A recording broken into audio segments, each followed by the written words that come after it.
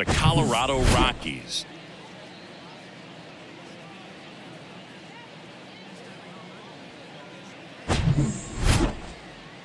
All right, we'll be back to get this one started after this.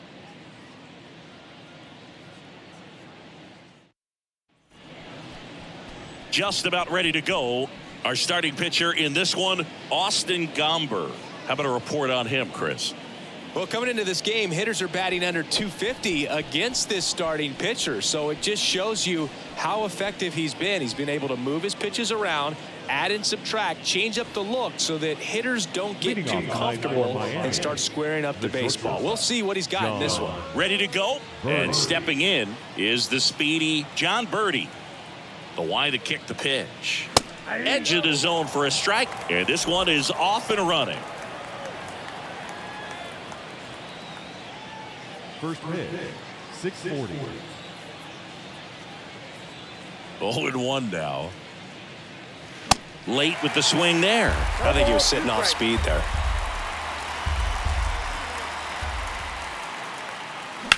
This one smashed down the right field line. And that one gets down, fair ball. Around first, digging for two. And it's a double to start the game. Back against the wall with 2 strikes, but found a way. He got that front foot down, and pitch recognition was on point. Pretty impressive for an 0-2 count.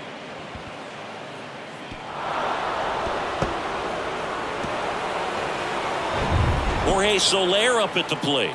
Good power, not great in the OBP department.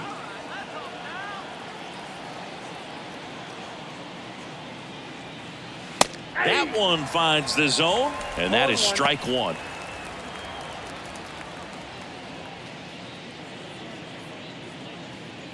Birdie leads off second with nobody out.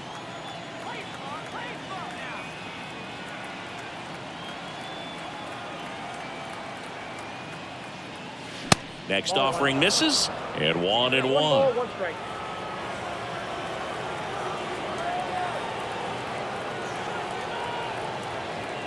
And now the lefty, and another ball.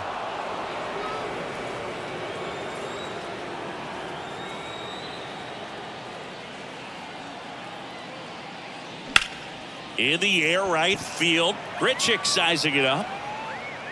And it's caught. Runner tags and will move up to third. Grichuk hustles it back in, and the go-ahead run stops at third base. Luis Ariz stands in. He's a left-handed batter who still comes up with good contact and a good average against left-handed pitchers.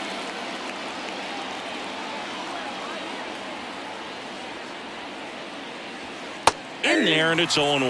All right, so you hit lefty. What makes it so hard to face a left-handed pitcher? Left-handers, they just seem to have different arm angles. So to keep that front shoulder in there and really discipline yourself can be tough sometimes. But the guys that do it well, man, I tip my cap to them every day.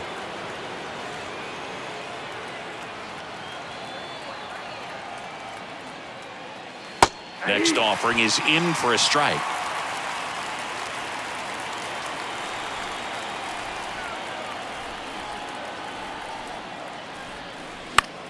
Fouls it off, still 1-2. Runner on at third, one gone.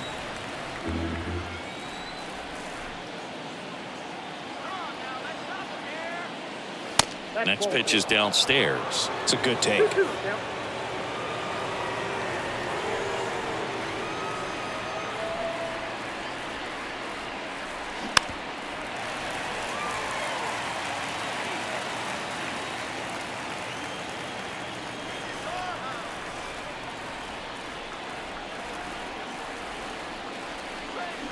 Got him. And there's 2 away. Well, he should get some fist bumps when he gets back into the dugout, because even though he strikes out, he saw a lot of pitches and he battled. And this is a long haul where you're trying to get that pitch count up as early as possible. So gave the guys behind him an opportunity to see what's working for this pitcher or not. But I tell you what, it's a nice job right there. Garrett Cooper in the box with 2 gone, and takes a look at a called strike.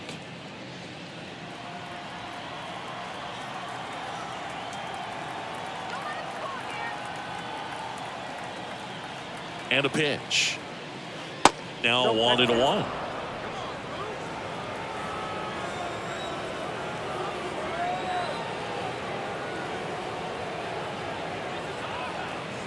The pitch. That one ran inside, almost got him.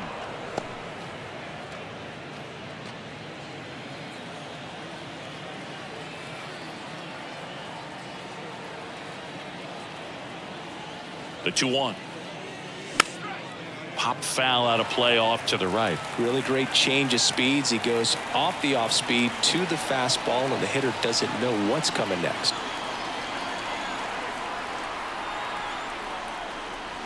Got him looking.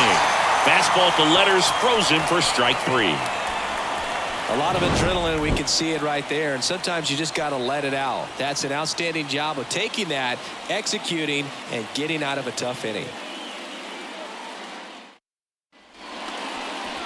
Back here at Coors Field, and today's starter, Yuri Perez. And Chris, pitching on the road has not been particularly kind to him. Yeah, and you don't want to be too quick to say that he can't pitch on the road. Sometimes, you know, it's just a matter of luck. It's not having a feel. Difference between the bullpen mound to the mound out there on the playing field.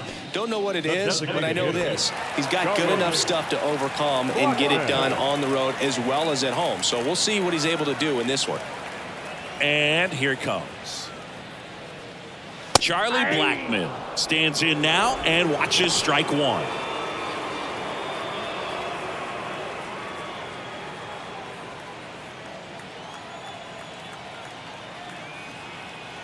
The pitch. That one drifts inside.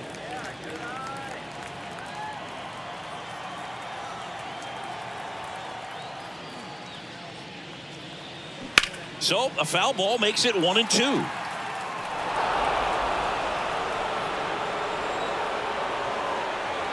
The pitch. That's a ball. 2 balls, 2 strikes.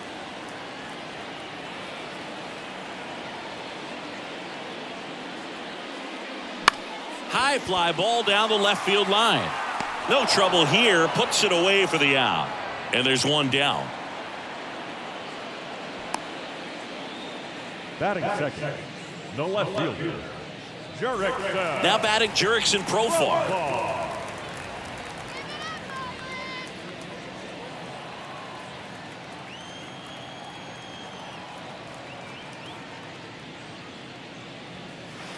First offering misses the mark.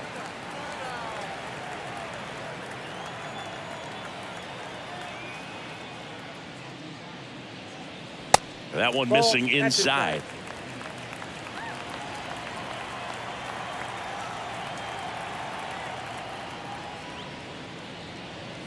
The 2-0 is in for a strike.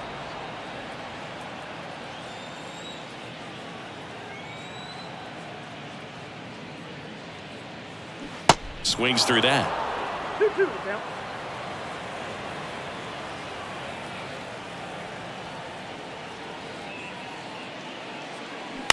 On the ground, right side. In time to Gurriel. Here tonight, an efficient start to the home first, 2 away.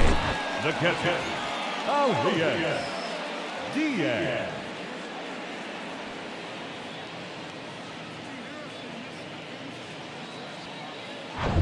And now it's Elias Diaz.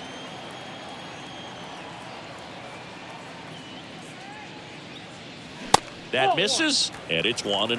Count 1-0.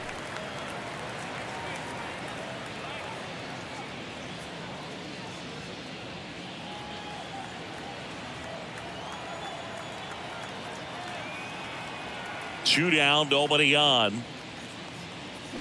And a foul ball. Looked like you got a little excited on that fastball. Got to think to yourself, want to stay up the middle. That way, if you're a little bit early, you hit it out of the ballpark. If you're a little late, opposite field knock. That one outside, and a count 2-1.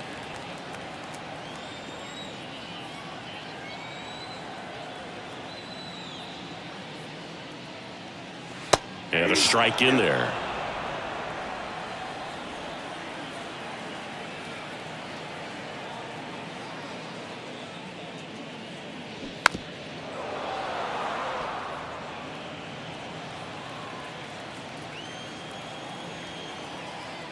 kicks and deals.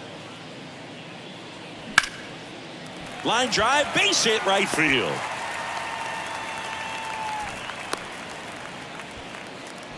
Love how he let that ball travel, trusted his hands. Nice job of going the other way. Randall Grichuk. Randall Grichuk now.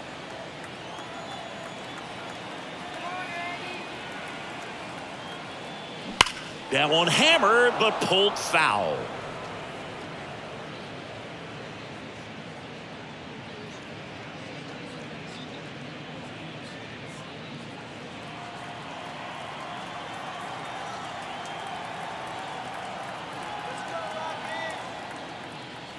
Fought off foul. Diaz off of first with 2 away.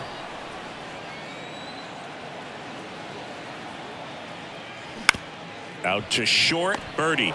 They take the force out, inning over. Second inning coming up here in Denver. No score. Back here in Denver, new inning getting started. Now the left fielder, Brian De La Cruz. De La Cruz. Gomber back to work. And that's a little high.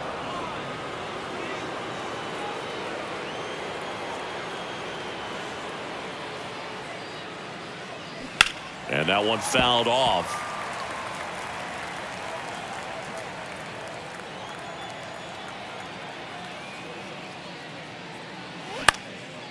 In the air, right field. And he pulls up on it, and that's a hit.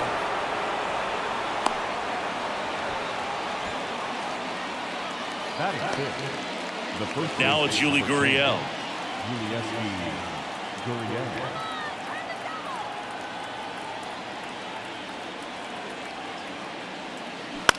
To third, might be 2.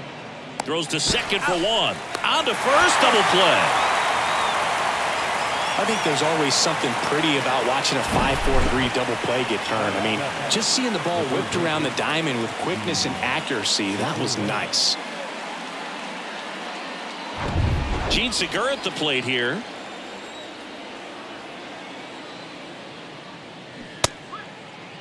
Started after it, appeal to first. And yes, he did. That's a swing, according to Gary Simmons. The big lefty turns, kicks, deals. And there's a breaking ball that drops in there. This guy's not wasting any pitches. Hitters got to get into swing mode. This is a good time to expand the zone. Throw something maybe down in the dirt. The next pitch misses, and a count 1-2.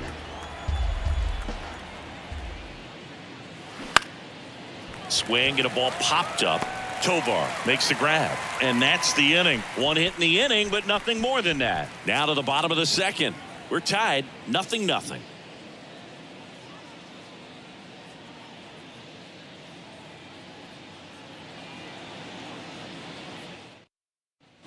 Welcome back. We head to the bottom of the second. Ryan McMahon steps to the plate. When you talk about elite defensive third baseman, this guy is at the top of the list. Stud. When you look at players like this, you play that hot corner. Got to be pretty courageous over there with the way balls come off the bat. That's the kind of guy that every year you expect him to be in the All-Star game and have a Gold Glove, if not a Platinum Glove.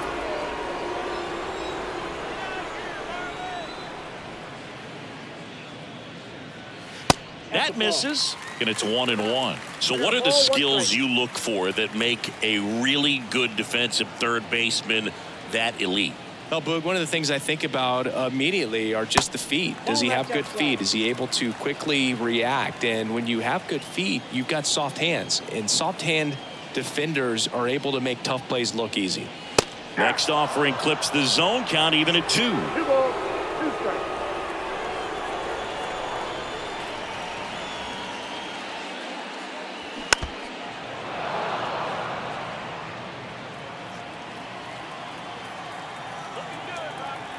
The 2-2. Fights it off. You'll see another.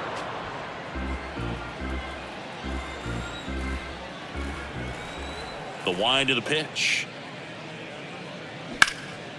In the air, right field, pretty well struck. That's back. Can't get there, and now maybe extra bases. Safely into second. He's got a double. Love how he became a really tough out with 2 strikes right there. A lot of times in today's game, right fielders are able to get to a ball that stays in like that, but he hit that one pretty well. And if he hits it just a little bit different on the barrel, it's out of here easily. But there's nothing wrong with the extra bases right there. Runner in scoring position now, and a good opportunity to push across the first run of the ball game.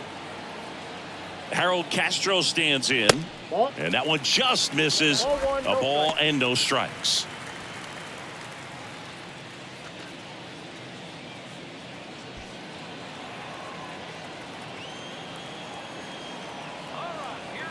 At the belt and fires.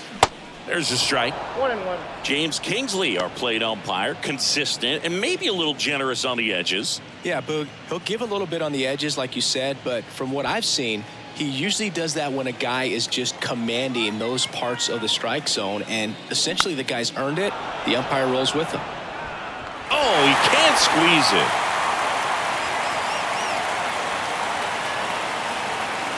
Left-hand batter waits. Fans don't really understand the familiarity and relationship players and coaches have with umpires. I mean, you see these guys a lot. Yeah, Boog, these guys are all out there trying to do their best and perform at a high level. So when you respect that, I think over time you can develop a relationship with some of these guys. Brenton Doyle digging in for the Rockies. He's a guy, Chris, whose highlights include some of the best throws from the outfield that you will ever see. Definitely one of the best arms of the sport. Yeah, the infielders and the catcher can never give up on a play, because if this guy thinks he has a chance, he's going to throw it from the warning track if he has to. In for a strike. It's 0-1.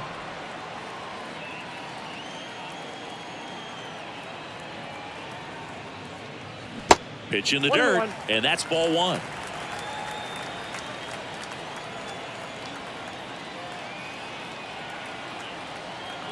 Man at second. Good eye in that spot.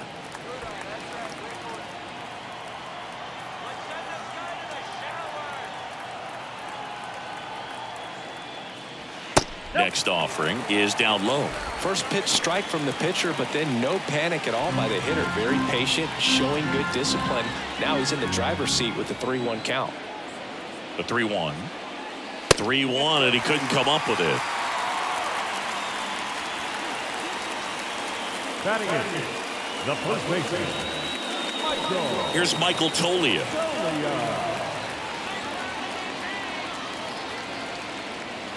First pitch doesn't find the zone. He's looking for a ground ball to get a double play and out of this jam. 1 out. Runners at first and second.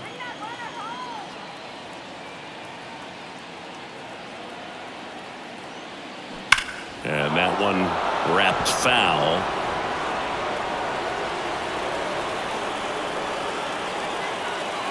Ball to strike. Sliced hard, but foul down the left side.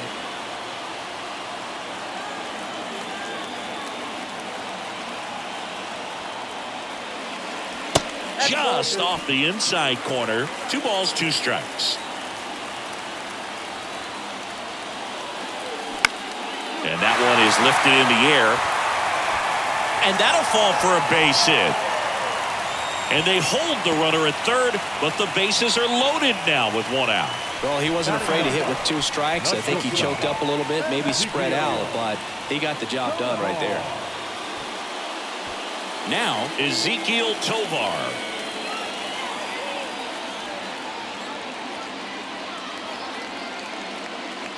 Just missed.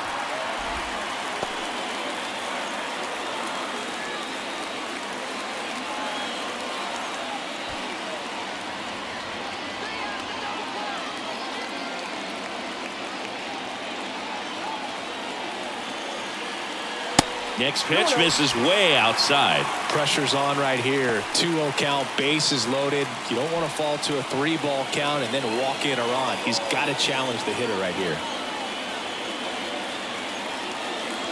in there for a strike at the bottom of the zone. But I think ultimately you want to tie him up, get the ball in on the plate so that he can't get the barrel to it and hit it to the outfield. 0-0 here in the bottom of the second.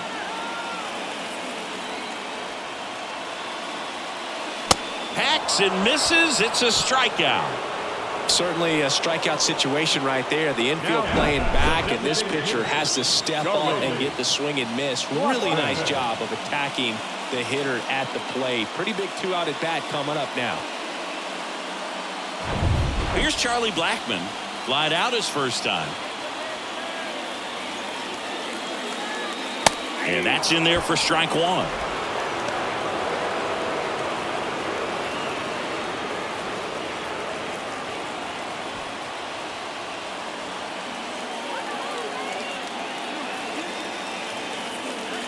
And he deals. And that's in for a strike.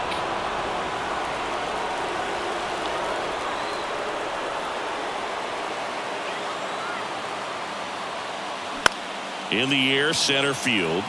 Hampson gets there. He's under it. Pulls it down, and he makes the catch.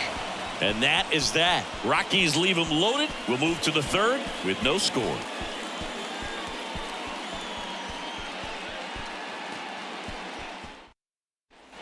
Back here at the ballpark, and now the catcher comes up to hit. Nick Fortes. This guy, one of the best defensive catchers going. You talk about framing, the ability to block, catch, and throw. He is at the top of the game. Makes the catch for the out. Yikes, that ball was scorched, an absolute missile, and it almost becomes self-defense as the fielder. When one of those things comes screaming towards you, watch your lips. Here's Garrett Hampson.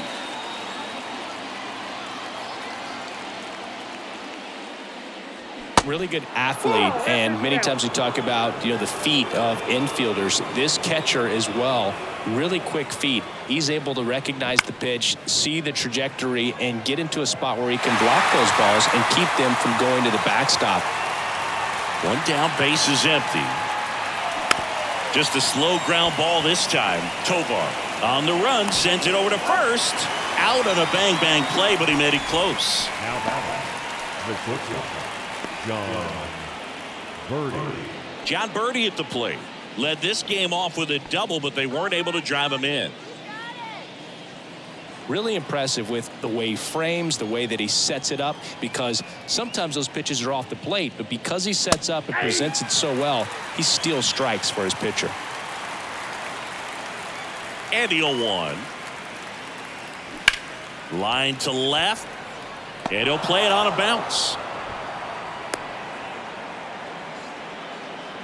Wasting no time. He's 2 for 2 now on the night, and just a triple and home run away from the cycle. Seriously, we're starting with this already. Man at first. Now here is Jorge Soler. Outfield playing very deep, not wanting anything over their heads. And the first pitch misses for ball one. And as well, lots of pop in that bat. So you combine the slug with really good defense.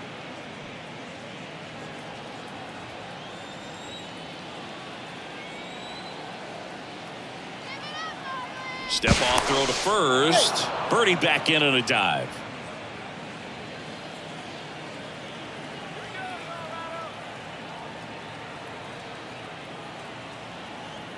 The 1-0. Birdie runs. Pitch inside. Throw to second. Great jump. Well, he picked over once just before the pitch to check on him, but that didn't seem to slow up his jump on the pitch at all. I think that guy's been studying some video. Awesome job to be prepared, got the timing down, and he gets into scoring position. Top of the third, no score.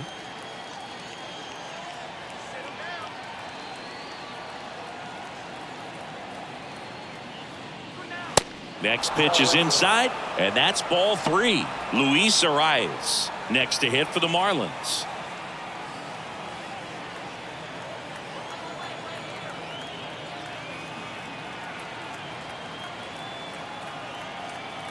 Let's see if he gives him anything to hit here. And the slider catches the zone. That slider breaking in can be a tricky pitch. If you don't finish it and have that bite at the end and it stays out over the plate, it can get hit a long way. But that was a good one right there. Birdie on at second with 2 down.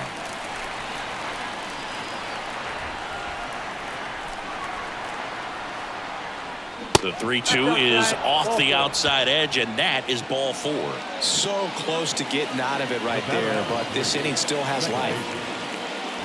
And up next for Miami, Luis Arias. He was a strikeout victim his first time.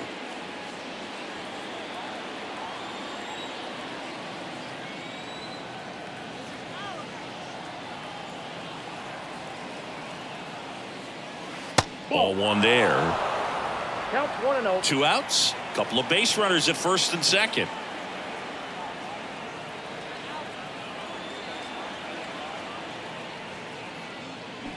Line drive. Makes the grab, and that'll end the inning.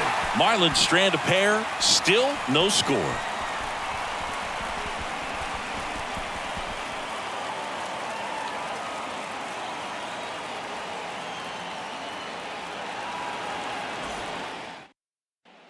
As we go to the last of the third. So in now for Colorado, Jurickson Profar.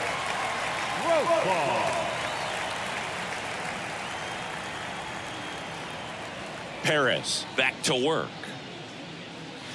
And a good fastball to start him off. That's strike 1. Profar in his 9th season, batting second in today's lineup, and he's a native of Curacao. Next pitch in the dirt, and the count is 1-1.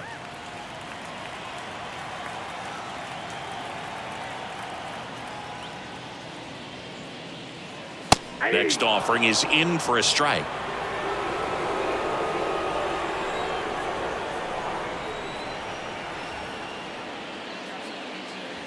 The punch out there, and 1 out now. Well, they clearly didn't recognize that curveball out of the hand and tried to check the swing, just went around too far, and you're hoping the umpire maybe missed it, and they bail you out.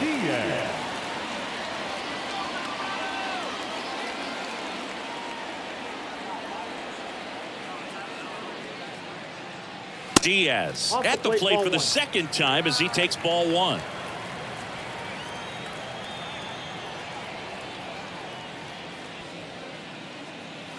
Clips the outside corner, and the count even at 1.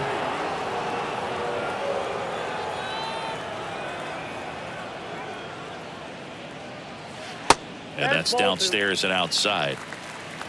2-1.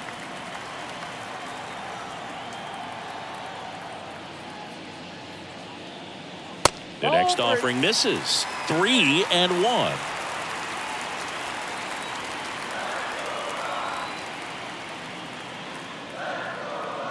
Good plate appearance there.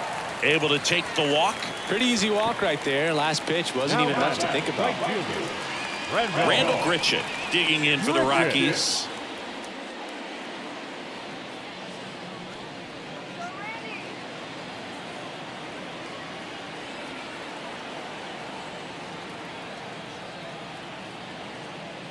That's in there.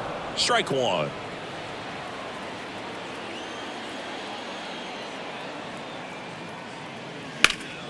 Sliced hard but foul.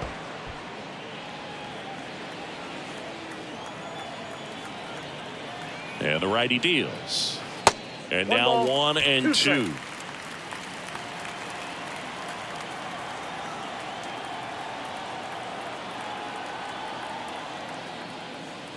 Next pitch just misses. 2-2.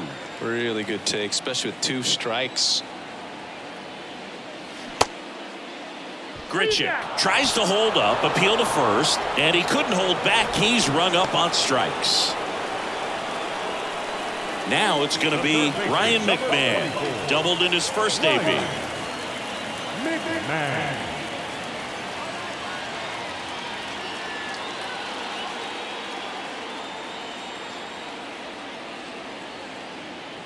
That catches the zone for a strike, and it's 0-1.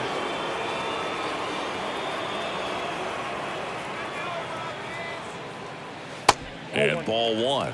And that's a pitch early in this game. He needs called for a strike. Struggling with command issues. He's got to get a little help from the umpire. On the ground, right side. Arise on to first. That's the third out. Inning over. No runs, no base hits, no errors, and a runner left. 3 innings complete. We're tied 0-0.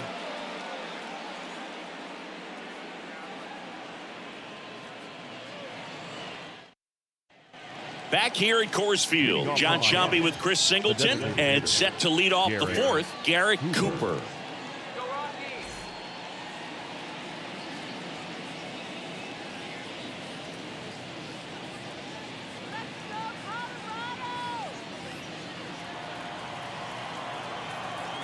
The wind and the pitch. That one misses. Ball 1. You know, these Marlins just lacking discipline at the plate in this ball game. They're chasing a lot of pitches outside the zone, and those chases are turning into a bunch of outs. Can they turn that around and stay within the zone? We'll see, but I think they have to. Just missed. 2 balls, 1 strike.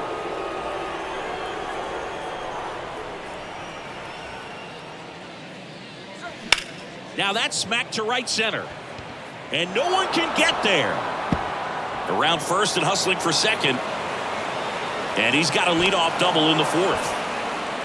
You know, I was watching his rounds during batting practice today. So impressed with his ability to let the ball travel, go back up the middle and the other way. Sometimes when you step in the box during the game, you get a little anxious and you get away from that. But so far, I've seen him stay consistent with his pregame preparation.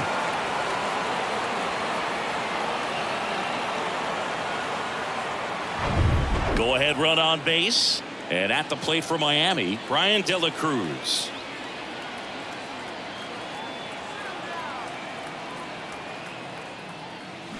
In there for strike 1.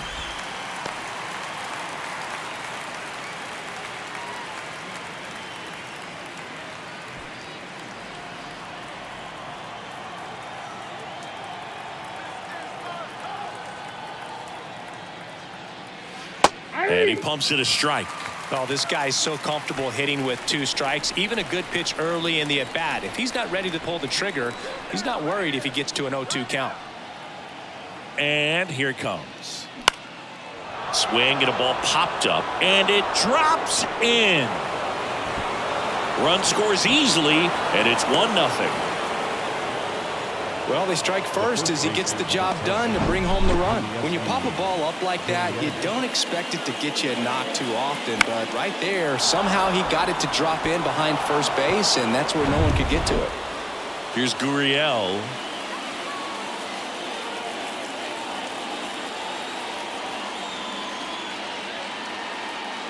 That one's in there, 0-1.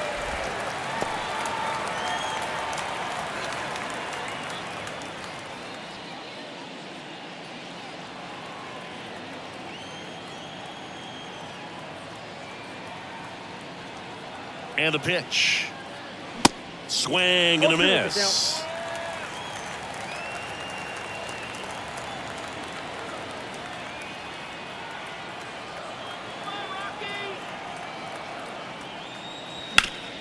Can't glove it cleanly.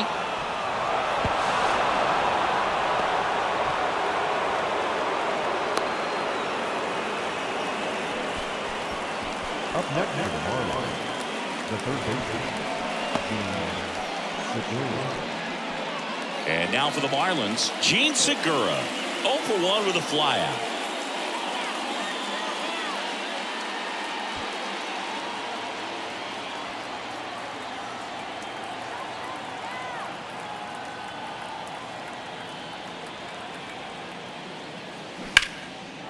Line drive, that's a base hit.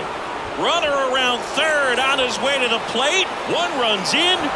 Now the throw comes in. Runner holds it third. Stringing them together, that's 3 hits in a row. Off the bat, it was headed for the gap all the way. And as a hitter, you love seeing those as you take your first couple of steps out of the box. You know you've got some real estate to run on, and such a good feeling. Nice liner into the gap right there.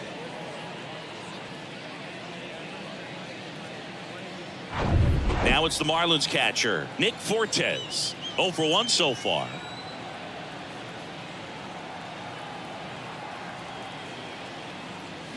That's in for a strike.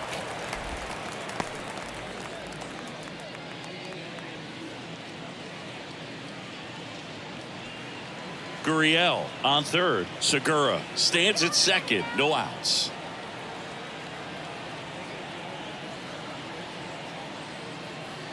And that one is inside ball one. Good slider down and in can be so hard to get on plane with. You're better off taking that pitch.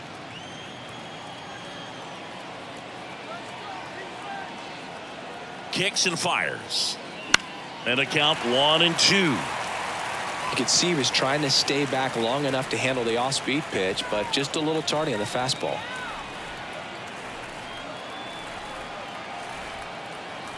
And now the lefty.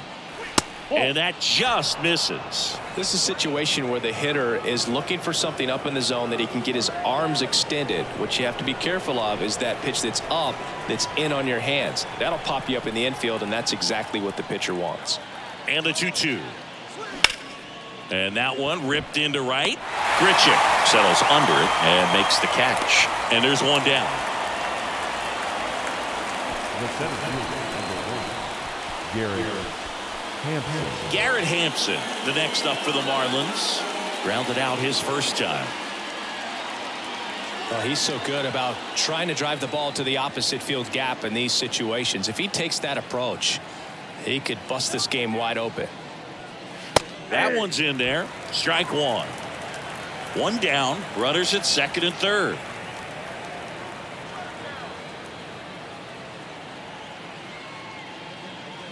Next offering is in for a strike. Fooled there by the changeup. And in a hole right here. It's got to try to shorten up a little bit, put the ball in play. Here comes a pitch. That one off the mark. It's a ball and 2 strikes. 2 strikes.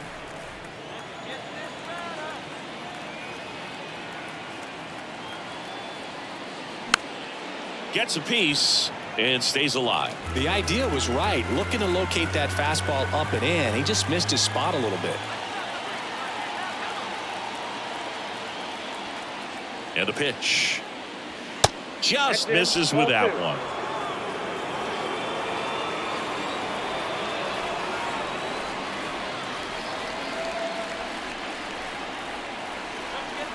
Comes a 2-2.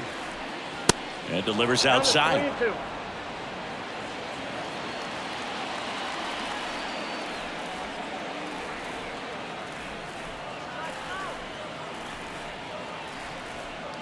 And that'll load the bases. the batter, number 5, shortstop, John Birdie, the next up for the Marlins. We talk about guys with good speed, and definitely he has it. But pushing the offense aside for just a second, Chris, it's the defensive side that I think the speed factors in the most. Hit on the ground might be 2. Castro to second, double play. What a twin killing to end the inning. Well, the second baseman made that one look easy. Great feed to the shortstop. Shortstop completes the play. They get out of a jam, and they end the inning.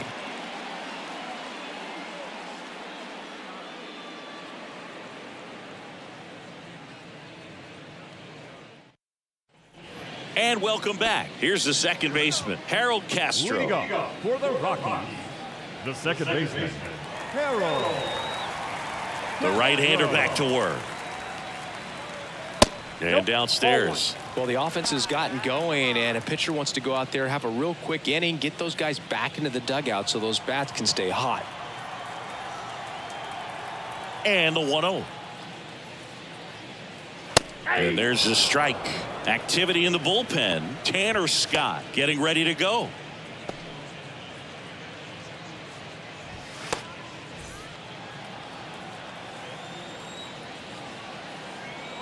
Here's a 1-1.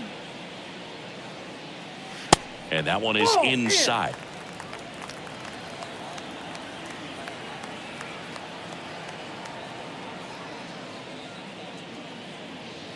And it's even up.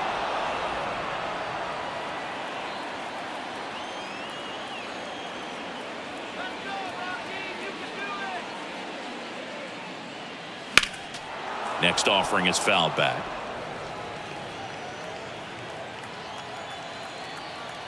Here's a 2-2. Just off the inside edge. And now filled up.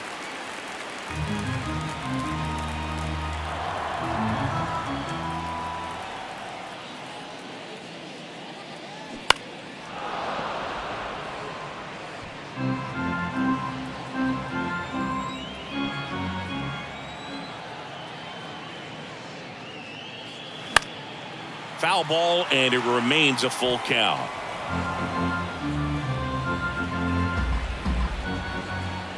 And the right-hander deals.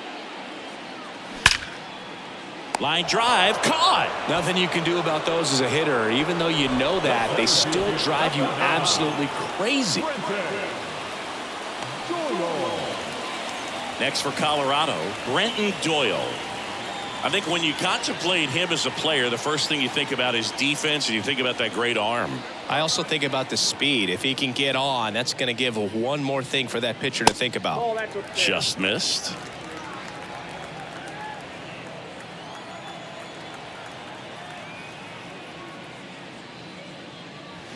And now it's even up. 1 ball, 1 strike.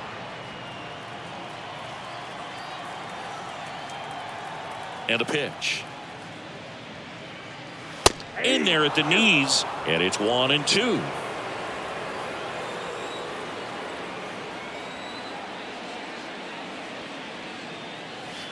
And the 1-2 misses to even the count. Still just the second batter of the inning, and on the mound he's already thrown 13 pitches. They got him working hard out there.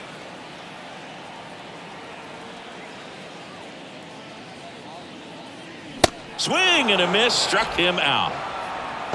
And Chris, that's a way to neutralize his speed by keeping him off base. And the defense breathes a sigh of relief because he puts pressure on everyone if he can put the ball in play. But that's how you do it. Keep him off balance, get him out of there, and deal with the next guy. Tolia takes a ball as he stands in for the second time.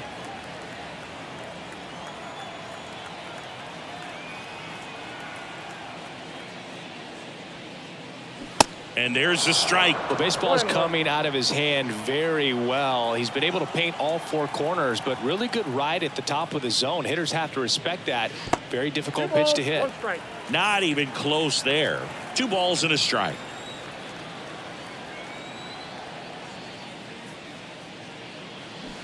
Swing and a miss as he was out front that time.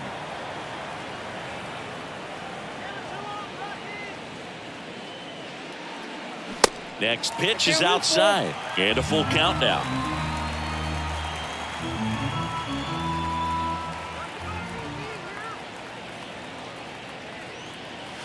Caught him looking for the K. Nothing doing for the Rockies, and they're down 2-0.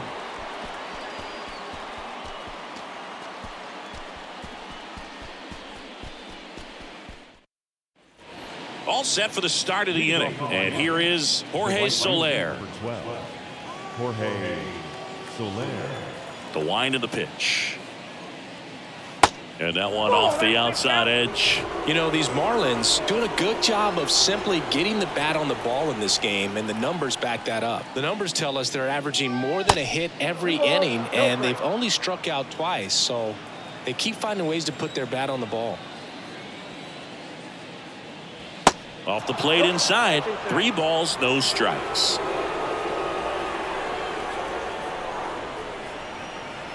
And there's ball 4. That just came apart right there. 4-pitch walk, and guy at the plate was not going to help him out by swinging at something out of the zone. Luis Arias now at the plate.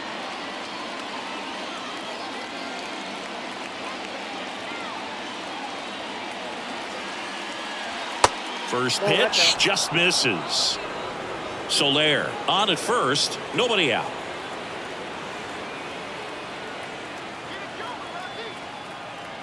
Here comes the pitch. Runner breaks for second. Bounce to the left side, and that squirts through. And now runners at the corners, nobody out. Pretty good changeup on the outside corner, but he did exactly what you're supposed to do with that pitch. See it deep and keep your hands inside it to drive it the other way. Here's Bud Black towards the mound, and we're going to see a pitching change here. Austin Gomber is done. 2-run ball game as he heads for the dugout, and we'll be back with a new pitcher. Justin Lawrence on to pitch out of the pen here. Well, at this point of the ball game, we're talking about middle innings, and you need a little length out of this arm coming out of the bullpen. We'll see just how many outs he's able to give his skipper. And now it's Garrett Cooper up to hit.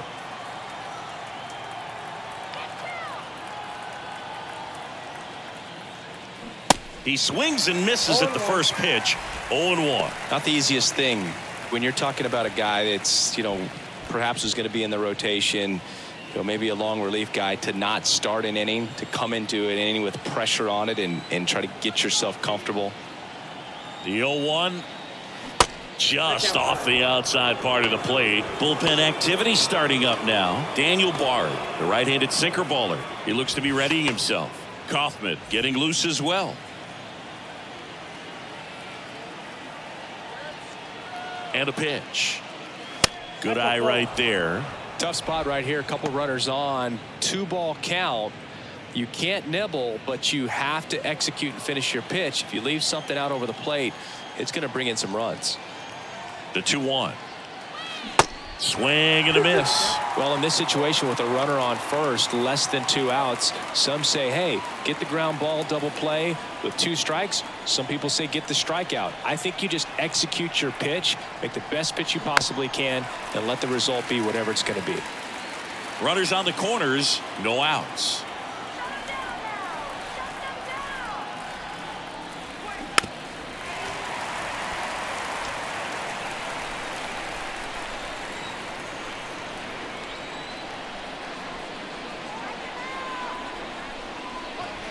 Next offering misses down and away. The guy at the plate could recognize slider out of the hand. Didn't stay in the tunnel very long in terms of depth and perception. He knew right away it was an off-speed pitch. And here's a 3-2. Swings and misses. It's a strikeout. Slider got him for strike 3. Just indecisive in that at bat. He couldn't commit to the slider. Tried to sit in between. Just not able to put the bat on the ball.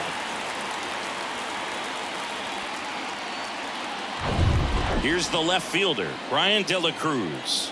RBI knock for him last time. Now a chance to drive in another run. And a good eye there.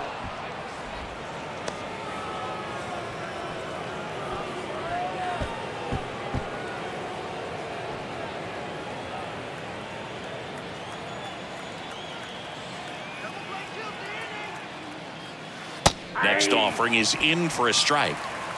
1-1.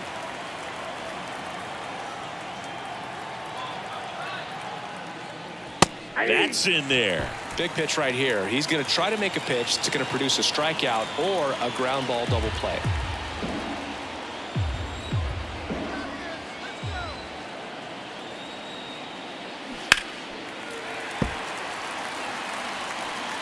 First and third, 1 down.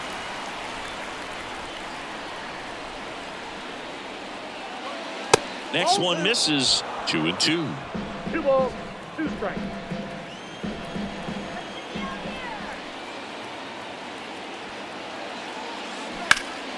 And a foul ball. He stays alive.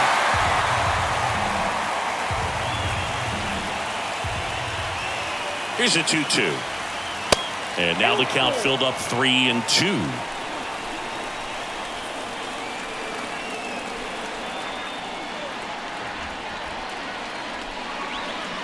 This one smoked out to left. He's there. He's got it. Runner tags from third. The tag, and that's out number 3, inning over. Always exciting when there's a play at the plate and potential inning ender. Great throw by the outfielder, but awesome as well by the catcher. That's a nice play all around.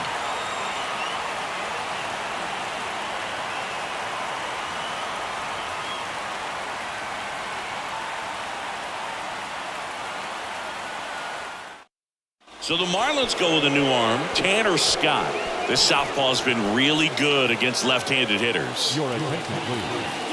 Now pitching for number 66, Tanner Scott. So in now for Colorado, Ezequiel Tovar. Struck out swinging his first time. The pitch. 0-1. Well, these Rockies finding ways to get on base, but they still need help driving them home. They only have 1 hit with runners in scoring position, so a lot of squandered opportunities. It's tough because those are moments you just can't get back.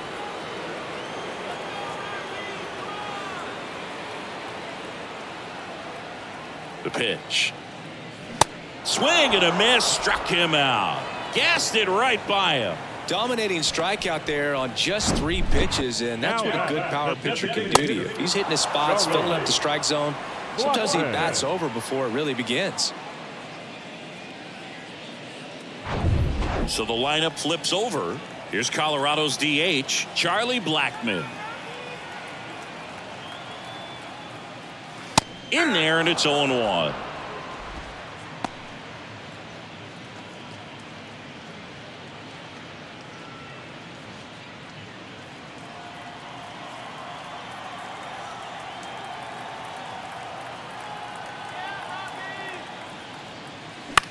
Swing and a ball lifted in the air, shallow left field, and that'll get down for a hit.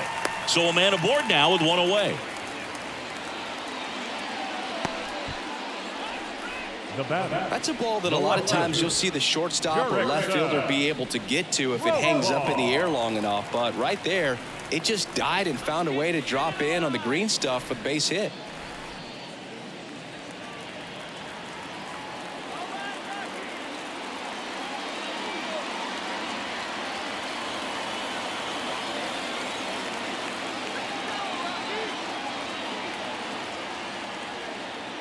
Profar up for the 3rd time here. Watches that one miss.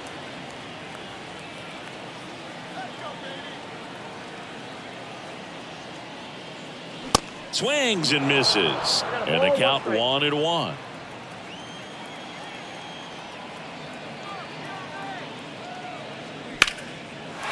Line drive, base hit down the line. Blackmon grounds second on his way to 3rd. Not in time. He's safe. And they trail by 1. Well, back within 1 as he brings home the run. Nice job at driving that pitch the other way on a line. You know, hitters, they take so many reps in the cages working on going to the opposite field, and it doesn't always translate into the game, but right there it did, and he did it perfectly. 1 down. Elias Diaz will hit next.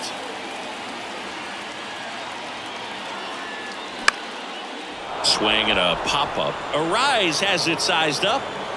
Hauls it in, 2 away. The right fielder, number 15, Randall Grichuk.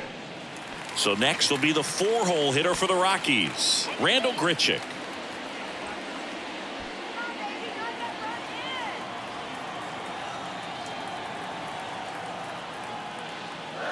That one finds the corner. It's 0-1. Wow, just a beautiful backdoor slider right there. If you've got any chance of hitting that pitch, you have to wait until the absolutely last millisecond.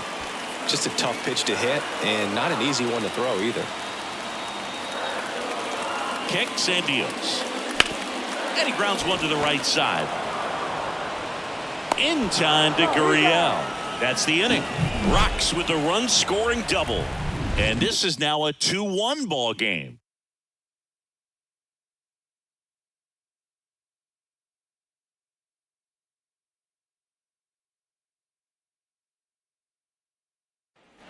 Welcome back. All set for the top of the 6th. And now the first baseman, Yuli Gurriel.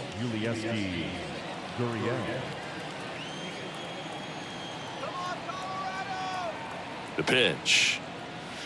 That's a little bit low. Gurriel measures 6 feet even, 38 years old, and he's a former Gold Glover in the American League.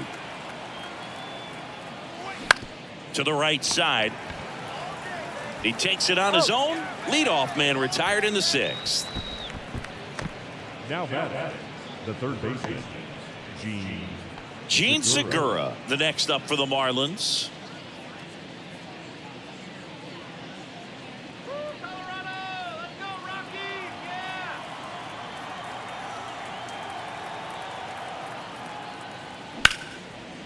Liner caught it second. From up here, it looked like that liner might be splitting the gap in right center. That's one of those atom balls you just have to live with as a hitter. Nick Fortes, the next up for the Marlins.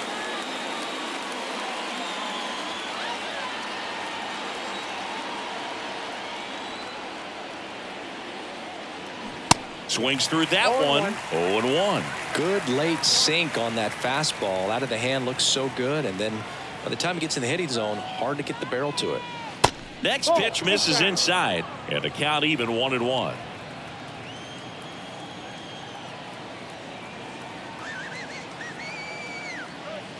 A little bit low.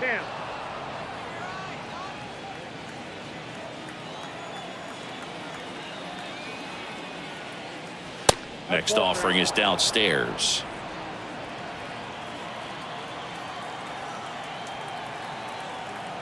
Righty delivers, and he walked him. You get a walk, and you get a walk. Everyone gets a walk, Boog. Digging in, it's the speedy outfielder, Garrett Hampson.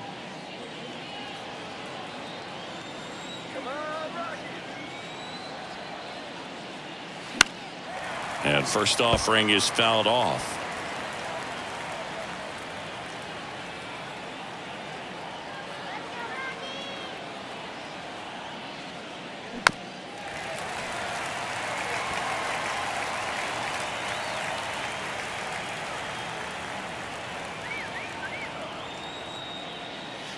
And that's outside.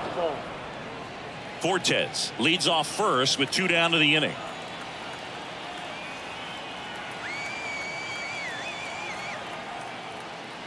Next pitch, not close, up high.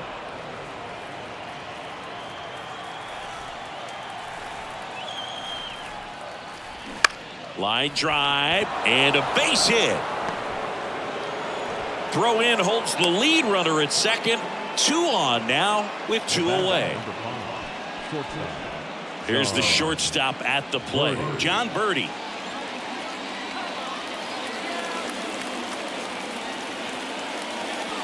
First offering misses the mark.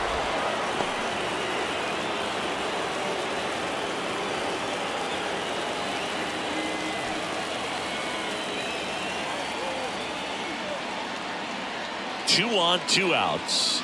Whoa, that's down.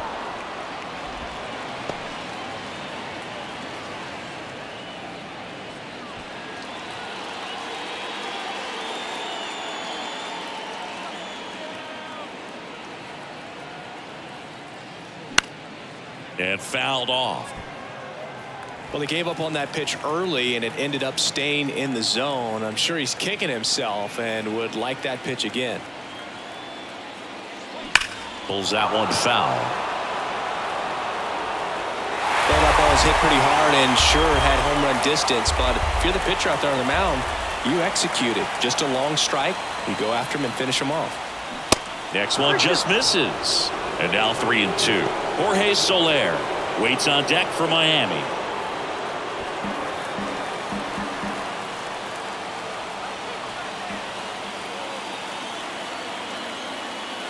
And they're all loaded up. Now that sets up a really big at bat in this game. These are the moments when everyone in the stadium gets really locked in. So up next, Jorge Soler.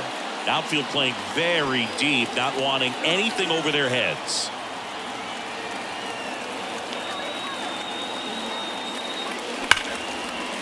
Diving, and he can't make the play.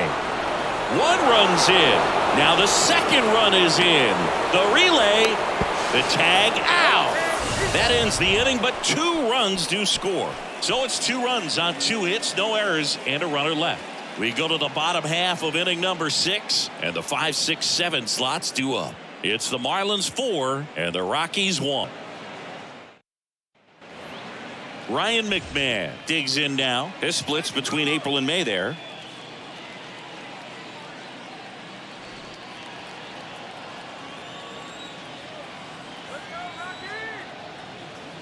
Scott back to work.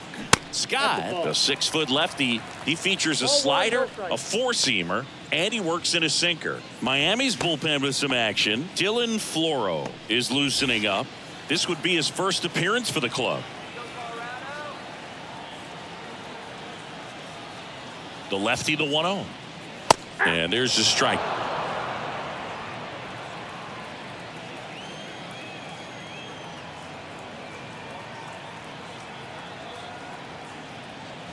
Yeah, that's a little bit high.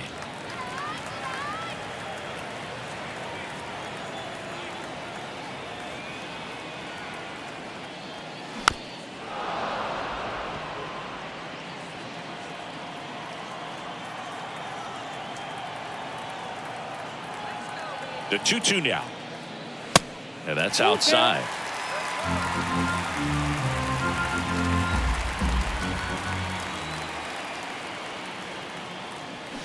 Swings and misses, struck him out. Wow, just great bite to that slider. Broke hard out of the zone, and he just couldn't hold up the swing. You know, as a hitter, that pitch is really hard to take, and there's just not much you can do with it. You know that, but you don't want to get rung up by the umpire.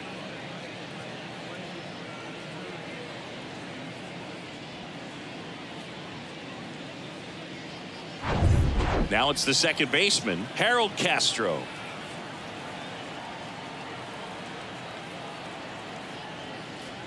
And that's in there for strike one.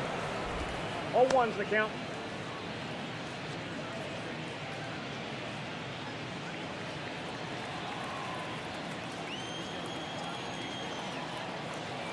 Left-hand hitter waits.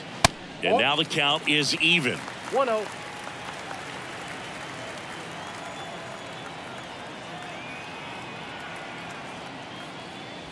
Slider clips the zone.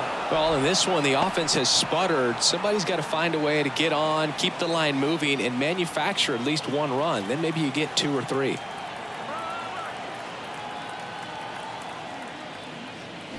And a swing and a miss. And now 2 gone. Such a challenge when a guy's got great velocity. He's throwing a slider over 90 miles per hour. You want to be ready to hit that fastball, but that late break just eats you up every time. 2 outs, base is empty. Next to hit for the Rockies, Brenton Doyle.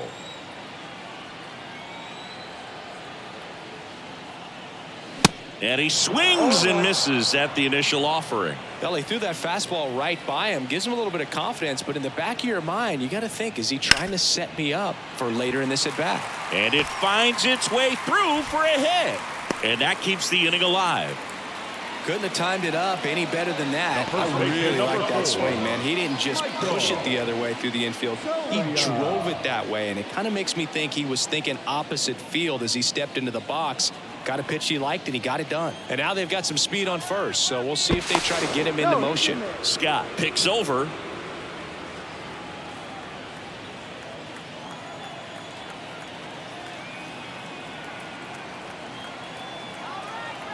Next to hit, Michael Tolia. That pitch clips the outside corner. That's strike one.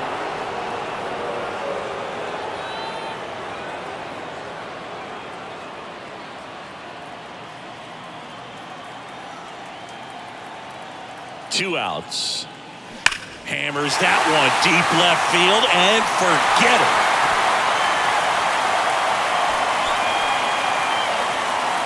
His first homer of the year, and they add a pair. It's 4-3. This crowd back alive.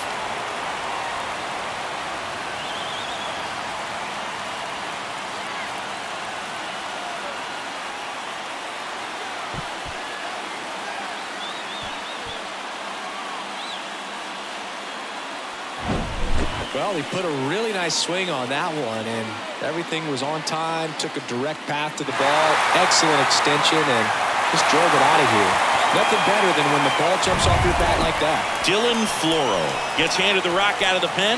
Definitely a guy that pounds the strike zone, makes hitters earn their way on base, and rarely gets in trouble because of free passes.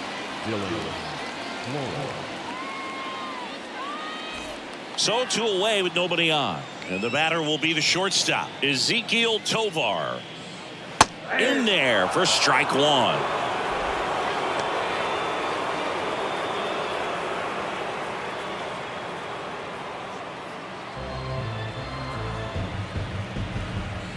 Right-hander kicks, deals. Inside ball.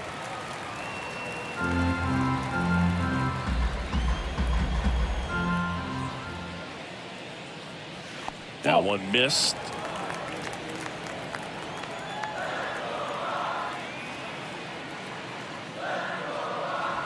Next offering misses, and now 3-1. Charlie Blackmon waiting for a turn at the plate.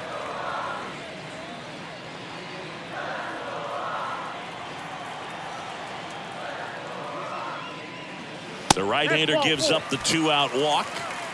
One of the things about that 2-out walk, the base runner over at first base is going to have a very aggressive secondary lead. So a ball down the line or into the gap will produce a 2-out RBI, and those are the best. That is, if you are the offensive side of it. Blackman in the box now. No balls and a strike. Well, in this situation, the hitter knows that he's got to find a pitch that he can drive in order to drive in that tying run all the way from first base. So if he can't do that, keep the line moving through a walk or just a base hit. But you got to stay within yourself. High fly ball pretty well struck out towards right center. Up against the wall and brings it in. Rockies edging closer with this shot. It's now a 4-3 ball game. Major League Baseball is on the show.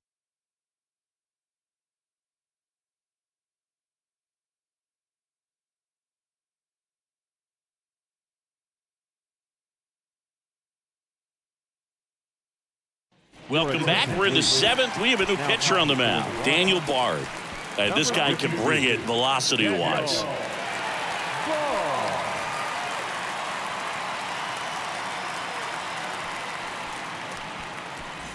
Well, one-run game. Here's the second baseman, Luis Arias.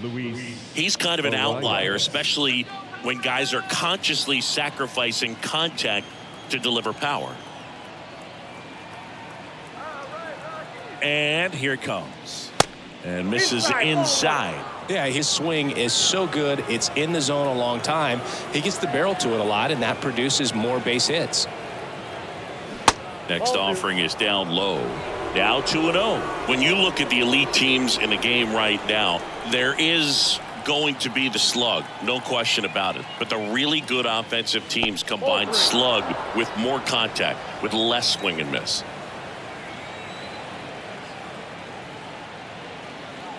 In there at the knees. 3-1. Yeah, and the domino effect of that is running up pitch counts on pitchers and then either getting them to a place of fatigue or getting into the bullpen perhaps before you get to those higher leverage arms at the back end.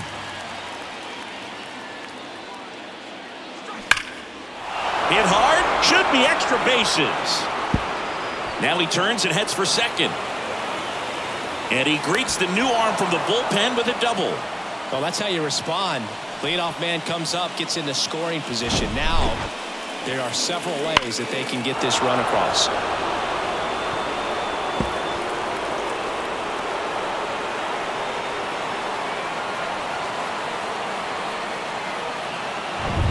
Garrett Cooper, the next up for the Marlins.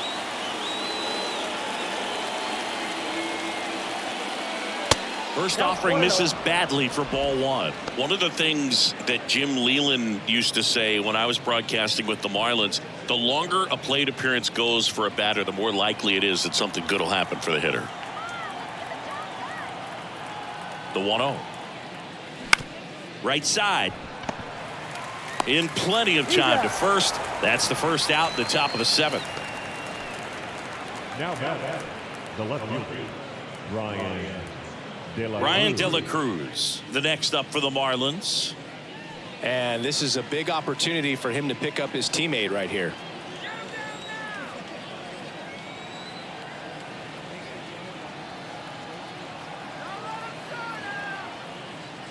Don't be surprised to ball on the ground to the corners that they come home with the baseball instead of going to first base. Action in the pen down there. Number 62 preparing to come on if needed.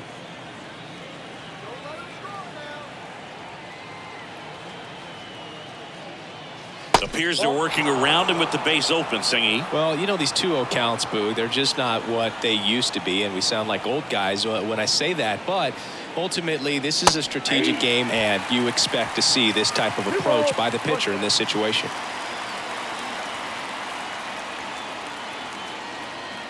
The pitch. Slice the other way and foul.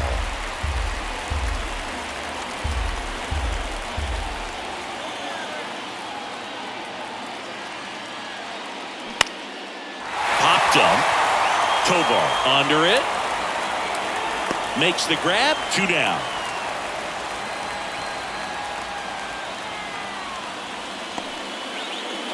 Now batting, the first baseman, Yuli Gurriel comes up to hit.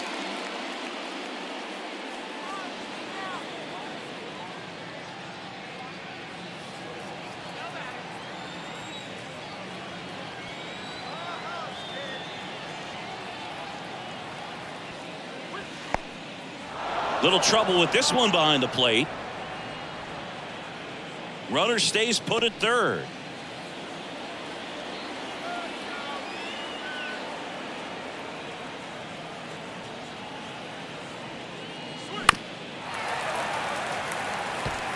The healthy cut, tough pitch at 98, but a really good pass at the ball.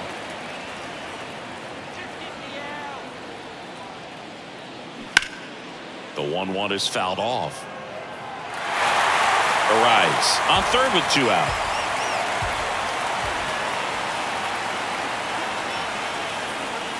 And a ball evens the count.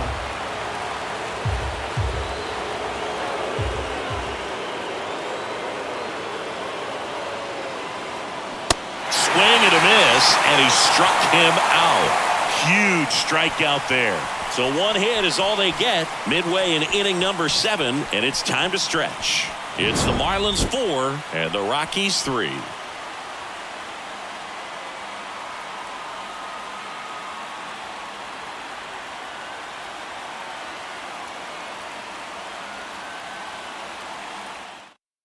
New pitcher for the Marlins, Matt Barnes.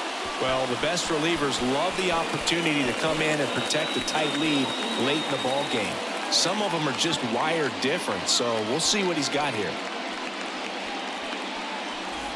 So in now for Colorado, Jurickson Profar. no left fielder.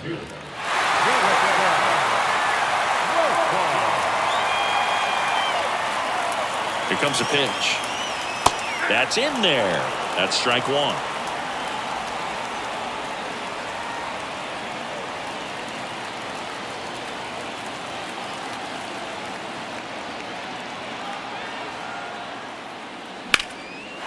Line drive, base hit.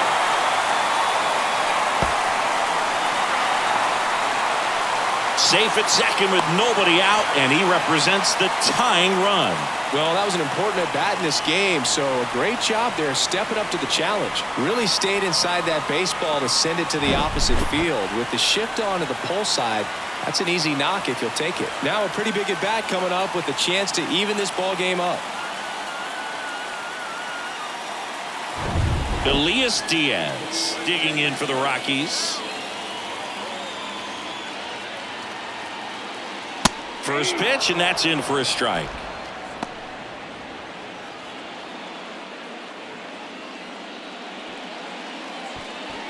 Runner at second, nobody out.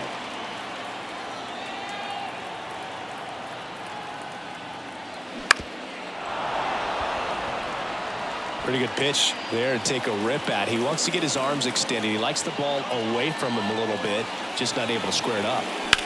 Slice to right, slides, but it drops in. Runner around third. He'll score, and they've tied it. It's 4-4. Safely into third. It's an RBI triple. Huge at bat to bring home the tying run at this point in the game. Just a cookie down the middle. I mean, those are the ones you dream about. Ones in the cage, you're just hoping you get in the ball game. Right down the middle, not a whole lot of velocity, right on top of it.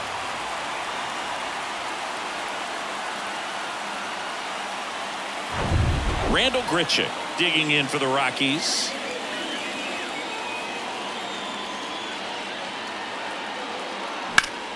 Foul back our way, and that's out of play. In the infield at the corners, don't be surprised to see them come home first and prevent that run from scoring. Go ahead run in scoring position. Nobody out.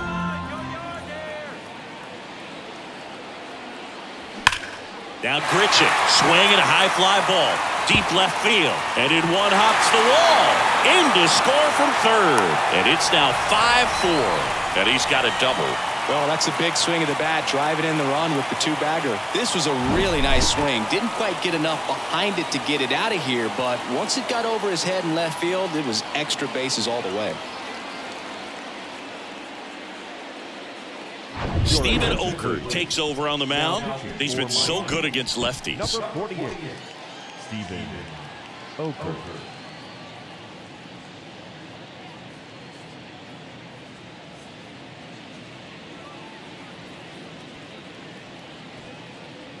And now here is Ryan McMahon. That one's in there, 0-1.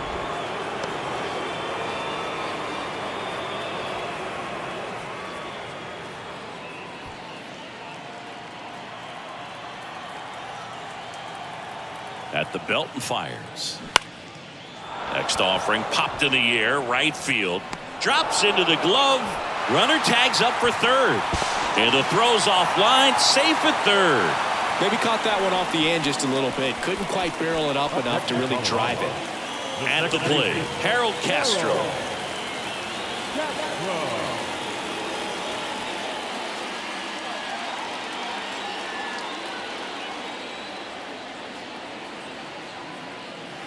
And that's in there for strike one. Oker, he's kind of a prototypical bullpen arm in today's game. Electric stuff that results in a ton of strikeouts in a tough spot like this. That is a big-time benefit.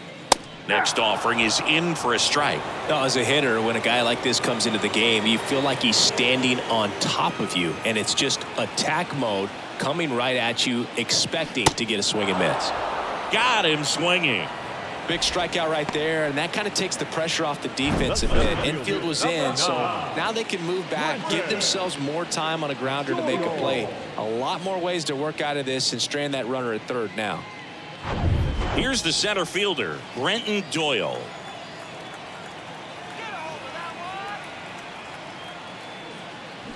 And he swings and misses, and it's 0-1.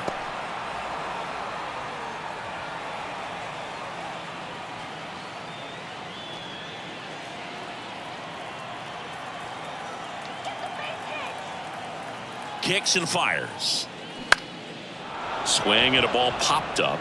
Birdie drifts towards it. He's got it, and that will end the inning. 2 runs, 3 hits, no errors, and 1 left. 8th inning coming up. It's the Rockies 5 and the Marlins 4.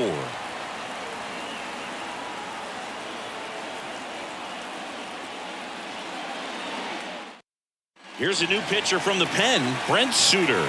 He last pitched 2 days ago. Ladies and gentlemen, your attention please. Now pitching for the Rockies, number 39, Brent. So digging in, Gene Segura.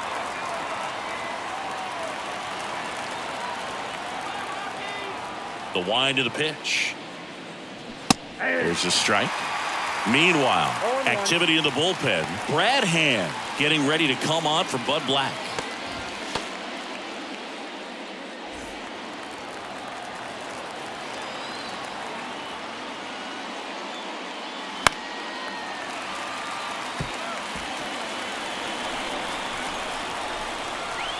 The tying run at the plate. Ball, action tag.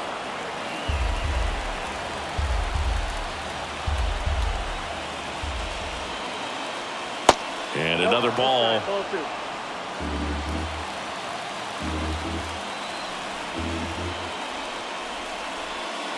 That misses the zone, and it's 3-2. Nick Fortes waits on deck.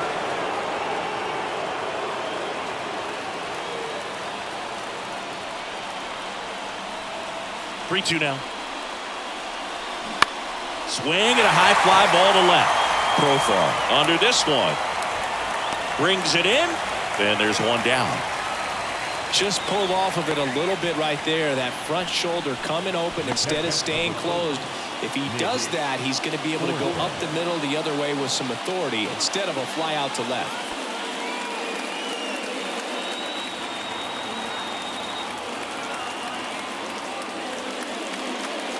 Fortes can't hold up, and that's a strike.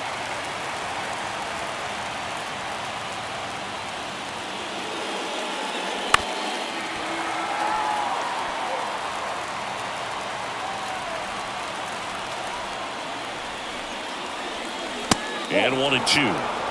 1 ball, 2 strikes.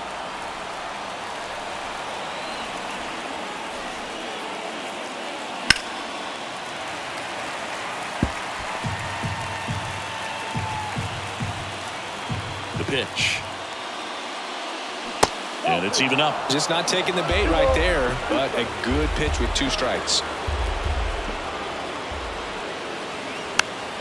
This one popped up. Foul ground, first base side.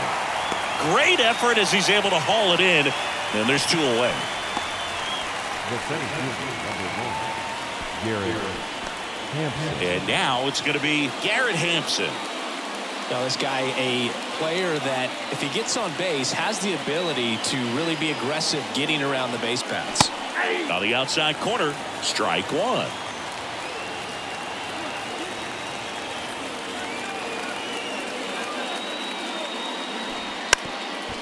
And a bunt towards third. And that's just foul.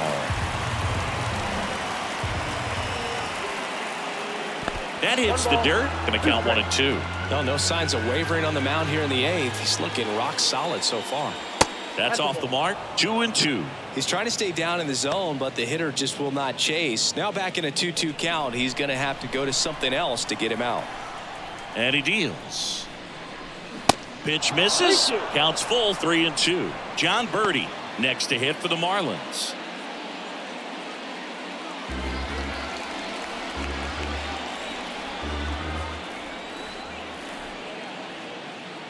The 3-2 is off the outside edge, and that is ball 4.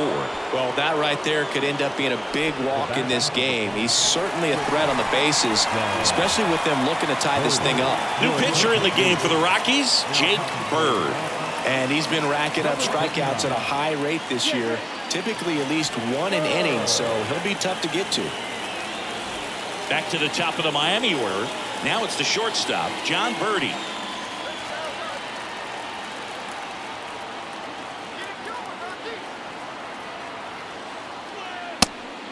It's a pitch out, nothing doing, and that's ball 1.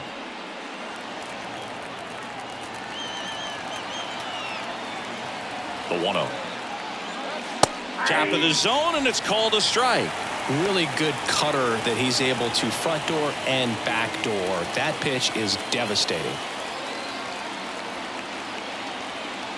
And the righty deals. And now 2-1. Hampson, the runner at first with 2 gone.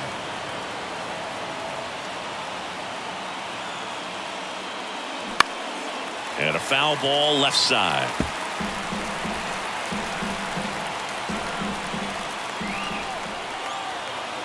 And now 2 and 2.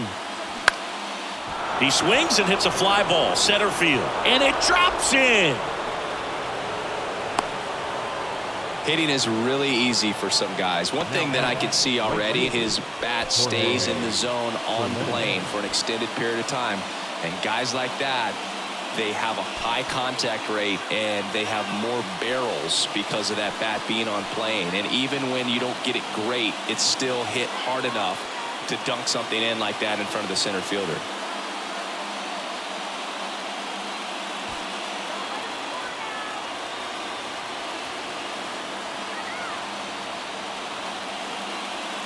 Soler in the box now, takes strike 1.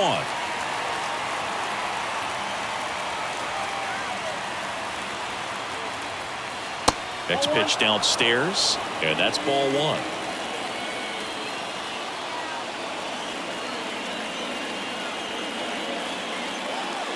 And downstairs. It's a big opportunity right here, but I love the way he's slowing the game down. He's shrinking his zone, making sure he gets the pitch that he wants to hit. That one in for a strike, 2 and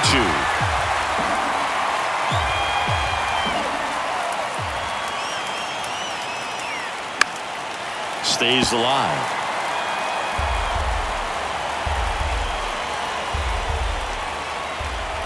The 2-2. And just misses with that one. So both runners should be on the move here on the full count pitch. Yeah, this is a good chance to tie up this ball game. See if he can find some open grass in the outfield. 3-2 now. Popped up to the left into foul ground. Makes the catch, and that is the inning.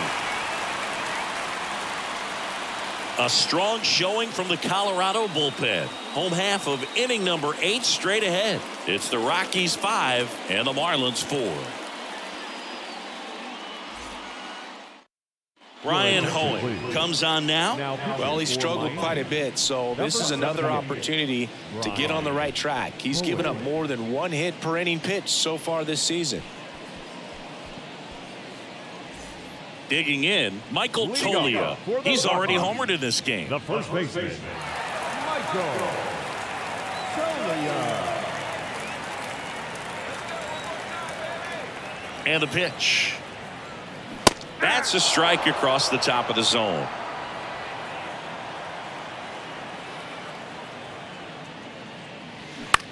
Bloop behind second, and it's caught for the out. Now batting, the shortstop, Tovar. And the batter now, Ezequiel Tovar.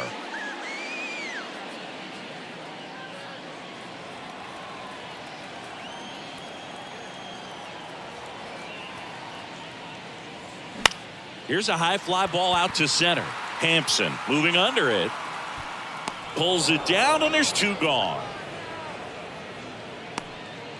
Up next for Colorado, the designated hitter. So the Rockies lineup turns over. And now Charlie Blackmon.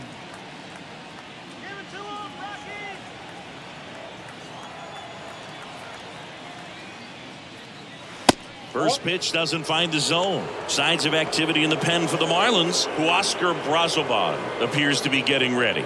And I'm sure he's feeling some nerves. This would be his major league debut. And the 1-0. And the 1-0 misses low.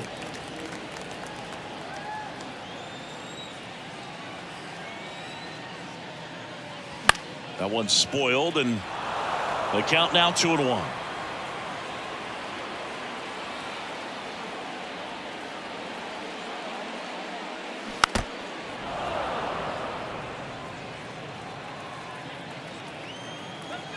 Two down, nobody on. Spoils the 2-strike pitch, and he'll see another.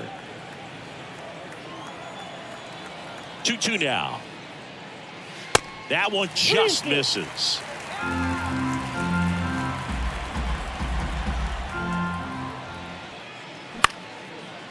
Ripped to short, snagged on a bounce. Birdie fires over to first. Out with room to spare, and that's the inning. 1-2-3 go the Rockies. They lead at 5-4.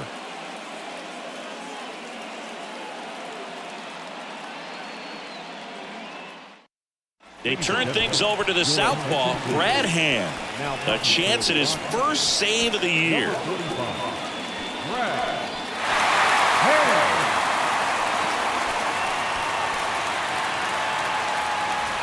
Well, 1-run game, and at the plate for Miami, Luis Arias. So important to stay within yourself, especially for this hitter. Not known to be a power guy or a home run hitter. He needs to set the table by getting on with a walk or a base hit. Good eye right there.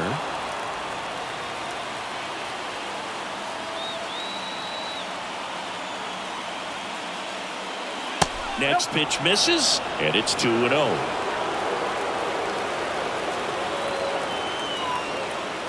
Kicks and deals. And that's ripped for a base hit. So a runner aboard to start the inning. Well, when you fall behind in the count, you've got to come into the zone, and then guys have a better chance of hitting the ball hard like he did right there.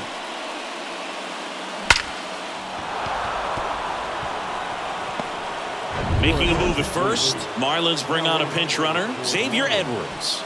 Number 63. Now here is Garrett Cooper.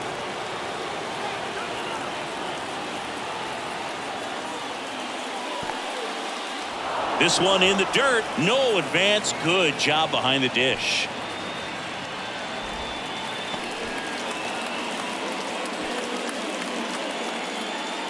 Crowd locked in right now. 1-run game here in the 9th. Out front and foul to the left side.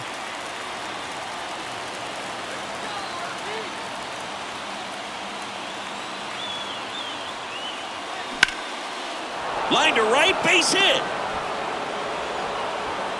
Lead runner to second, so 2 on and nobody out. Just so sound in his mechanics. Hits against a firm front side, and the hands just continue to carry through the middle of the field. First and second, no outs. Now the left fielder, Brian De La Cruz. And the first pitch misses for ball 1. Oh, they're applying pressure. Quality at bats, quality swings right now, and see this offense doing it one man to the next, showing a lot of fight right now, and they're making it difficult for the back end of this bullpen to close out this game. That one fouled off.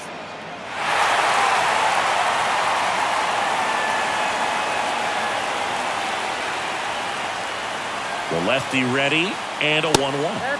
That one is upstairs. 2-1. 1-run game here in the top of the 9th.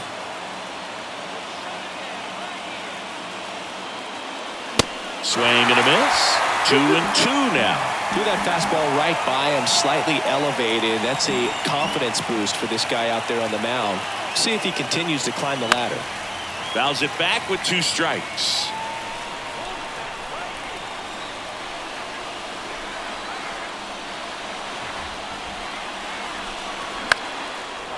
Line drive, that's a base hit. Coming home. The throw home. But it's offline. He will score. And they've tied it in the top of the 9th. A perfect example right there. That plate discipline, it pays off. The deeper he gets into a count, the more comfortable he becomes, and he usually wins the battle. Carl Kaufman will take over here. Hasn't pitched in the last 3 days. Your attention, please. Now coming for the Rockies, number 51, Carl Kaufman. Go ahead run on base. And here's the first baseman, Yuli Gurriel. Corner infielders up on the grass expecting a bunt.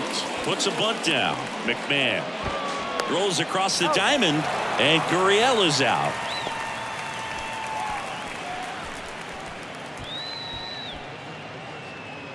Gene Segura, the next up for the Marlins.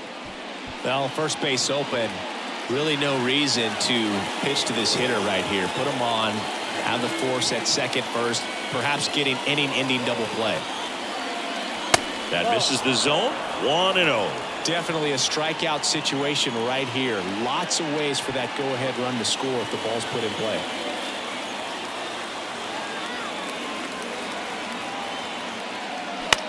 On the ground, out to short. Tosses to first. Segura out in the play. The catcher, number 4, Nick. So now a pinch hitter, Jacob Stallings. He comes to the plate in a huge spot in this one. 58, Jacob Stallings.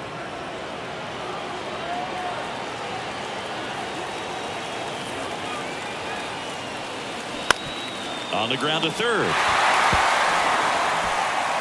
Zips it across. They limit the damage here. So 1 run in the inning on this base hit. All even at 5 apiece. It's Major League Baseball, and it's on the show.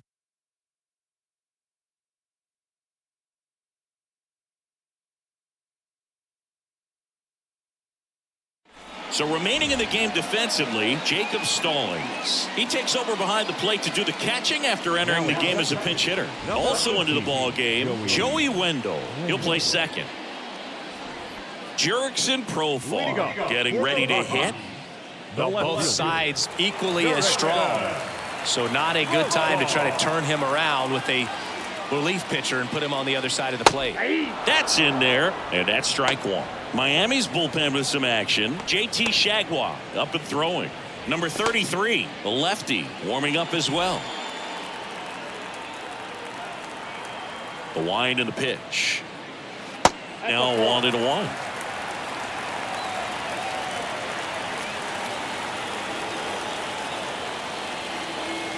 Way high. 2-1 strike. The wind to kick the pitch. Foul ball.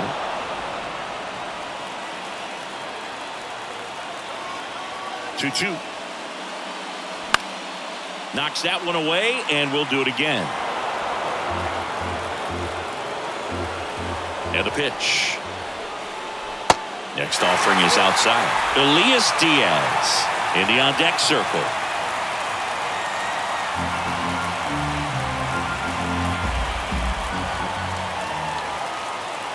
Got him! One away.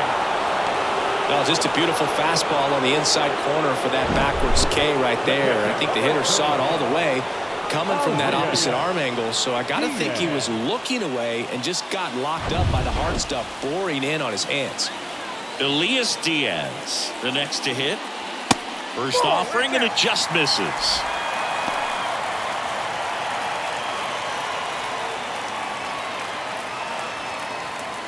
All tied up here in the last half of inning number 9.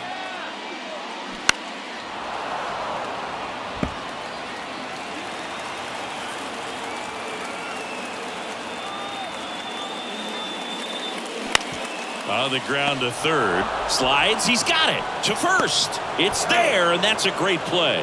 Well, there's a lot riding on that at bat right there. Nice job of the pitcher. Bear down, make the pitch, get the ground ball. Excellent piece of work.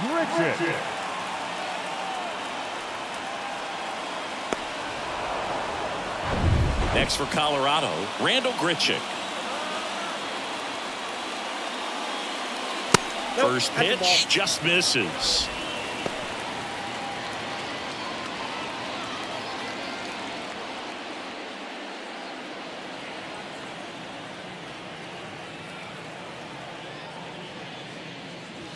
And that one a little bit high. Now you get to this part of the order.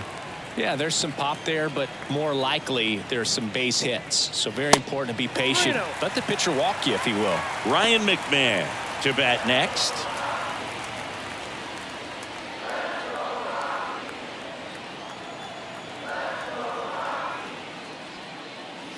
Next pitch in for a strike, 3-1. Clearly taking all the way there in that 3-0 count. It was a cookie right down the middle.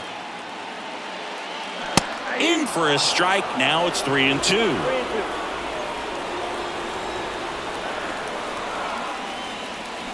Swing and a miss. Had him out front for the strikeout. I think the key is arm action on the changeup. When you can sell it like a fastball, you drop the velocity, you get the swing and miss, and you walk off the field.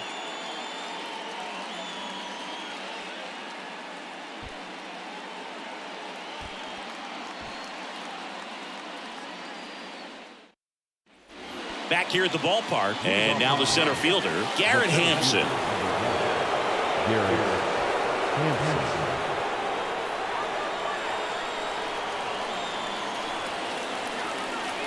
Kaufman back to work. Trying to bunt his way on. In plenty of time to first. Got him trying to bunt for a hit. Well, I think the defense was anticipating something here because they were really ready to defend as that ball was put down. Nice little drag bunt, but they get the out. Way to go.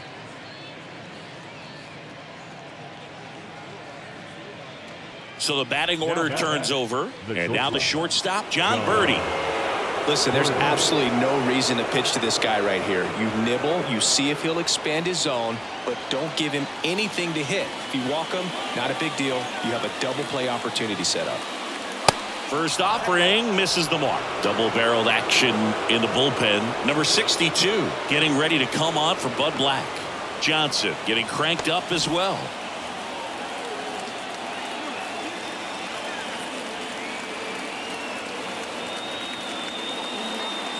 And now 2-0. And you got to wonder with first base open, 1 out. Is he going to get a pitch to hit?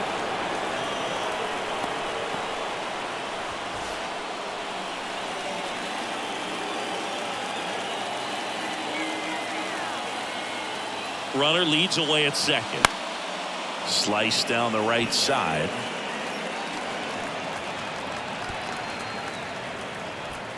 One out. The go-ahead run is at second.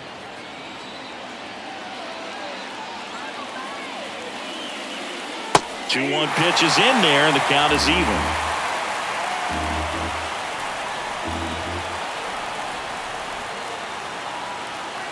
Fastball almost got him there. Straighten him up a little bit.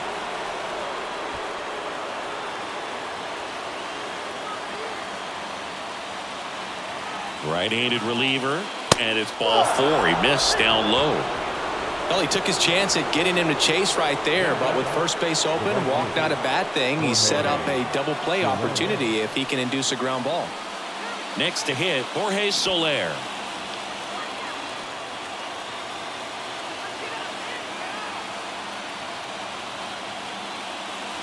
First pitch, and he just misses. Well, he's already in some trouble, and falling behind in the count makes it even worse. Then you've got to throw the ball over more of the plate, and that's where they can really do damage against a guy like this. And a pitch. That misses. Now 2 balls and a strike.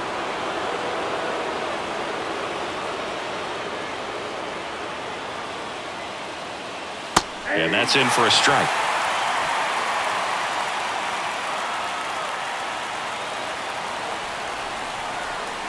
The 2-2 on the way. Hacks and misses. It's a strikeout. Nice work there to get the strikeout, and that's a big second out. And I'll tell you, this home crowd will be fired up. They can get out of this and leave that go-ahead run stranded in scoring position. This is a big moment in this game. Here's Joey Wendell. Came into the game on defense, so his first trip to the plate here. That's off the mark, and it's 1-0.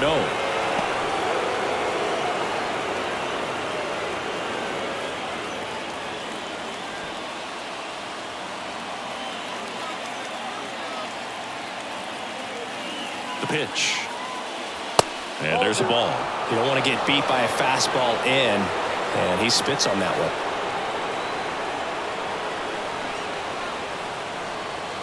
The next offering misses, and that's ball 3. Garrett Cooper waits on deck for Miami. All tied up, and here in extra innings.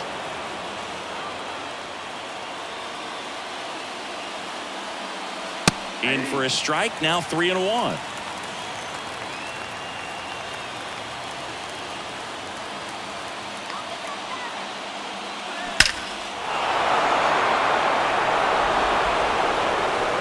It's gone. Home run.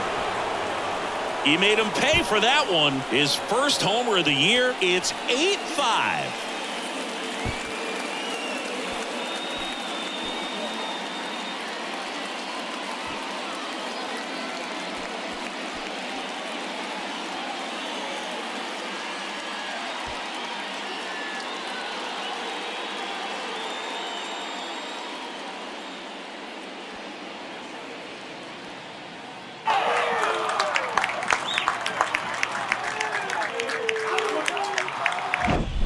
Looks like this guy was looking out over the plate, but he was ready to turn on the inside fastball. So direct to the pitch, absolutely blasted out of this ballpark.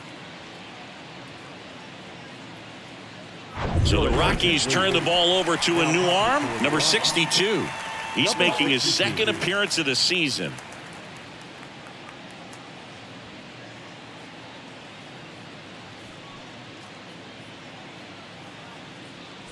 So 2 down. Garrett Cooper, the next up for the Marlins.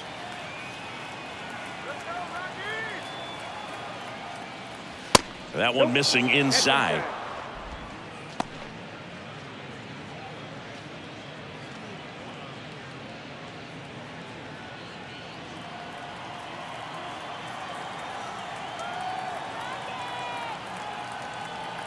The 1-0.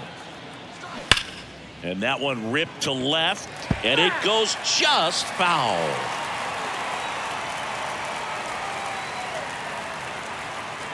Righty to the plate. In there. And so now 1-2.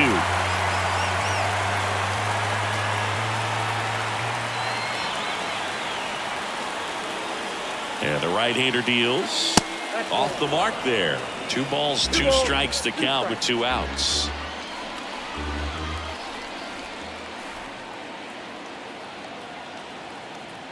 The pitch. 3-2 now.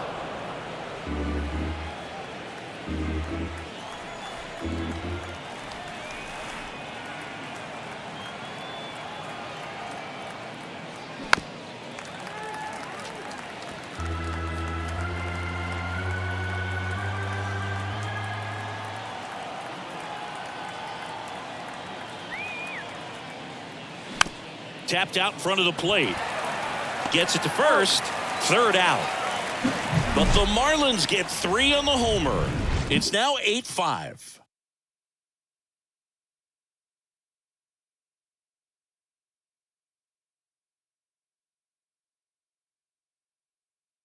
Back here in extras, and a new pitcher on the mound in the bottom half of the inning, JT Shagwah. Well, he's the guy they hope to turn to out of the pen to lock down wins. So this game has gone to plan, more or less. Let's see if he can wrap it up here.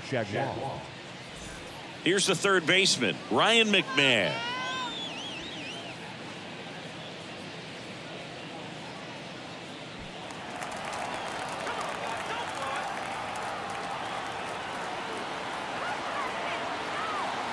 The pitch. And it's fouled away.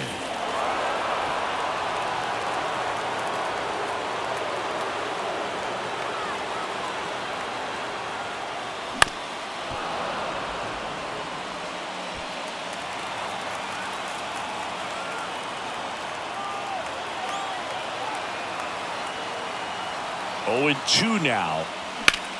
This to third. Segura throw to first.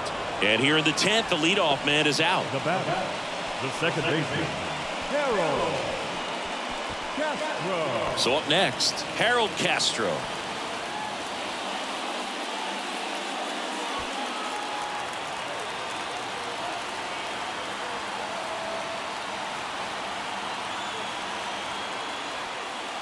And the first pitch misses for ball 1.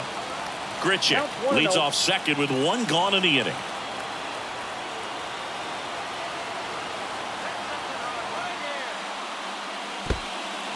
This one kicks away a little as he can't squeeze it.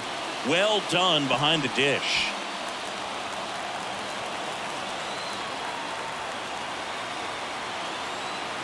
(2-0). Now a check swing, but he held up.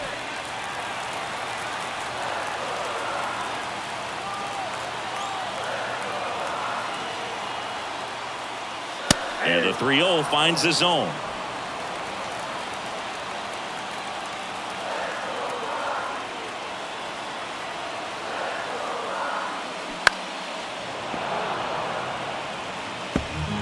One out and a runner at second.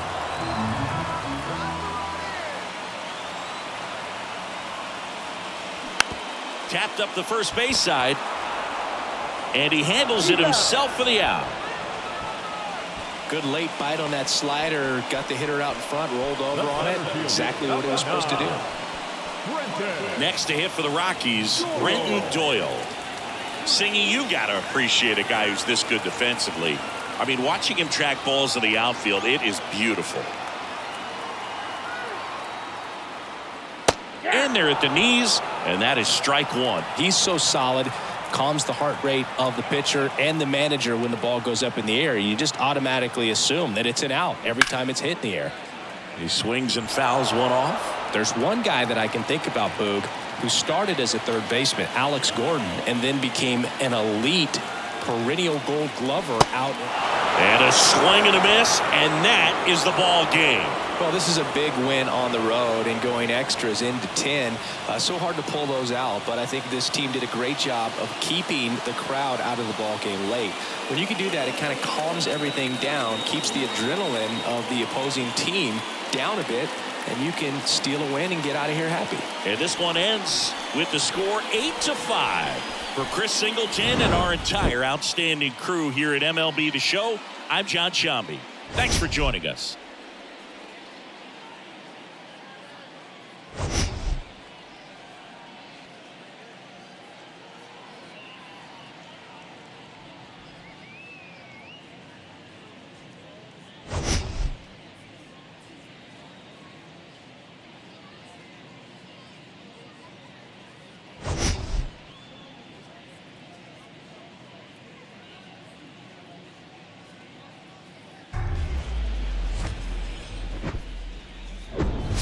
Coming to you live from Southern California. Tuesday baseball on the show.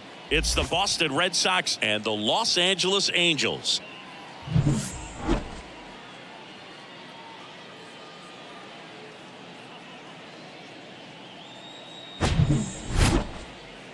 First pitch coming your way next.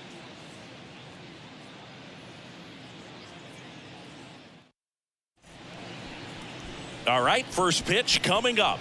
And getting the call here, Griffin Canning. What do we have on him? Well, he's been a real quality starter for his club. And coming into this one, what stands out for me is that right-handed hitters have really struggled, batting below 200 on the year. It seems that they have a hard time picking up his release point and tracking the ball into the zone. So we'll see how right-handers do against him in this one. Ready to go now? Here's Alex Verdugo. Here comes a pitch. Top of the zone for a strike. And we're underway.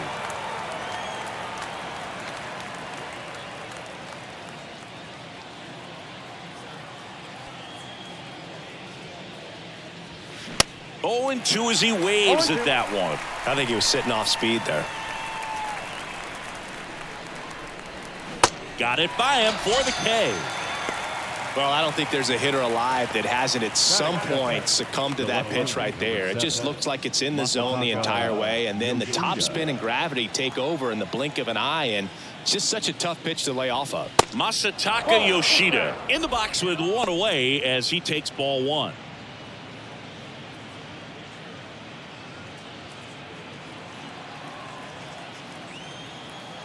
The wind of the pitch. Curveball over for a called strike.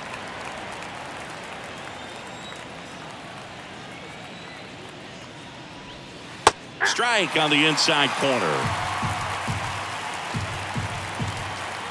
1 down, base is empty.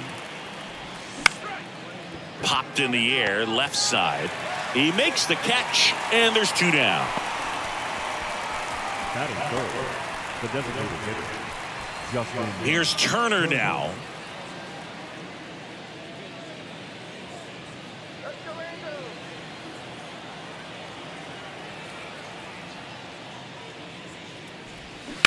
Out to short. Oh, can't pick it up cleanly. But they get the out at first, and that'll do it for the inning. Red Sox nothing. Angels coming to bat. You're watching Major League Baseball exclusively on the show.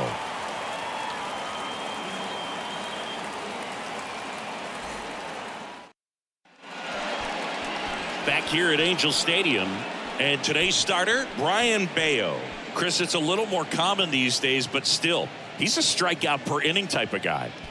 Well, I hear you about the strikeouts. A lot more guys striking out today, but when you consider having the ability to get that strikeout, particularly when you need it, a man on third, less than 2 outs, situations where, yeah, maybe you're not a real high strikeout guy, but just knowing you have the swing and miss stuff in a big spot, I think it's real critical, and he's got it.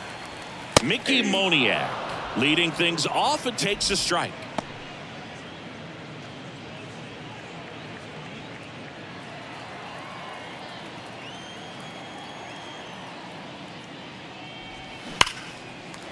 A rope into right, and that's a base hit.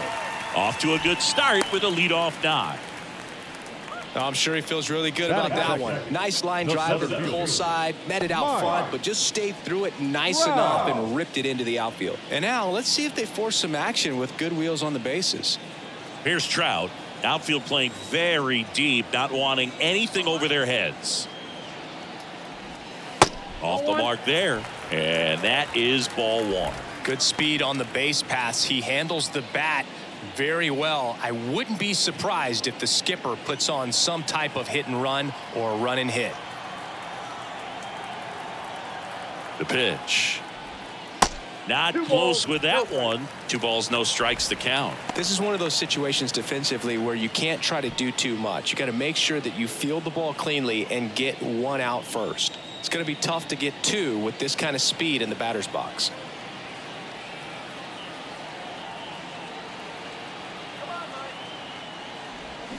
They say you win. 2 balls, 1 strike.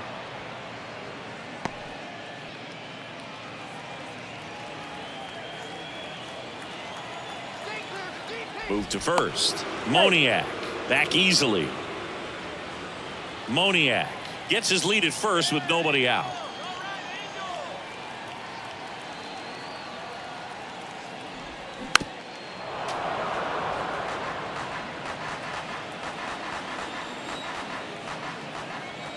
2-2 now. We got full count. So here we go. Base runner at first. Could be running on the pitch. He's got good enough speed to steal the bag to get in scoring position, even if it's a swing and miss at the plate. Struck him out looking. Batting third. Taylor Ward, the next to hit for the Angels.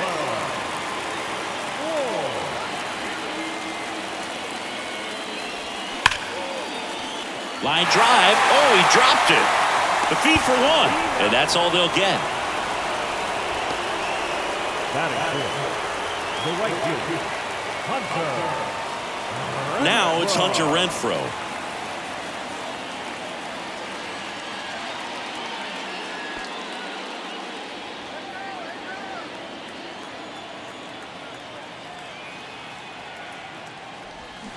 And first offering is fouled off.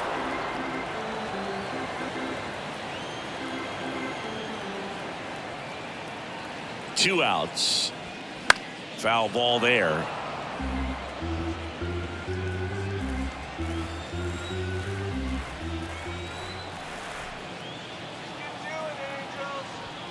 Right through there, got him. Down on strikes, and he knew it. Angels turned away in the first. We played an inning from the Big A with no score.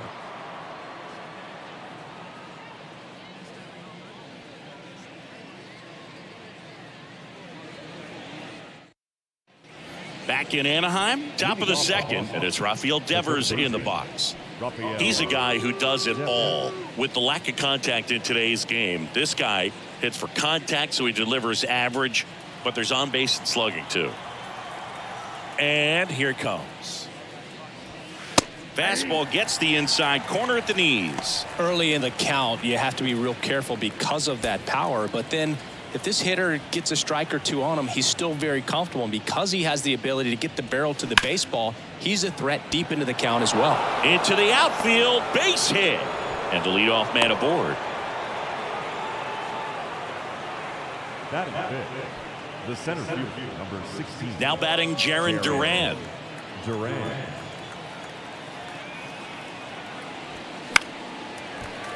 Slapped foul.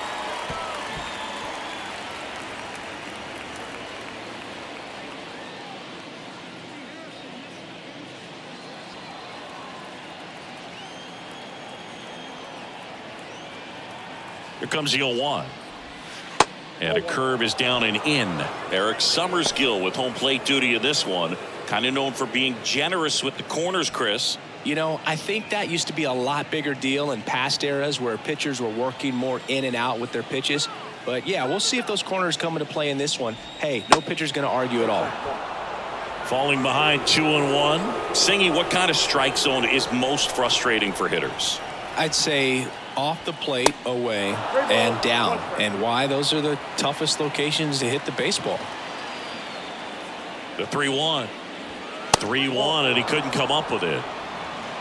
He's making things difficult for himself right now out there on the mound, but you know his confidence should still be high enough to get out of this, but he's gonna have to buckle down right here. Here's Kike Hernandez. Pitch misses inside, and that's ball one.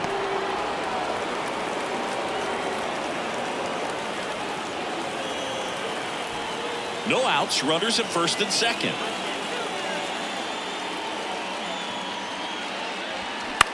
Into center. Trout settles under it. Pulls it down, and he makes the catch. And there's one away. The first baseman, Tristan Casas. Now batting Tristan Casas.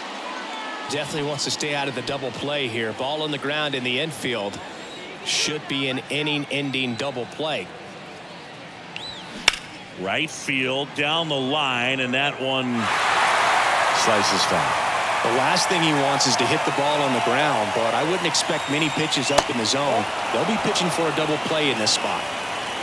No score here in the second. Ground ball to the right side. Diving, and he can't make the play. And they'll score first. It's 1-0. Picks himself up an RBI. Didn't make quality contact on the ground ball to the pull side, but sometimes it's just a matter of finding the hole in the defense.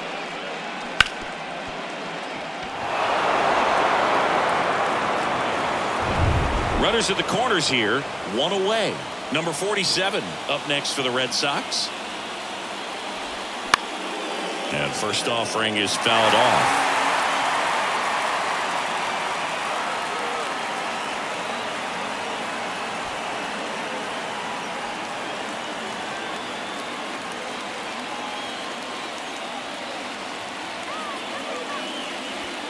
And that one is inside ball one.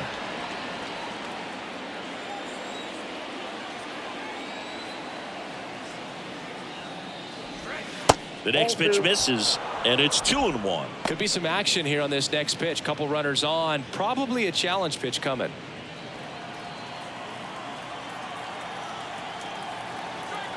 Two and one now, 2 aboard. Nope. That's inside. First pitch strike from the pitcher, but then no panic at all by the hitter. Very patient, showing good discipline. Now he's in the driver's seat with the 3-1 count. And that's ball 4. Ball 4.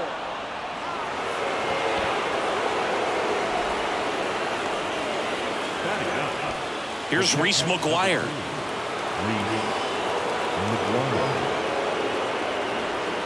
In for a strike. 0-1.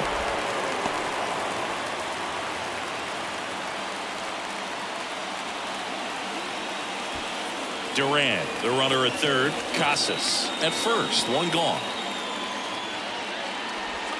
Misses outside, and it's a ball and a strike. I think ultimately you want to tie him up, get the ball in on the plate so that he can't get the barrel to it and hit it to the outfield. Next offering is in for a strike. Looks like he's just sizing him up there. Really good pitch to hit, but he took it all the way. Sometimes guys just want to set their timing later on in the game. Swing and a slow roller. Canning over to second, over to first. That's 2. Nicely done. 1-6-3, and that will end the inning. But they pick up 1 run on the RBI single. It's now 1-0. You're watching Major League Baseball on The Show.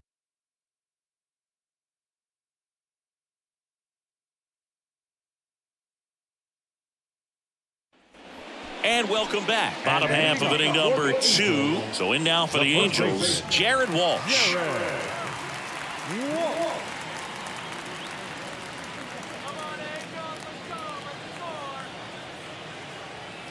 The right-hander back to work. Ripped on a line. Makes the grab, 1 down. Not fooled at all right there. He was clearly all over it, but sometimes you hit it too hard and right at someone. You're looking for one of those bloop hits to get a knock sometimes. Brandon Drury to the plate.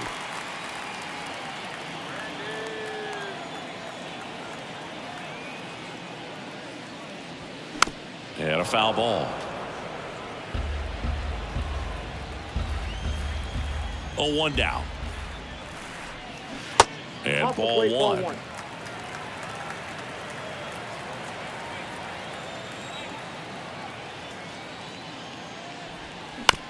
Bounce to the right side. Whips it to Casas. And a couple of quick outs. The catcher, Matt Theis comes up to hit here. This lineup's going to have to find a way to make him work a little harder out there on the mound. I mean, he is just mowing them down. He's settling in. You got to make him uncomfortable. Maybe step out of the box, call timeout, do whatever it takes. That catches the top part of the zone. Strike 1. No, don't expect too many more high fastballs. This is a good sinker ball pitcher, and sometimes they can make mistakes trying to pitch up in the zone. Look for him to stay down around the knees to be effective. Here's the 0-2. And that's down and away. It's a good take.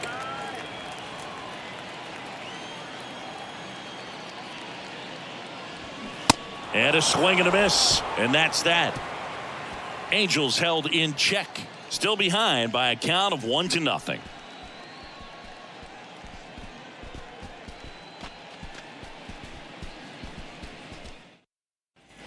Top half of the 3rd inning. Now it's the right fielder, Alex Verdugo. Number 99, Alex Verdugo.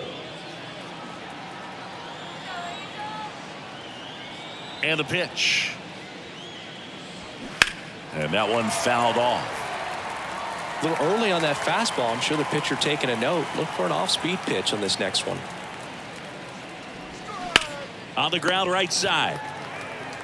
He'll do it himself. Leadoff man retired here in the third. The left fielder, Masataka Yoshida. And now Masataka Yoshida. He popped out his first time. Yoshida measures 5 feet 8 inches, batting second in today's lineup, and he was born in Japan. Swings through that one. 0-1.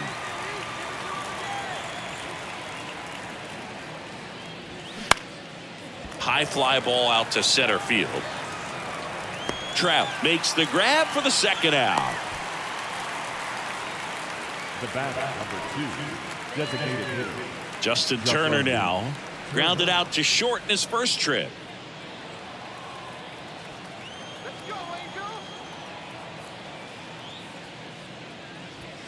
In there, and it's 0-1. All ones the count.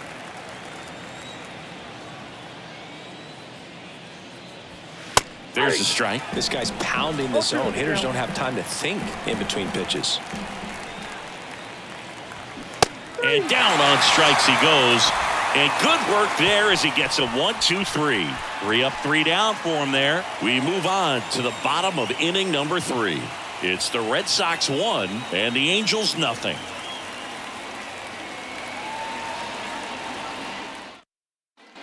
Back here at the ballpark, stepping in, Gio Urshela. The third baseman, Bayo, 6'1" righty, 195 pounds, and he was born in the Dominican Republic.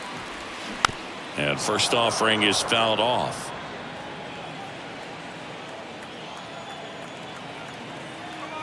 Kicks and fires. Ball 1 there.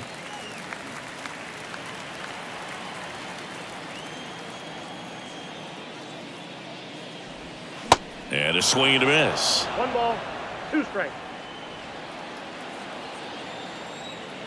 Here's a 1-2. On the ground to third, and it finds its way through for a hit. Man aboard on the leadoff single. Really nice job of 2-strike hitting in that at bat. Just one of those seen eye base hits through the infield. He just kind of rolled over on it a little bit, but sometimes those can find a hole and get you a knock. Number 9, the next to hit for the Angels.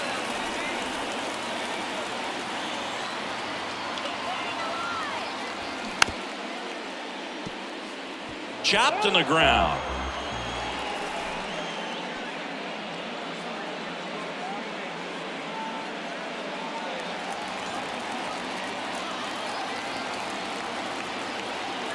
The 0-1. And that one missing low. 1-0.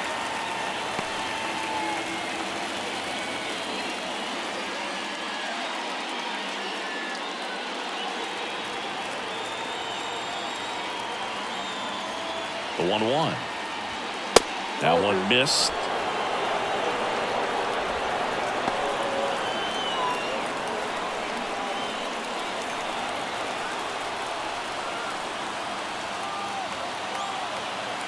Right-hander kicks, deals. And that misses off the outside edge. Mickey Moniak up next.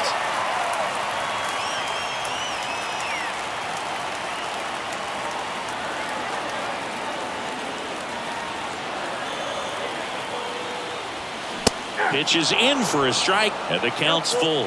And boy, that was the pitch. 3-1. You want to be really aggressive on the fastball.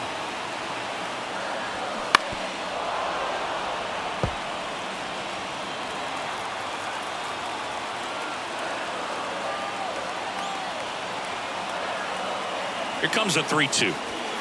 Got him looking. Now 1 away.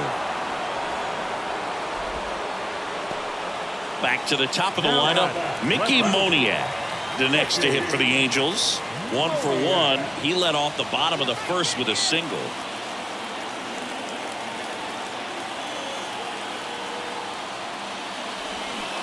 Strike on the inside corner. And it's 0-1. This guy absolutely flies. The defense wants to turn two, but they've got to get a ball they can do it with. Make sure you get the first out before you try to rush and get two and end up with nothing. And the 0-1.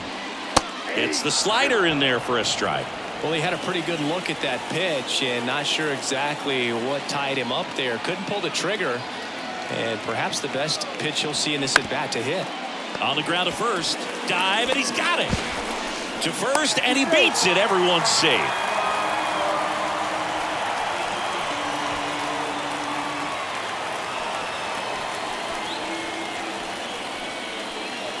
First and second, one out.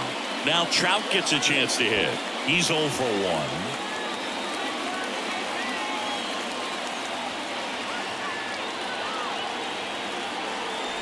At the dish, looking to lift the ball in the air in this spot. Anything but the inning double play, Boog.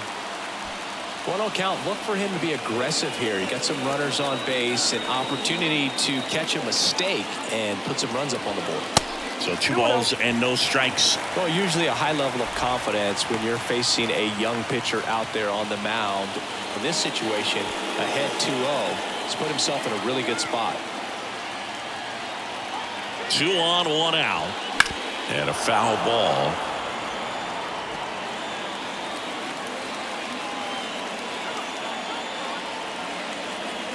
Here's a 2-1. And strike 2. 2 balls, 2 strikes. Urshela on second. Moniak over at first with 1 away. Pop up here, third base side. And the infield fly rule call. Up next for the Angels, the designated hitter,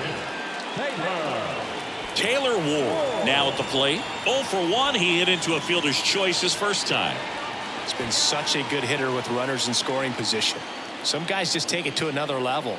For him right now at the plate, it's like everyone else is in slow motion and he's in full speed. First and second, 2 down.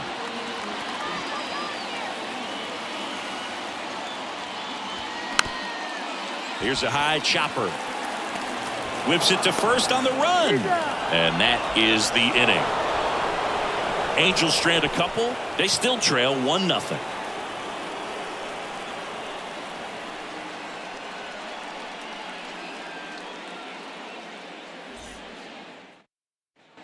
Welcome back. John Sciambi with Chris Singleton, and set to lead off the fourth, Rafael Devers.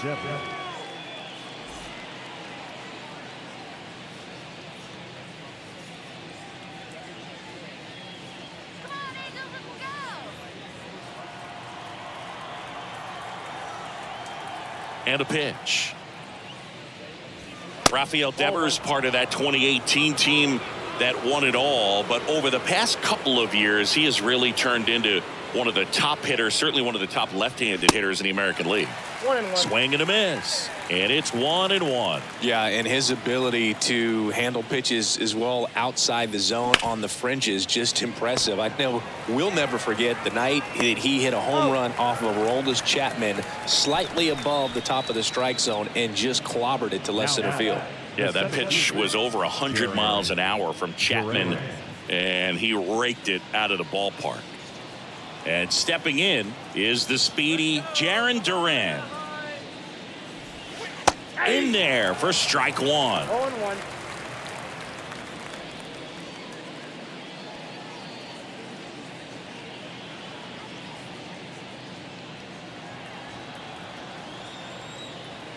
Left-hand batter waits. On the ground. Drury tosses to first. 2 quick outs here in the top of the fourth. Well, he's doing a nice job of keeping the ball out of the air, lets the defense work behind him with another ground ball. Good execution. 2 outs, base is empty. And the batter now, Enrique Hernandez. He's 0 for 1.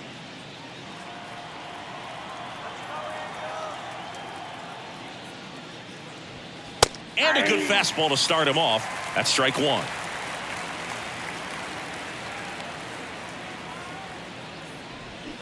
A little out front there as he swings through it. He finds himself in a tough situation early. Just got to try to simplify it. Take a knock the other way if you can.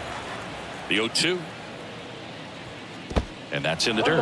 0-2 fastball way out of the zone. I think he's trying to speed him up. Got to stay back. Off speed's probably coming.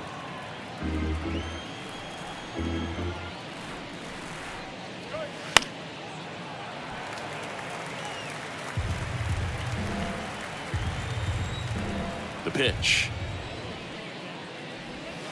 And that's outside.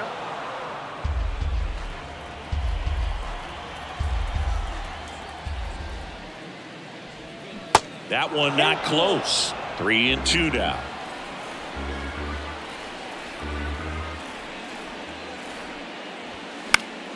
And a pop-up right side, foul territory. Walsh grabs it on the run. Nothing doing for Boston. They lead it 1-0.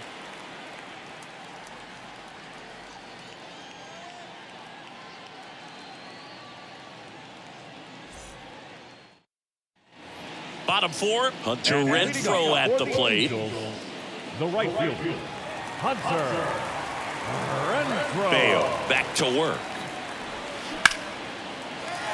That's ripped. Base hit. So a runner aboard to start the inning. Well, that started and ended pretty quickly. No messing around right there. That's about as textbook as it gets. Got his stride and load out of the way early. He stayed inside that ball and squared it up out in front. Man, that was like he was in the cage hitting off a tee. And next for the Angels, Jared Walsh. Ball one, no strikes.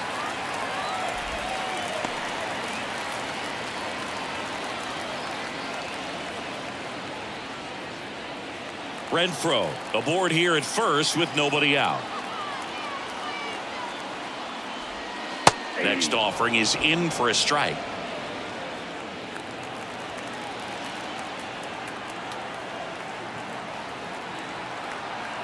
Left-hand hitter waits. And that one just missed off the outside edge. Tried to backdoor him with that slider right there, but just missed off the plate. Good pitch, though. That one inside. Now 3-1. Brandon Drury waits on deck.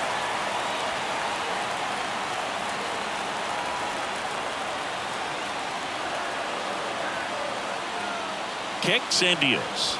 Good plate appearance there. Able to take the walk. Not the start to this inning he was hoping for on the mound. Now he's going to have to really dial it up against the bottom part of this lineup to get out of this jam.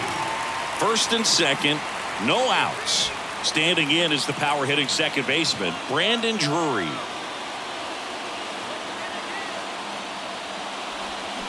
Fought off foul.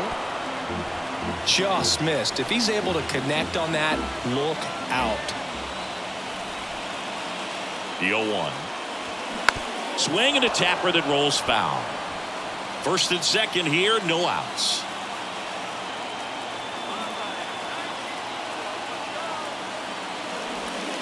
Next pitch inside. 1-2 to count.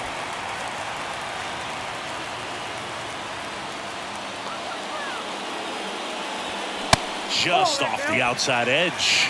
Man, oh man, I don't know how you take that pitch. That's as close as it gets. Swung on, belted. That ball's carrying. And it's a one-hopper off the wall. Should be extra bases. The throw's offline. He's safe. It's 1-1. Well, he wasn't afraid to hit with 2 strikes. I think he choked up a little bit, maybe spread out, but he got the job done right there.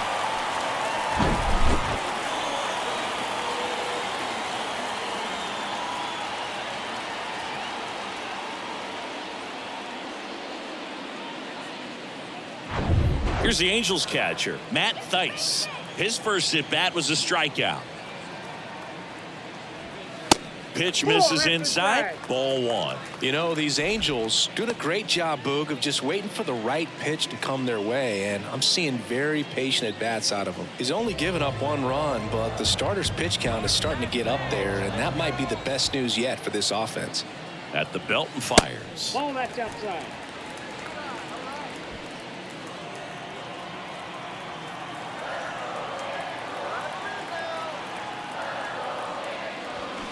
right through there for a strike. You know, sometimes all it takes is getting to the next arm before an offense does any damage, and that might be the case today. 2 balls and a strike. Here it comes.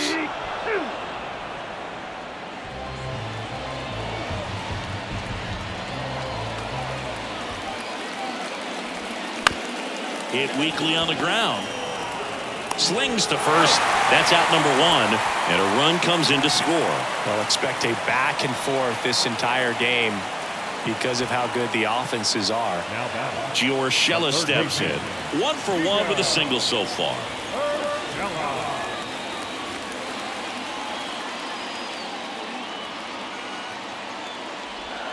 And the pitch is in for a strike. 0-1.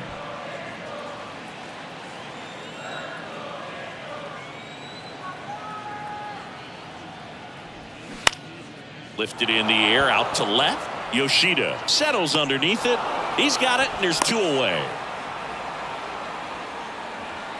Now batting, shortstop, Zach. Number 9, the next to hit for the Angels.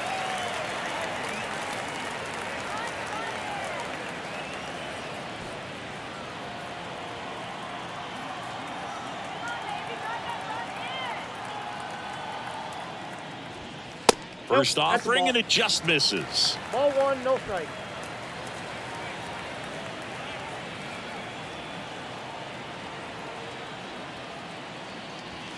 There's a strike.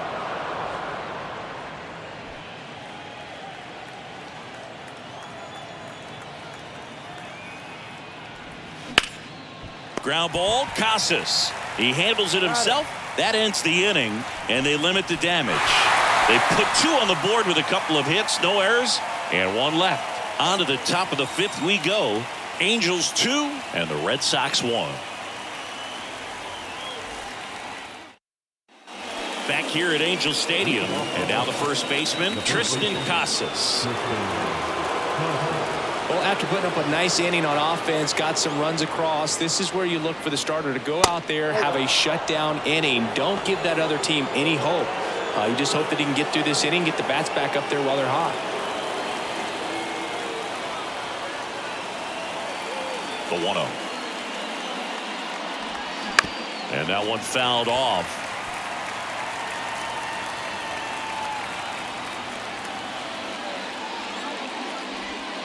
Next pitch is downstairs.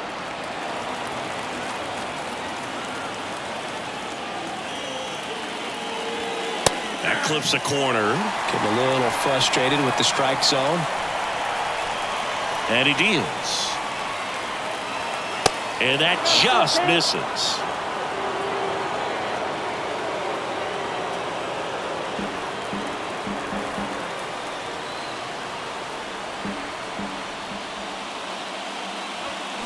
Fouled off again, and it remains 3-2.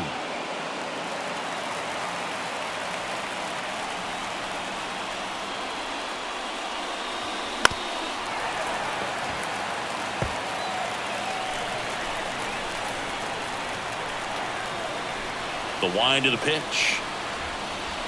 That one misses, so a leadoff walk. Almost a coin flip for the umpire in that call, but most umpires just don't want to give pitchers a break up in the zone like that. Now it's the second baseman, number 47. Worked a walk at his first trip to the plate. That one's in there, 0-1. He's been very consistent with his command out there on the mound, consistently throwing at the knees. Pretty impressive when a guy can repeat his delivery like this. And a pitch. That one is absolutely belted. Renfroe on the move, heading back some more. Makes the catch up against the wall. Man, I love that route. The ball was smoked. He knew he had to get back to the track right away. Turned his back on the infield, got to the spot, turned around and made a nice catch. And stepping in for Boston, Reese McGuire. He hit into a double play his first time up.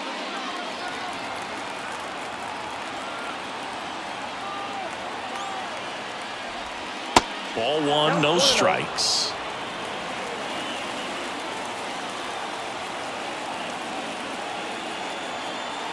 Runner, runner, The kick and the pitch. Runner goes. Swing and a chopper. Sends it to Walsh. No chance at the double play with the runner in motion. The right fielder, number 99, Alex. So the Red Sox lineup turns over. Alex Verdugo up next for the Red Sox.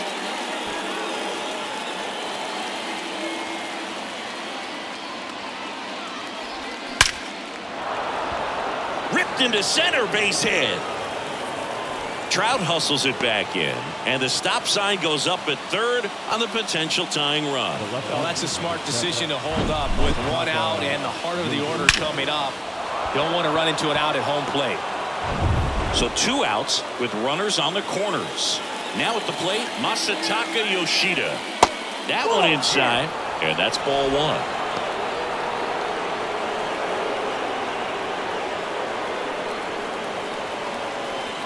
Casas at third. Verdugo at first. 2 out of the inning. Next one misses, and now 2-0.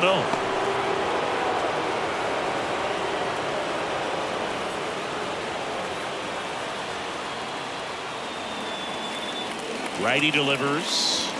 That one finds the zone. 2-1 now. 1 strike.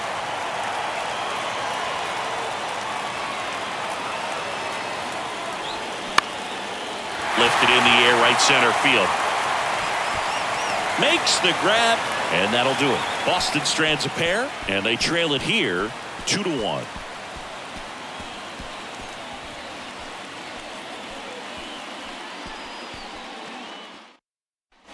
Back in Anaheim, ready to go for the last half of the inning. And now Mickey Moniak.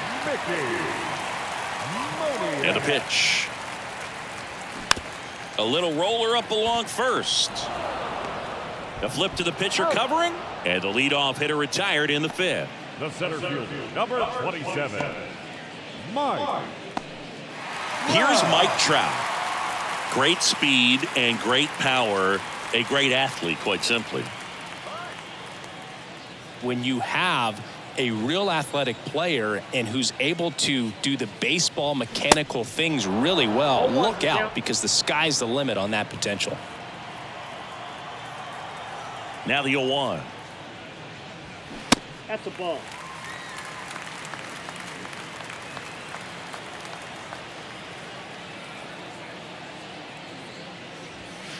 So now 1-2. He's been able to go inside as well as outside, effectively working both sides of the plate in this at bat. That misses the zone. 2 balls, 2 strikes. Really good slider. He's up there just hoping that it ends up off the plate away. And it's filled up. He should get a pretty good pitch to hit here with the 3-hole hitter coming up if he's walked. And the righty deals. Foul. We'll see another payoff pitch.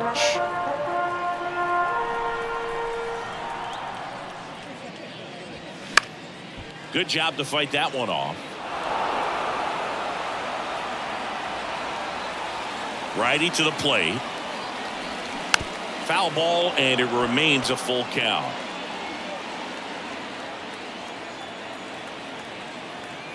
The wind and the pitch. Swings and misses.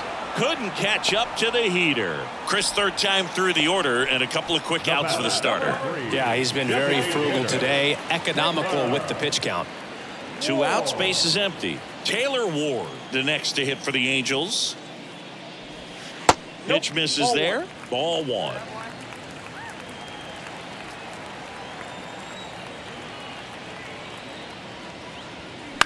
That one pushed foul.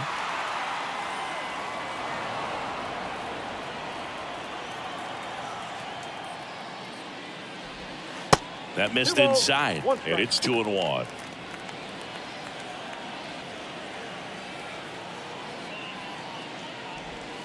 Fouled off. He was late.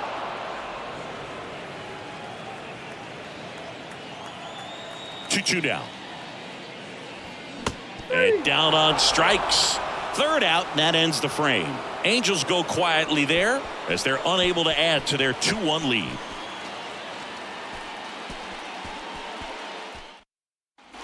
All right, we go to the top half of inning number 6. Turner climbs in on that right side. Canning back to work. Swings and misses. That's strike 1.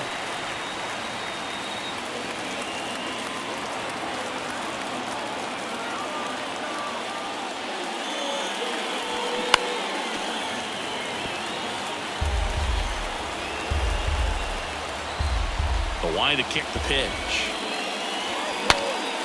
Now he breaks as bad as it's put in play. Walsh brings it in. 1 away.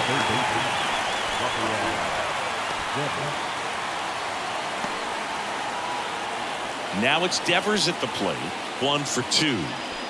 Well, look out here. He's going to come up ready to swing in this situation.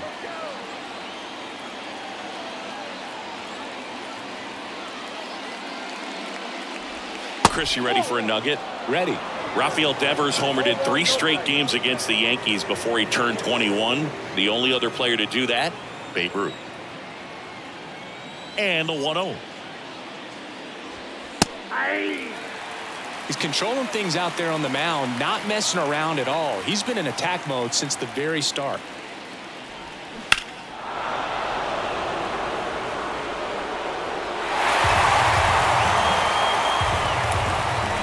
Here's a 1-2. And now 2-2.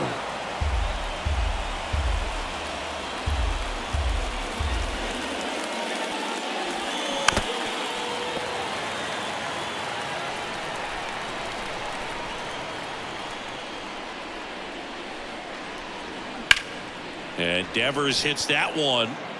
Trout racing over to make the catch.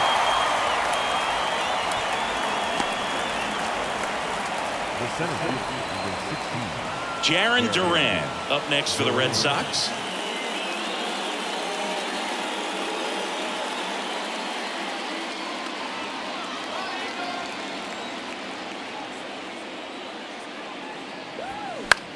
Swing and a high fly ball out there towards left field. And that'll do it. So they make short work of them there. To the bottom of the 6th we go. 4, 5, 6 coming up. Angels 2 and the Red Sox 1.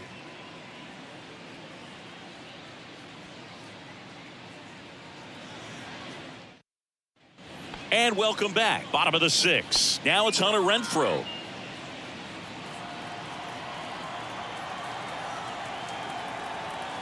The pitch. Fastball in for a strike. It's 0-1. The Red Sox with some bullpen action. Nick Pivetta getting loose out there. Martin warming up as well.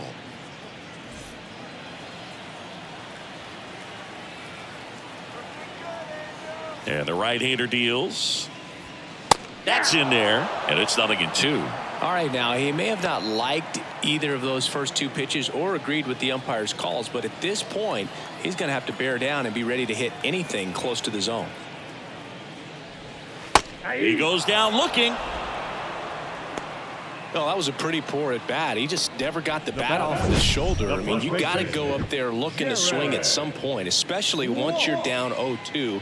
And at that point, make an adjustment, look to put the ball in play if it's anywhere close. And I'm just not sure what the plan was there. Jared Walsh, the next to hit for the Angels.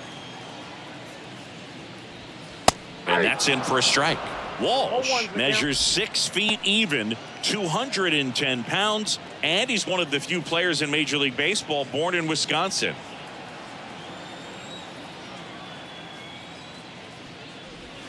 Next offering is in for a strike.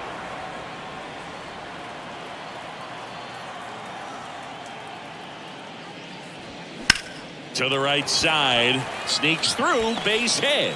So they get a man aboard with a 1-out single. Well, that certainly feels good when you can win the at-bat after being down in the count, up against it with 2 strikes right there. He kind of rolled over on this pitch a little bit, but he got enough behind it to shoot it through for a knock, and you'll take that anytime you can get him to find a hole. And next for L.A., Brandon Drury. Ball 1 low. Count 1-0.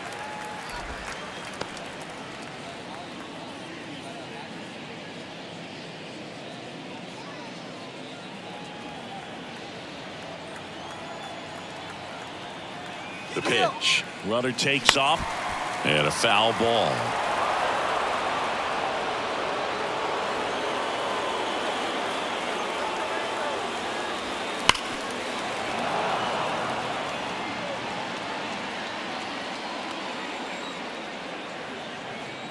The 1-2. Yeah, the 1-2 misses to even the count.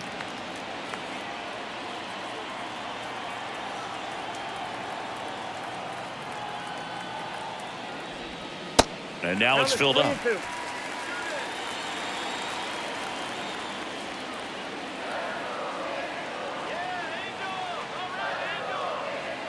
The pitch.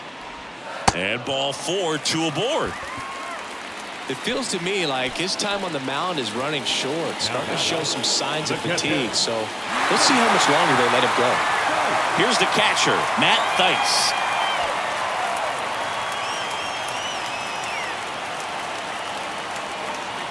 Double steal. And first offering is fouled off.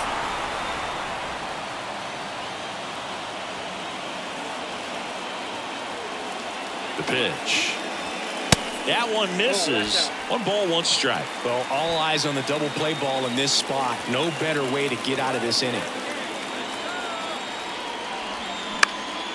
On the ground, a second, might be 2.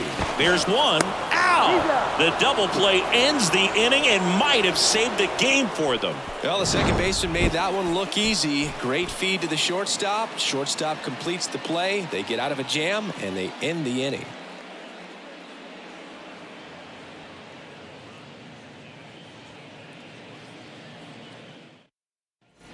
Back here at the ballpark, we go to the top of the 7th. Leading off, Enrique Hernandez. Sing, you talk about a guy that has all the skills.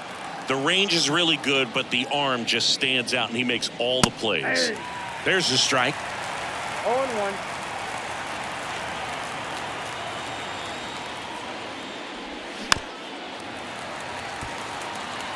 Now, there's a pitch we haven't seen in a while. It's going to be tough on the hitters if he can mix that in whenever he wants. Battling here as he fouls it away. You see how the catcher wanted that pitch up and in. Wanted to try to tie him up. That's the one thing we're seeing, that high fastball. You have to get it up there because of how hitters have changed their swings. Next offering misses. And the count 1-2.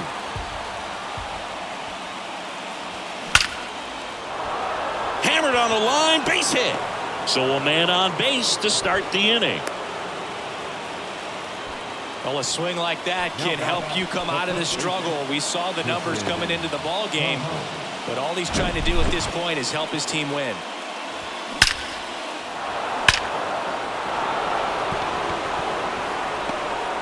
Now the Angels manager is out of the dugout, and he'll make a move to the pen. Griffin Canning out of the game, and as he heads for the dugout, we'll take a quick break. New arm on the mound when we get back.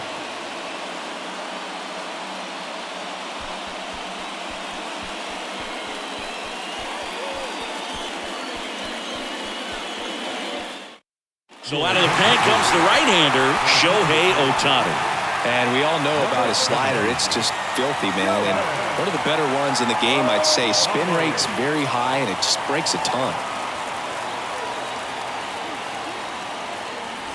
No outs, runner at first. And here's the first baseman, Tristan Casas. Swing and a miss, and it's 0-1.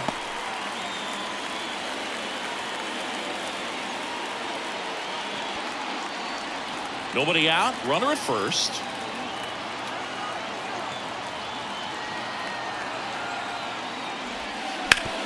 Bounce to third. Can't glove it cleanly.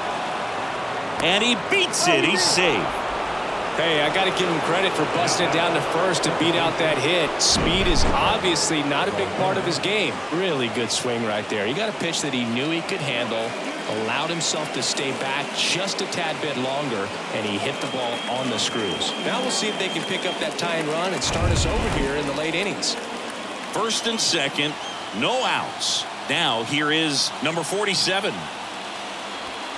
And he swings and misses at the initial offering.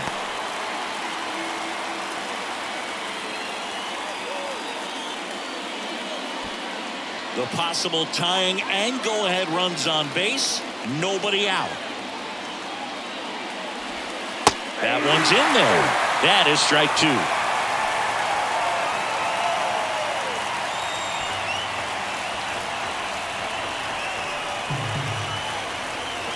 Here comes the pitch.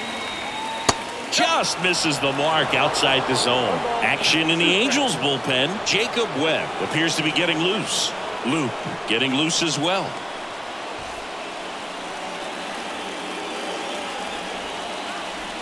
And here it comes.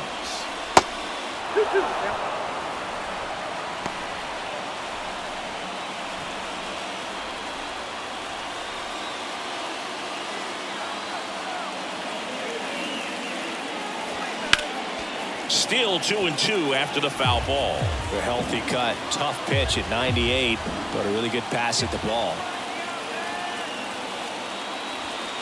Next offering upstairs. At this point in the game, you cannot issue free passes. He's going to have to challenge this hitter. Hitter's got to be ready to swing it.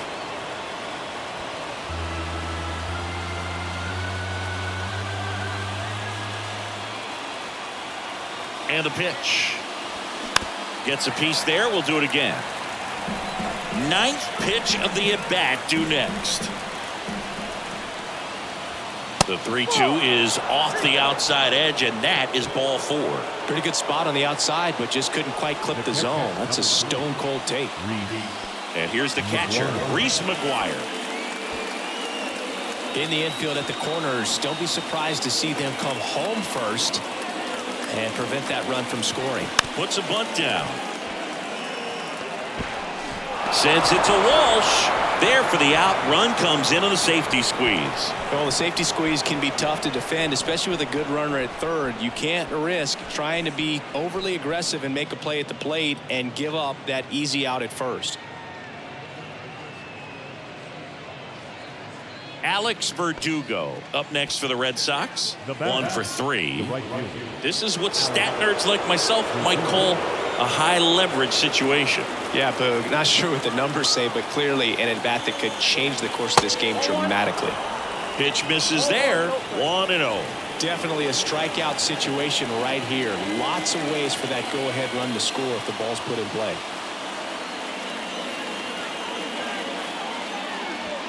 The next offering misses. 2-0. Appears they're working around him with the base open, Singy. Well, you know, these 2-0 counts, Boo, they're just not what they used to be, and we sound like old guys when I say that. But ultimately, this is a strategic game, and you expect to see this type of approach by the pitcher in this situation.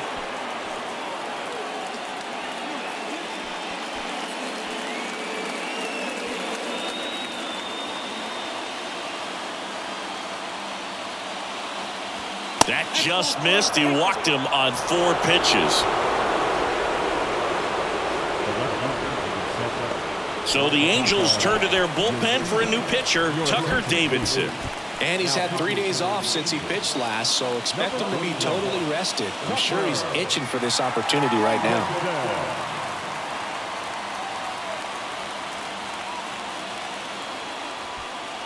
So stepping in for Boston, Masataka Yoshida. You know, this is kind of a tough matchup as a left-handed hitter facing a left-handed pitcher. And what you tell yourself is, I want to stay square to the plate and try to hit the ball over the shortstop's head. First pitch, and that's in for a strike. Well, they say it's the best pitch in baseball. Strike 1. You get ahead on a good hitter as well. Gives a little bit more confidence to move through the at-bat. Casas on third. Verdugo at first. 1 gone. Out towards right center field. Renfroe on a dead sprint, racing back. Gone! Grand slam! Oh my! A big blow to the home fans. His 7th home run of the season. It's 6-2.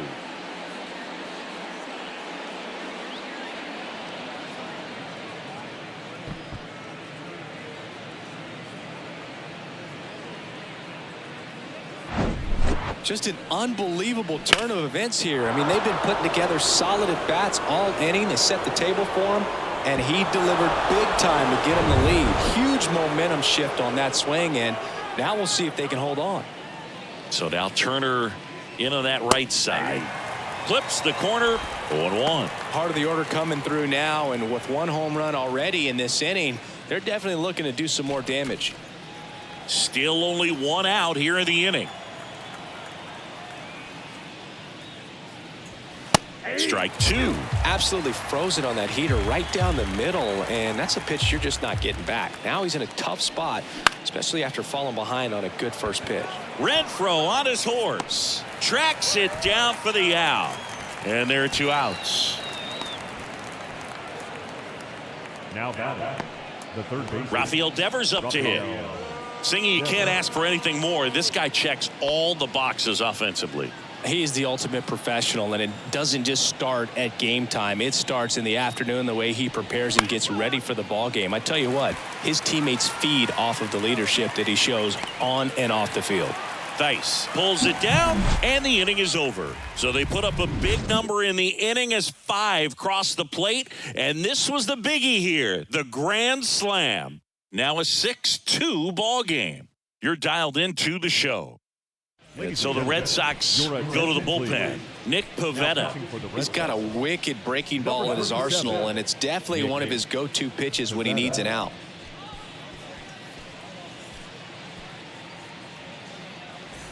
Gio Urshela to the plate. leading up for the Angels, They've got a potent lineup, and when you think about teams capable of rallying from this kind of deficit, they're right at the top of the list. And takes low for ball one. You know, these Angels, from what we've seen, I think it's fair to wonder if they've been too patient at the plate. I'm surprised with all the strikeouts we've seen from them. Sometimes you get fooled up there, but it's just happening too often right now.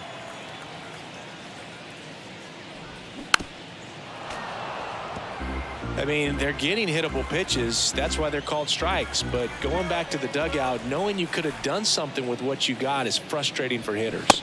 The punch out there, and that's the first out. the batter number 9. So in now for the Angels, number 9.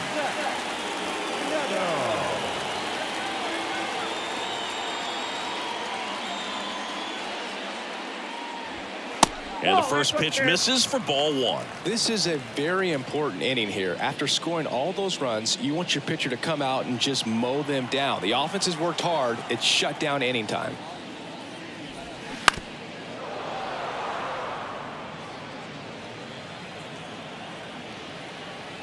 And a pitch. That's through there for a strike.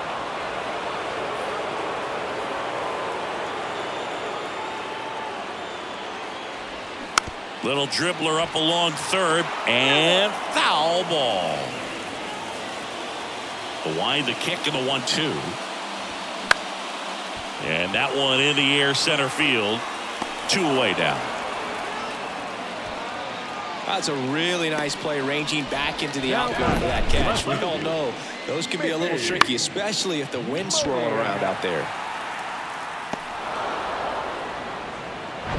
Now it's the Angels leadoff man, Mickey Moniak. And that's in there for strike one.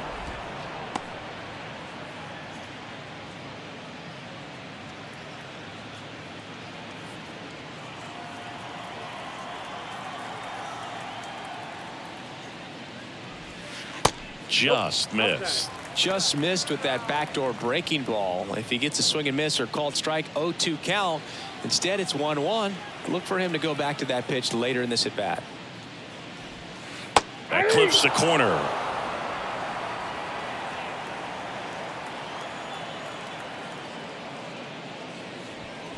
Just missing there. 2 balls, 2 strikes.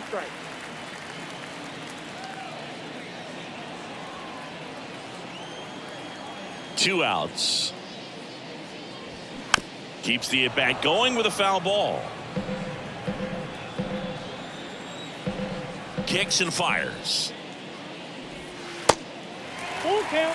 That's a really good take right there. Slider down and in. Very difficult to get on the same plane and do anything with.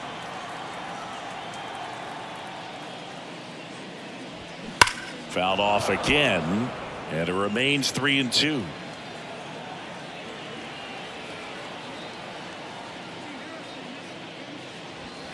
Swings through it for the K. Chase the fastball up the ladder for strike 3. And the Angels are gone in order. They still trail it here.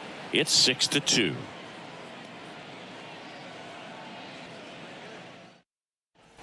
Welcome back. We're at the top of the 8th, and stepping in for Boston, Jarren Duran.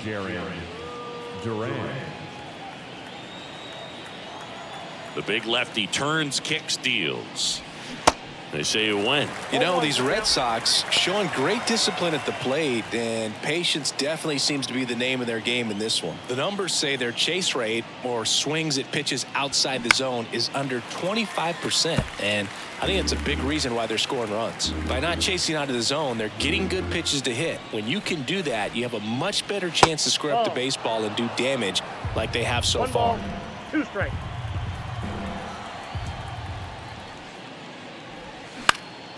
This one high in the air to left center. Squeezes it. 1 down. The batter, number 8, shortstop. And the batter will be the shortstop, Enrique Hernandez. He was the big part of the field last time. Nice liner to center.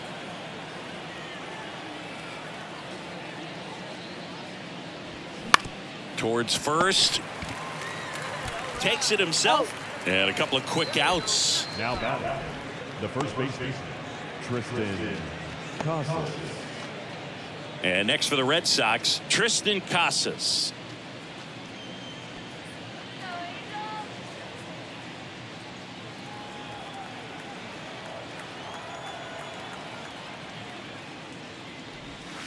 Slider clips the corner.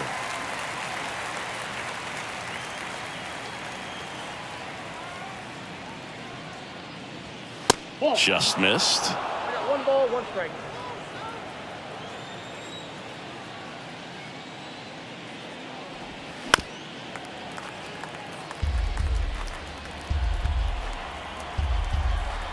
The pitch.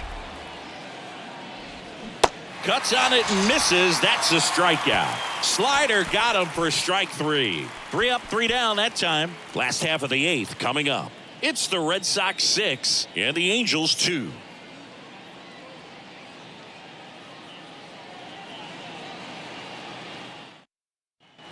Back here at Angel Stadium, down the number 2 hitter, Mike Trout. The right-hander back to work. That's a little bit low. Looking to get something going. This is the guy you want at the plate. He's been great for this team. He is a professional hitter. Next offering is in for a strike. In this situation, you expect the batters to be a little more patient, possibly take until they get a strike. With that, you don't want to miss your opportunity to get ahead early in the count. He didn't right there. That's a strike. And the count 1-2. 1 ball, 2 strikes.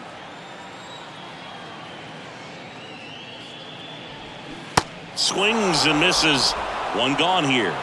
Well, tough night at the dish. Punching out for the 3rd time right there. He just hasn't looked very comfortable at the plate. A little unsure of his timing right now. Not picking up the spin and location of these pitches. He'll have some adjustments to make. And that one is lifted in the air. Verdugo hauls it in, and there's 2 away. The right fielder, number 32. And now it's the Angels cleanup batter, Hunter Renfroe.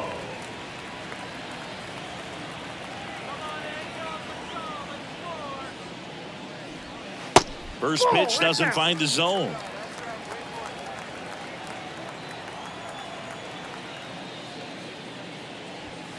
That clips the inside corner for a strike.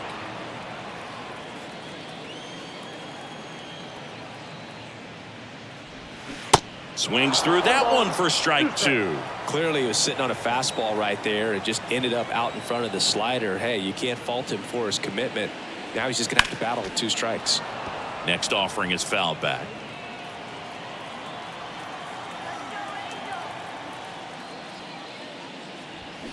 Foul ball, still a 1-2 count.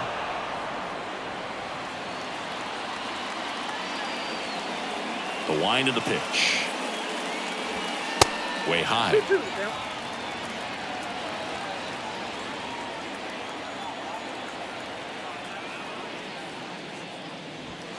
That one at 95 missed up top, and the count's full. Good battle here, about to be the 8th pitch of the at-bat. Swing and a ball lifted left field. Yoshida should have this one. Brings it in for the 3rd out. So no runs, no hits, no errors, and no one left. 9th inning coming up. It's the Red Sox 6 and the Angels 2.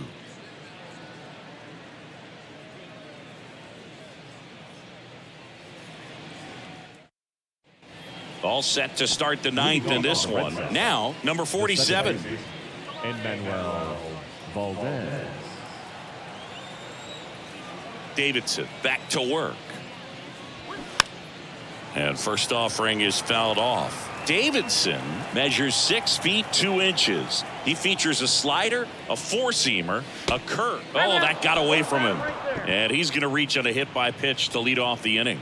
Lefty on lefty matchup, and sometimes you can be on roller skates a little bit where you're quickly wanting to get out of the way, but the other times where you're saying probably safer if I just try to get a fat part of my body on the baseball and won't hurt as much. McGuire now at the plate as he swings through strike 1.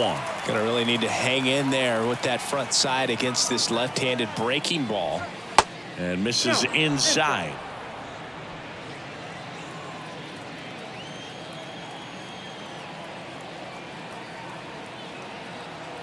And a 1-1.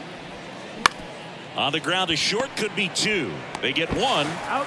On to Walsh. That's 2. Well, almost any time you roll over and send a 2 ball to short at this level, you can pretty much count on a double play. Middle infielders are just so reliable, and they work on these plays all the time, so it almost becomes like second nature.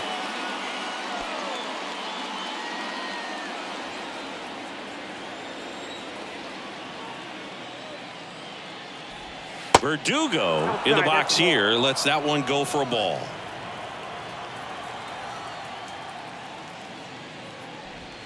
Next pitch is outside. Back-to-back breaking pitches away, you get the feeling as a hitter that the pitcher's afraid of you, that he doesn't want to challenge you. So I think the confidence level is raised right here. Edge of the zone, called a strike, and it's 2-1.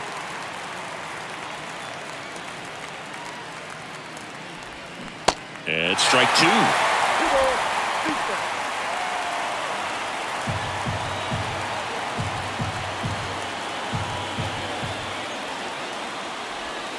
Struck him out of the front door breaking ball. Nothing doing for the offense that time. 5, 6, and 7 will lead things off in the bottom of the 9th. It's the Red Sox 6 and the Angels 2. Brennan Bernardino into the game. Bringing in the lefty with the left-handed hitter coming up to hit. Classic bullpen move right here, so we'll see how it works out.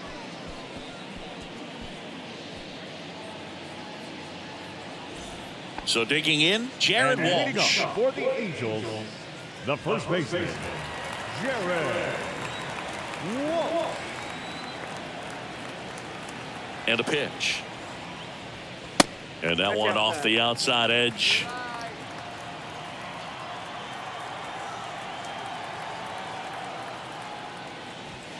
There's a strike.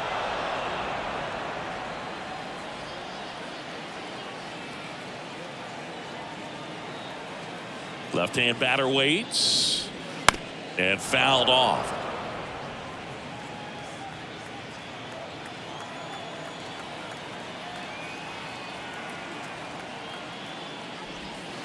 And a ball evens the count. Well, he might have to look for a different put-away pitch right here, 2-2. He's already seen the curveball a couple of times in this at-bat, so might have it timed up and ready for it. 2-2 now. Got him looking. And now just 2 outs away. So the bullpen doing a nice job backing up the effort from their starter. Yeah, we've seen some pretty excellent pitching out of this staff so far. I mean, they've come in ready to do their job and get outs. They've been pretty tough to get to in this one. Brandon Drury, the next to hit for the Angels.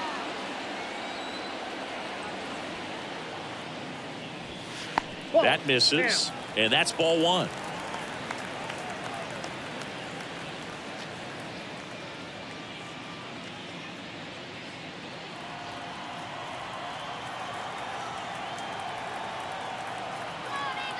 And now the lefty. That's a strike. Activity in the bullpen. Corey Kluber getting ready to go.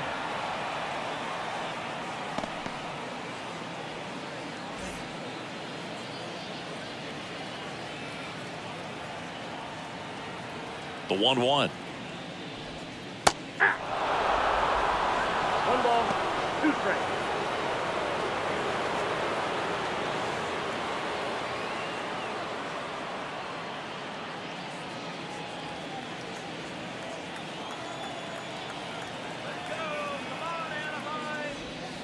Outside. Yes, that ball went out.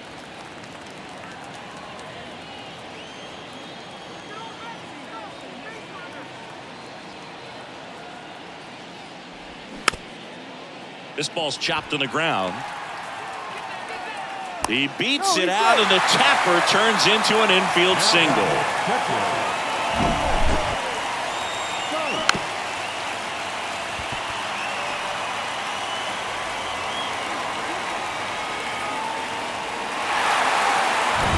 And next for the Angels, Matt Thaiss.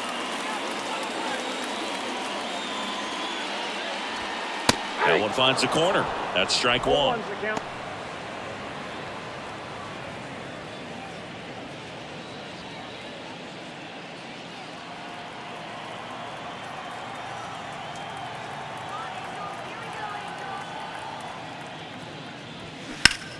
And a ground ball to first. Over to Kike.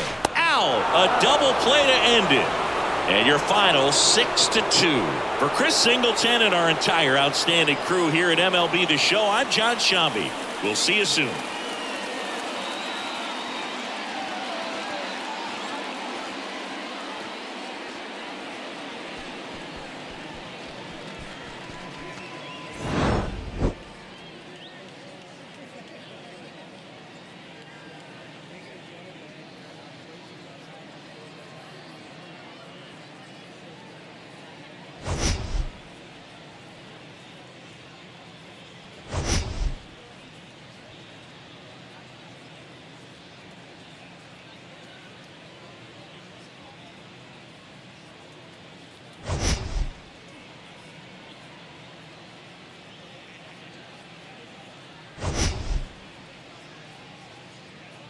Edgar Martinez Drive. Welcome to T-Mobile Park.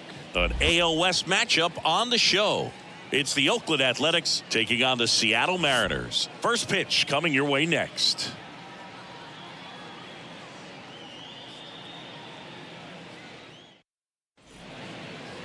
So just about set and towing the slab here, Marco Gonzalez. What do you got on him, Chris?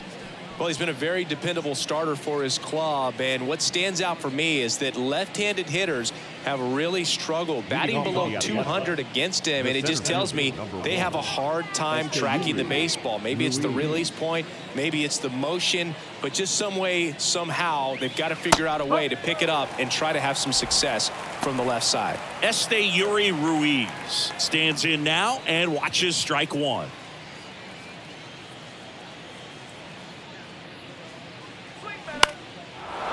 Line drive, base hit.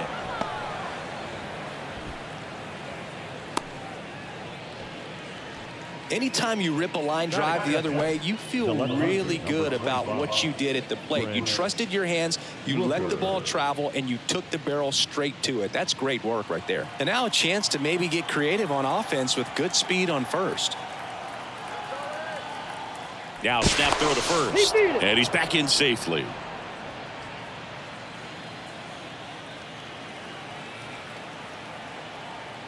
Another throw over, and he's back in that time as well.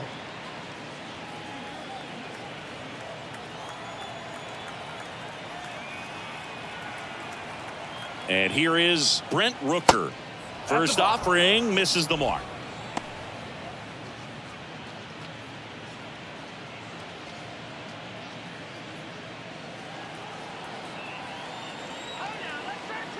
Step off, throw to first, and he just got his hand in there.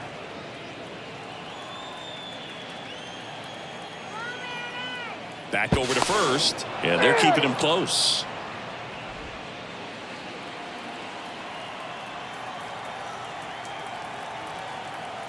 And a pitch. That clips the zone. Strike one. That's a great take right there. Even though it's a strike, with the situation, runner on first base, you want to keep the ball off the ground. And you swing at that pitch, most likely you roll into a double play. Sneaks through, base hit. Lead runner holds up. They're at first and second with nobody out. 2 consecutive base hits for these guys here. That ball was drilled 106 off the bat, and that's the kind of feedback that tells you you're right where you want to be with your swing mechanics. Laureano comes up to hit. This one in the air, right field. Hernandez settles underneath it. Drops into the glove. Runner tagging for third. And he moves up 90 feet. Runners at the corners now. One away. That is good. The first baseman, number 99, Jesus Aguilar. And now it's Jesus Aguilar.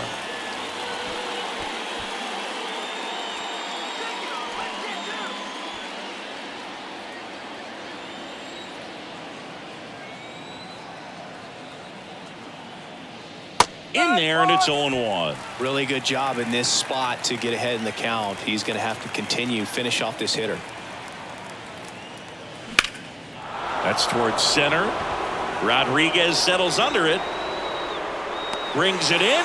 Runner tagging and heading for home. And they strike first as they take a 1-0 lead.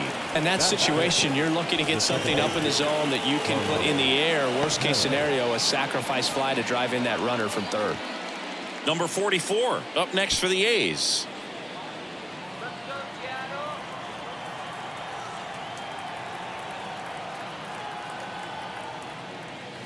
Misses off the plate. Ball one. Rooker off of first with 2 away.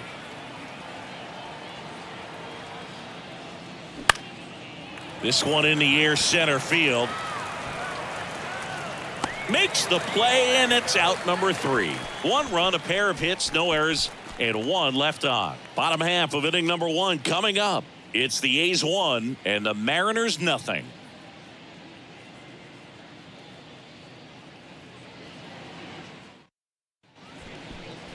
Back at T-Mobile Park, today's starting pitcher, Luis Medina. And Singy, we were talking earlier about how he's doing a great job navigating through tough spots. I've just been so impressed with when it seems like there's more pressure, he's more calm and settles in. He's done an incredible job with runners in scoring position. Most guys, they get a little tight, they start to aim the baseball, but for some reason, he gets looser, the ball comes out of his hand with more life, and he's able to wiggle off the hook of tough situations and get his team back in the dugout. Makes the grab, 1 away. Batting second, the first baseman, Ty France digs in now.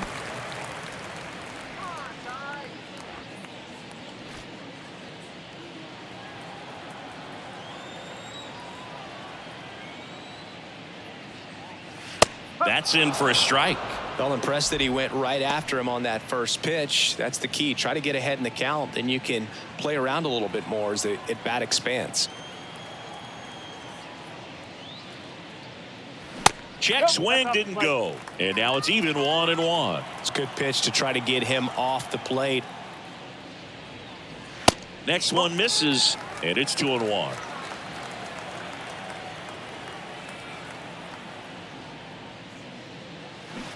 And it's fouled away.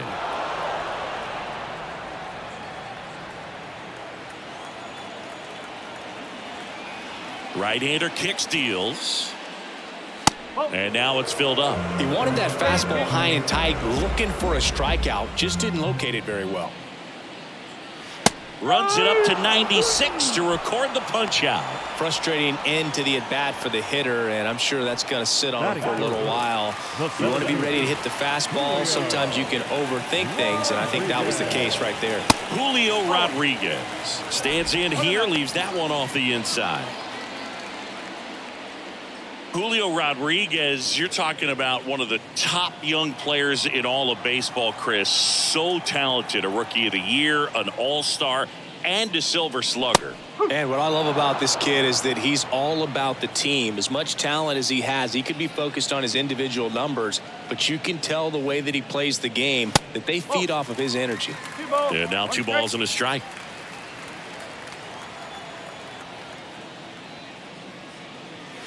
That's inside. Well, he's so great about hitting the ball the other way. He gets those arms extended. So right there, just trying to straighten him up a little bit so he doesn't have as much outside plate coverage. Strike.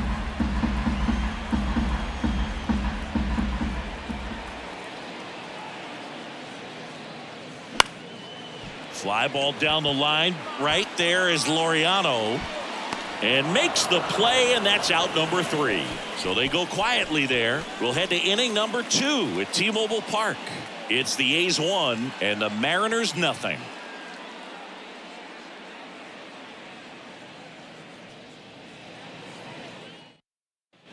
Back in Seattle, second inning set to go. And now here's the veteran DH, Aledmys Diaz. The wind and the pitch. Ball 1, no strikes.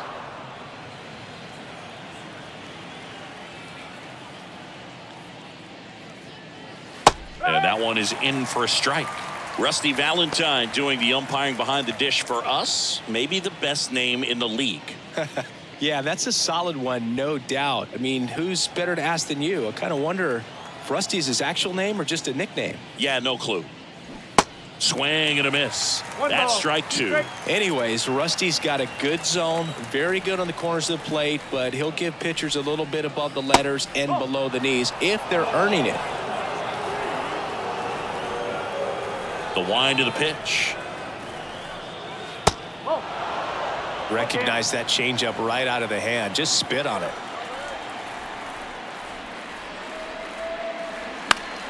Foul. We'll see another payoff pitch. Clearly trying to stay back a little bit longer for that changeup as he fouls that fastball back.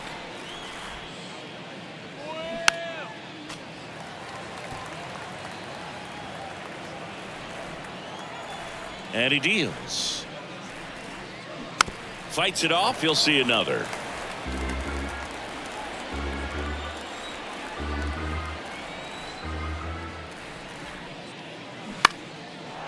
Down the left field line, base hit.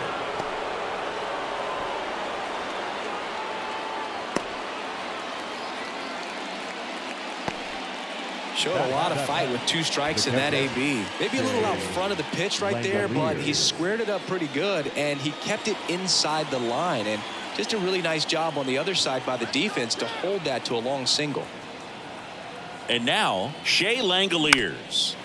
Swinging a foul straight back.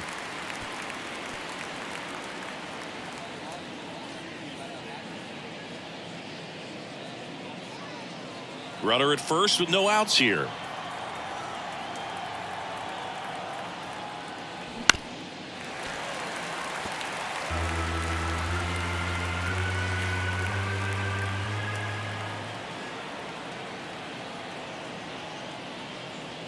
Cuts and misses. It's a strikeout. Pretty nasty cutter right there, and you're seeing that pitch, that location a lot more these days, and you can see why. Very difficult for hitters. I think the great Mariano Rivera can at least partially be credited for that thanks to the career he had with the cutter. It was just dominant. I tell you what, I felt like it was a moral victory whenever I could put that pitch in play. So I can feel for the guy right there walking back to the dugout. Jace Peterson in the box now as he leaves that one up high. Good defender. He's been inconsistent offensively.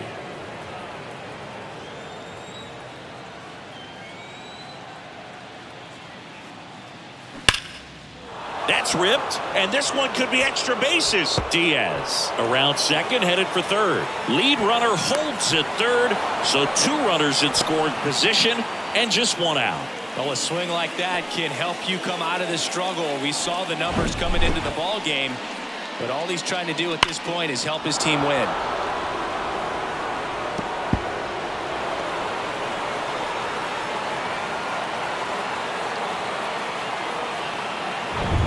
Nick Allen will hit next.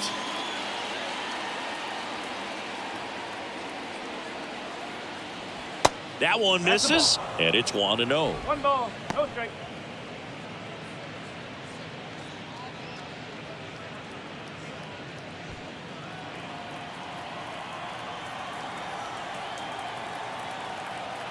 The pitch. Swing and a miss. Nice changeup. Filthy changeup right there. Just pulled the string. On the ground to the left. Oh, great stop. Throw to first, and very nicely done for the out.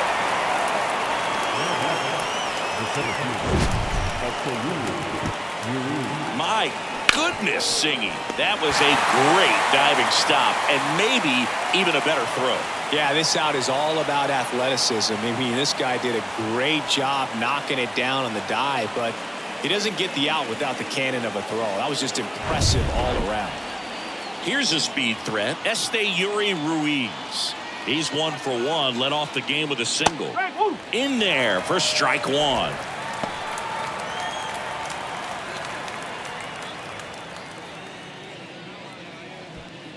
Peterson at second with 2 down.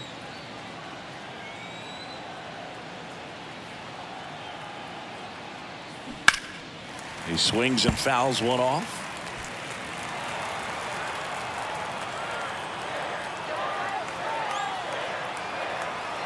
Oh, 2 now. Popped in the air. Left field. Kelnick makes the catch, and that'll do it. A run on 2 hits, and they leave 1. We go to the bottom of inning number 2. It's the A's 2 and the Mariners nothing.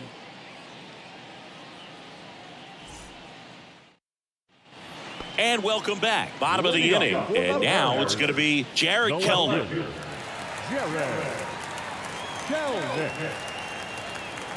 The pitch. In the air, left field. No trouble here. Puts it away for the out. And a quick out, number 1. Batting fifth, the third baseman. Eugenio Suarez up to the plate now. Suarez.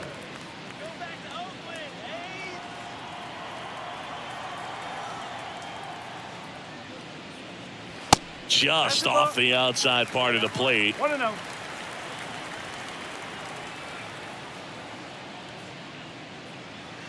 Next offering is in for a strike.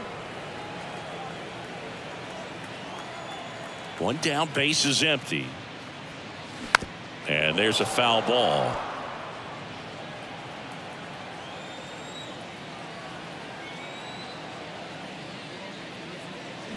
Fights that one away, still 1-2. The line to kick the pitch. And now it's even up. It's a good take.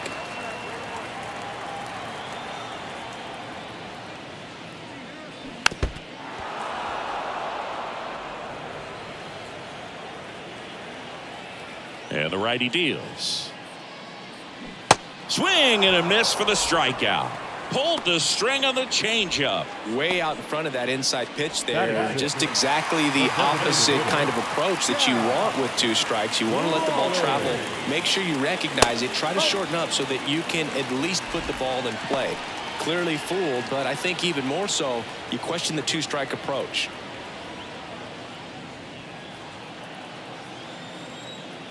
Two down, nobody on. Off the plate inside, ball 2.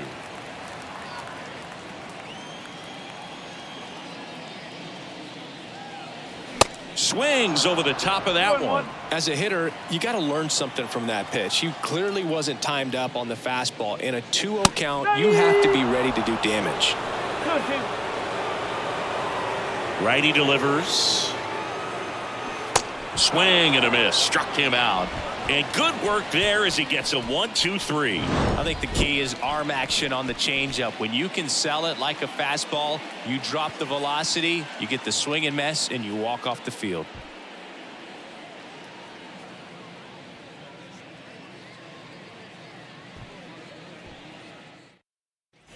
New inning getting started. Now it's going to be Brent Rooker. Number 25, Brent Rooker. Here comes a pitch. And that one clips the corner.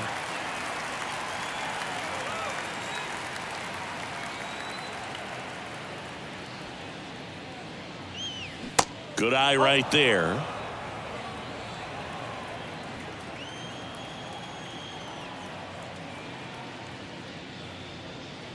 Pitch misses outside. 2 balls and a strike.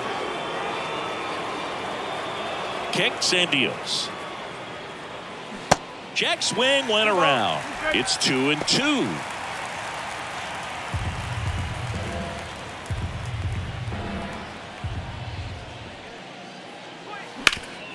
Hard on the ground to first.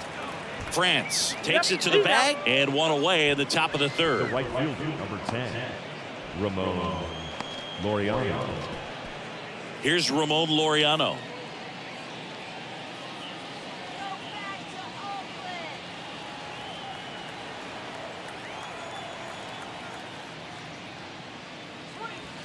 That hits the dirt, and that is ball 1.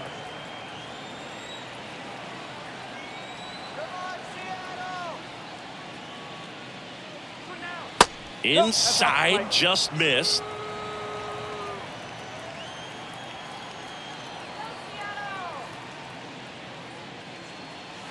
Now 3-0.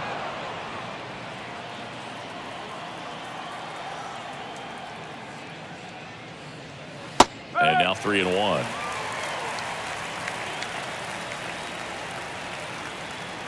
And here it comes. And he walked him. Boog, do you think you could draw a walk in the bigs if we gave you enough at bats? Oh, that's a good question. I think that if they gave the pitcher a false scouting report on me, yes, I think I could draw a walk.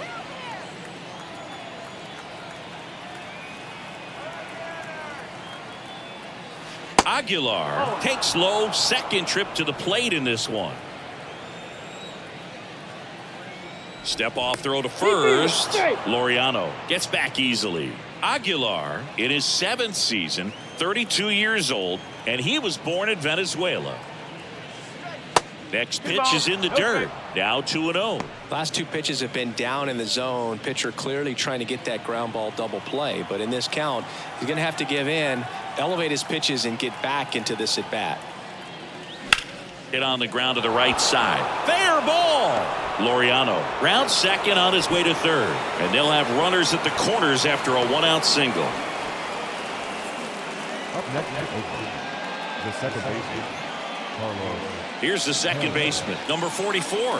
Flied out his first time. Started to swing, held up. 1 ball, no strike.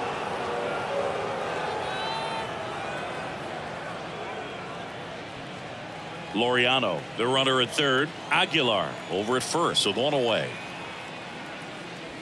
Next offering upstairs. Good spot for the hitter. Definitely has the advantage in this count with runners on. Look for him to be aggressive on this next pitch.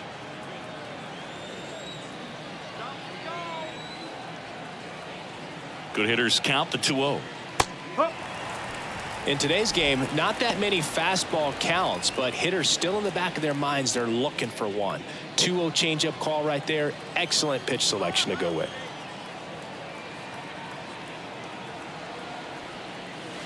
Next offering is down low. Get ready for some action here. Good RBI guy at the plate. Runners in scoring position and a hitter's count. Check swing, tried to hold up, now an appeal to first. And he went around. Rule to swing.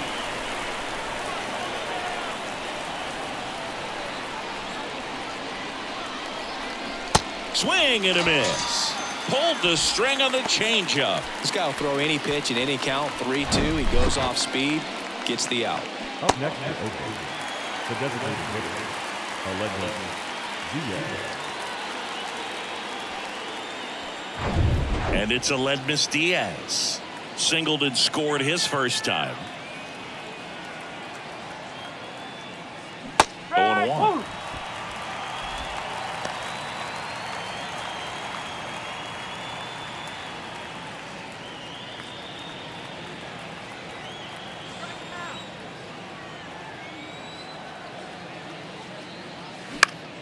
Fouled off down the right side.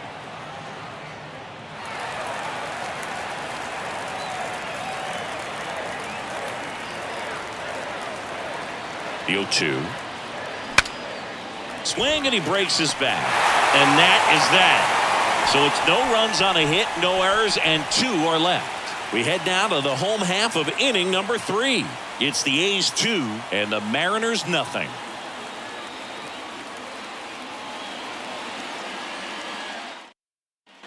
Back here at the ballpark, set for the bottom of the 3rd, and now for Seattle, Teoscar Hernandez. And the pitch. This one lifted in the air, left field. Rooker has this one sized up. Puts the squeeze on that one. One up, one down. Batting in, the second baseman, Colton Wong up to hit. This is a guy you got to keep an eye on when he digs in. Definitely been known to drop a drag bunt from time to time, and he's pretty good at it, Chris. Yeah, and he creates a sense of urgency for the defense because of the speed, because of the ability to put down that bunt. batting ninth, the catcher, John Murphy. So here's Murphy now.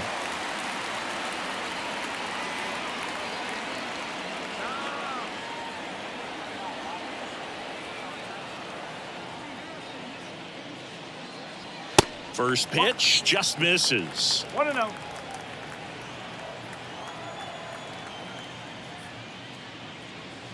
That one at the knees for a strike. The 1-1. Out to short, Allen. Slings it across. That ends the inning. 9 straight retired here to start the game. On to inning number 4. It's the A's 2 and the Mariners nothing.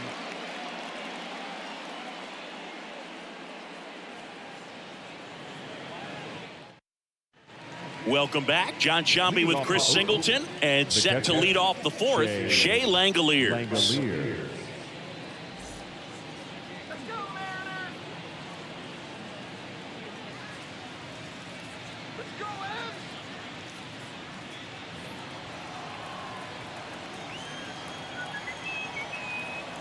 And a pitch. Just missed. You know, these Athletics doing a great job, Boog, of just waiting for the right pitch to come their way, and I'm seeing very patient at-bats out of them. They're doing a good job of working the pitch count, and they've been able to push a couple of runs across to score as well. That one ripped, but foul. Still relatively early, but with the pair of runs already on the board, the ripple effect of that high pitch count might set them up to do more damage later in this game. Swing and a miss. 2 balls, 2 strikes.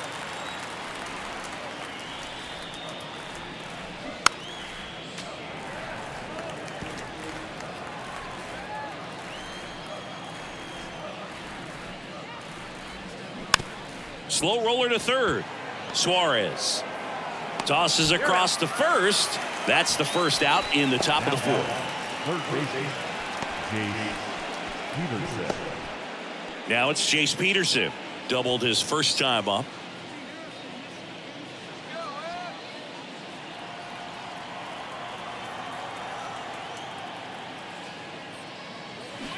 Swing and a miss. And it's 0-1.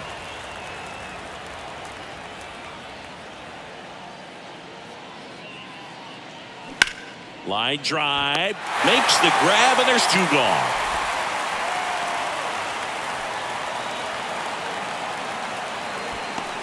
Two outs, base is empty.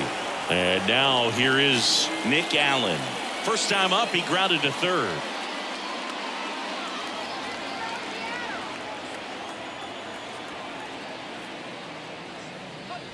There's a strike.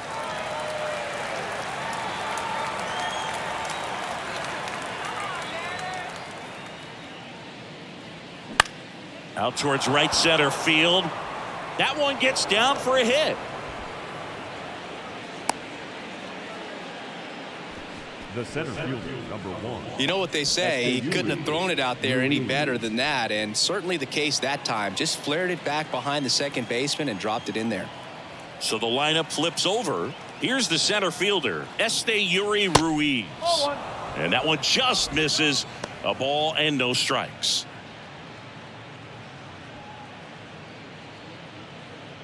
Allen leads off first with 2 down to the inning.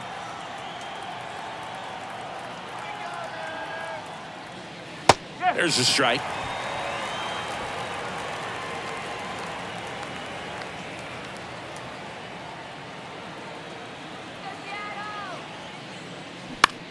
This to center field. Rodriguez racing after it. Long run, nice grab.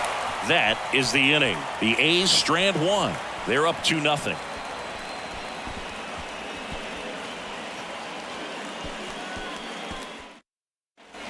Ready to go. Bottom four. Here's the Mariners leadoff man, J.P. Crawford.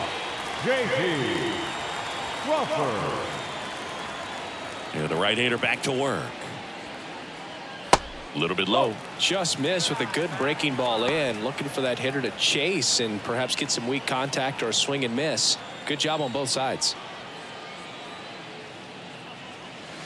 Next pitch downstairs, and the count is 2-0. Well, usually a high level of confidence when you're facing a young pitcher out there on the mound. In this situation, ahead 2-0, he's put himself in a really good spot. Next one off the plate inside. 3-0.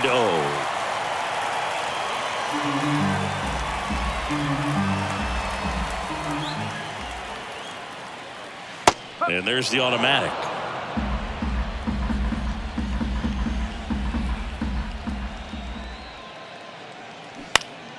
Next offering is fouled back.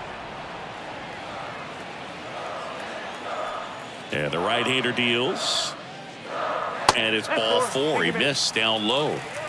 Pretty good pitch on 3-2, right around the knees, but just no help from the umpire.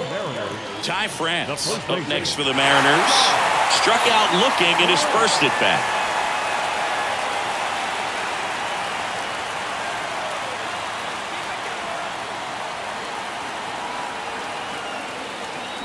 Strike one. 0-1.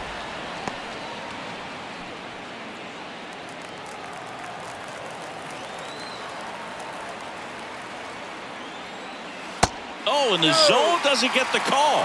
And it's a ball and a strike.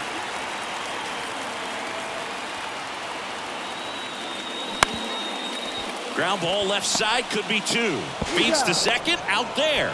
Throw off line, he's safe. And a nice job there to keep it from getting away. Well, an aggressive slide right there at second base, but that's a legal slide. I like that because you're trying to do whatever you can to break up the double play, and it looked like it had an effect on that throw just a little bit. Couldn't get enough on it to get the second out at first for that double play. Nice job by the base runner. And now it's Julio Rodriguez. Hit it well, but flied out to the deepest part of the outfield his first time. Ball one, no strikes.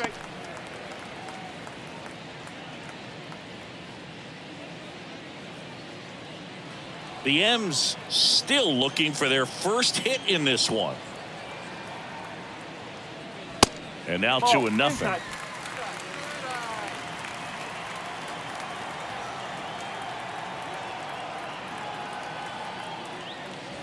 Looked like it was a little bit up.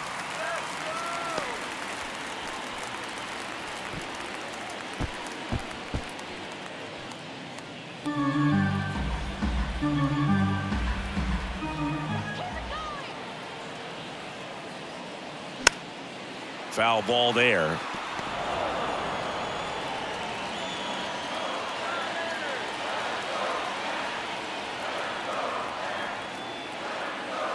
Next offering finds the zone, and the count is full. Good pitch to hit on a tee up in the zone. I think he was looking for something else right there.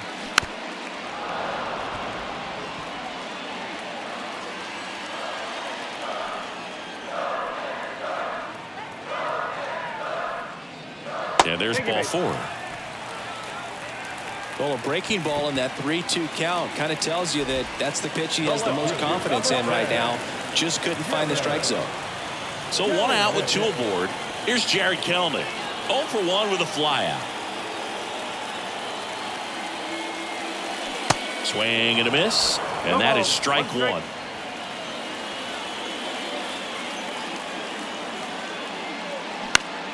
In the air out towards right center. Laureano settles under it. Pulls it down, and he makes the catch. And there's two down. Yeah, that was a wasted RBI opportunity, but a competitor like him, he is looking forward to making up for it in his next at bat. So first and second with two outs. Eugenio Suarez up to hit down.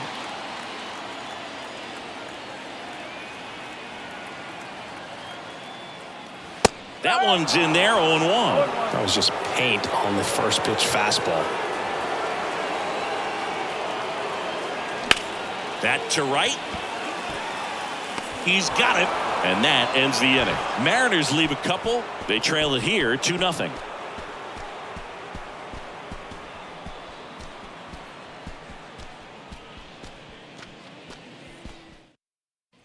Back at T-Mobile Park, ready now for the 5th inning. Here's a big power threat. Brent Rooker. Oh, look out here. He's going to come up ready to swing in this situation. The pitch. And that one just misses. A ball and no strikes. And there's a curve through for a strike. Pretty impressive. We haven't seen that pitch from him much, but he's got a really good feel when he throws it. Here's a 1-1. And another ball. 2 balls, 1 strike.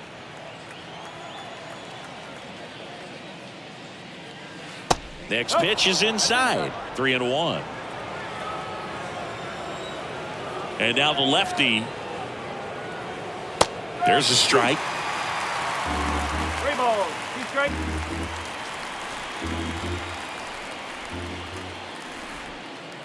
And that's ball 4. Ball 4.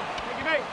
No, very close with the location right there. It's just tough to get rewarded on the call with pitches near the top of the strike zone. And now the right fielder, Ramon Laureano.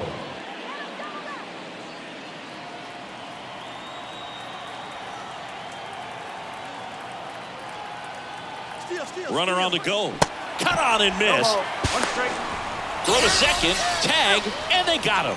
Such a quick and fast swing of emotions right there. You get the runner on with the walk, which is great, but then picks a bad pitch to go on, and you just erase the free pass that you were issued. I understand you want to be aggressive. You want to try to get in the scoring position, but you just have to be a little smarter there.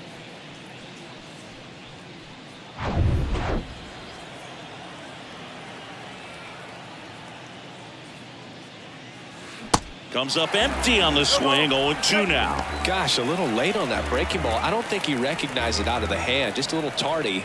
Gonna have to regroup here.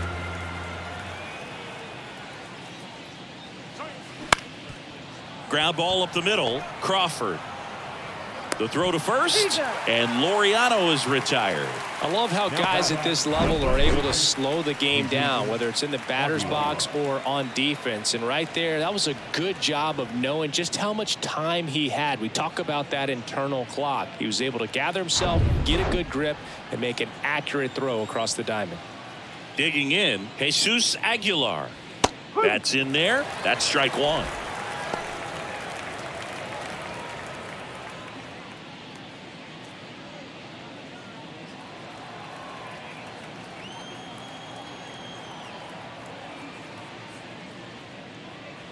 Top of the zone for a called strike. Well, he didn't like those first 2 pitches. Now in an 0-2 hole, he's going to have to battle. Hope he gets a mistake.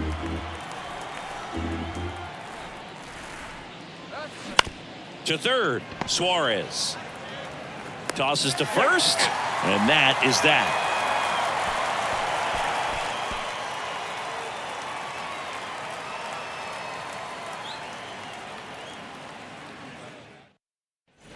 Back in Seattle, we head to the bottom of the 5th. Now it's the Mariners DH, Cal Raleigh. Well, these fans definitely want to get involved in the game. All it's going to take is to get the leadoff man or even a base runner on. And the first pitch misses for ball 1. Well, these Mariners just aren't putting great swings on the baseball in this one. You really can't pin it on one player because we've seen soft contact up and down this lineup. It's time to make some adjustments because this approach is just off. 2-0 to Cal. Here it comes. Ripped to third. Over to Aguilar. And the leadoff man set down in their half of the 5th. And now Teoscar Hernandez popped out to left his first time.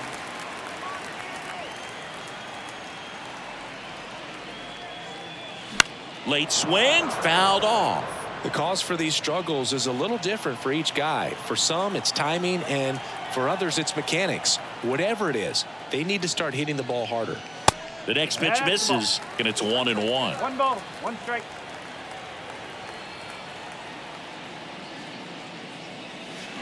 Swing and a miss. 1-2. Well, he went inside a couple of times, and now outside. Hitter's not exactly sure where to look for this next pitch. Check swing, no appeal. 3 strikes.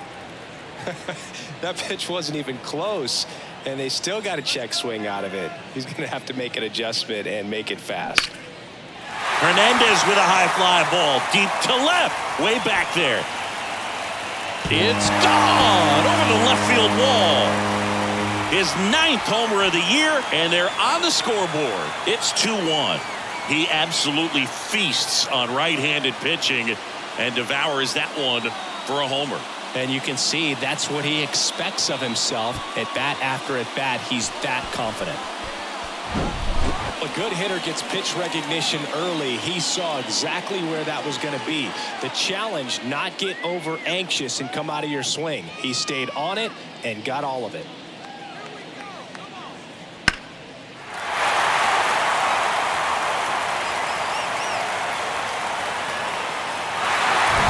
Now it's the second baseman, Colton Wong. First pitch, and that's in for a strike.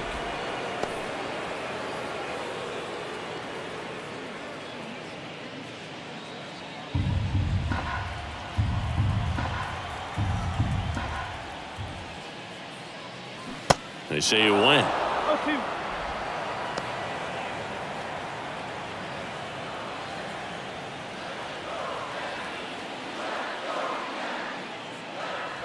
Gets a piece and stays alive.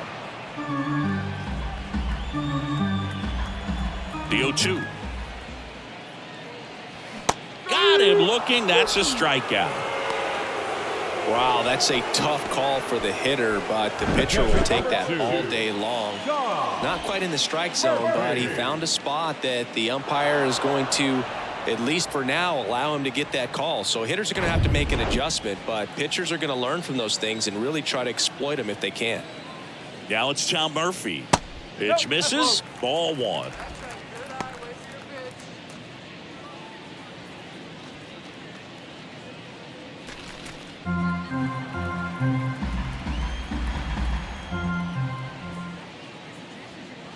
Good eye right there.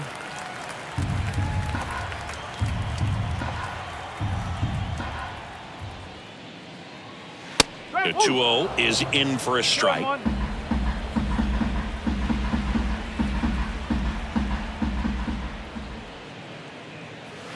The 2-1 is high.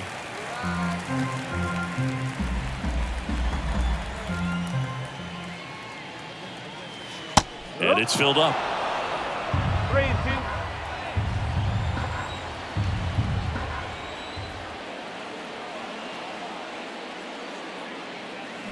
And a foul ball. He stays alive. The pitch. Swing and a miss. Struck him out. Seattle gets a little closer on this solo homer as the A's are on top. You're watching Major League Baseball on the show.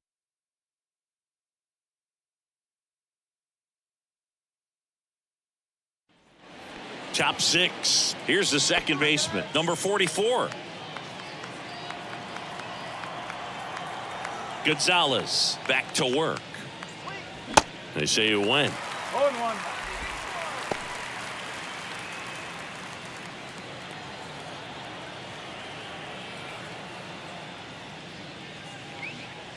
Pitch is in there. No balls, 2 strikes. Bullpen activity starting up now. Matt Brash, a right-hander with big strikeout stuff, is getting it fired up. Saucedo, a left-hander, also throwing.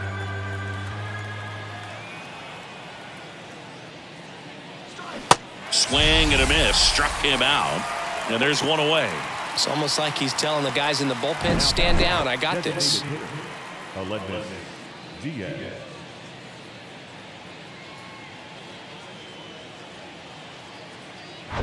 Aledmys Diaz now.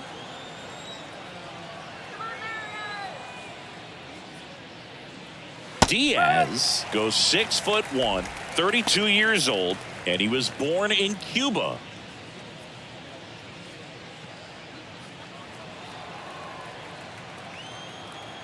Deal 1.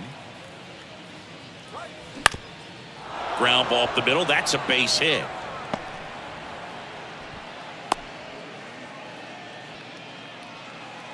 Now Just kept it simple. Played pepper with the middle of the infield and took it back where it came from, and there was just no one there to knock it down.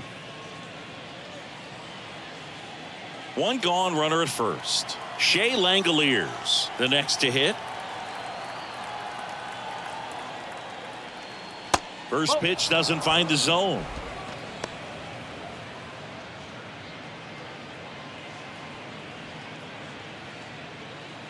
Diaz leads off first with one away.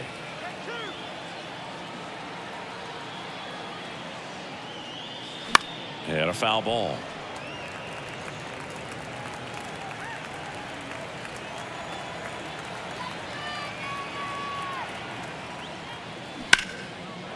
And there's a rocket into the outfield.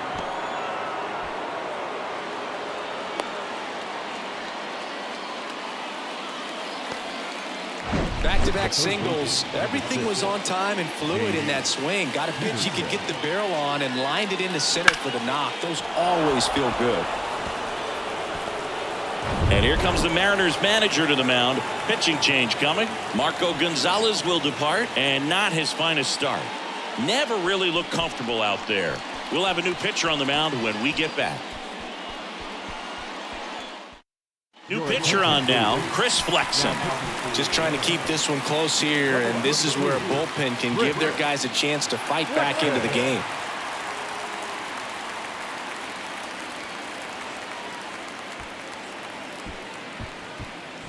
So first and second with one man gone. Digging in for Oakland, Jace Peterson.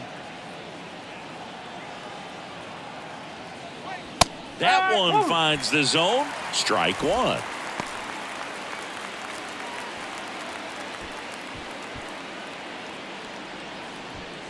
Runners at first and second with one gone. Swing and a miss. And that is strike two. That's a real nice cutter right there. I mean, this guy can struggle with the inside pitch at times, so I'd say that's pretty effective if you can continue to command it on that side of the plate.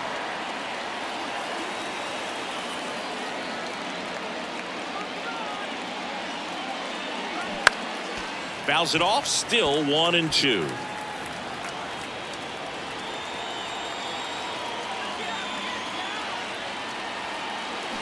Swing and a miss. Struck him out. Pulled the string on the changeup. Got him out on the front foot. Couldn't keep the hands back long enough and played right into the hands of the pitcher.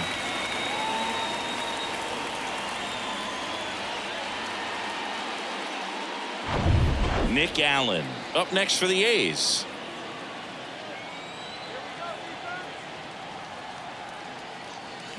And the first pitch misses for ball one.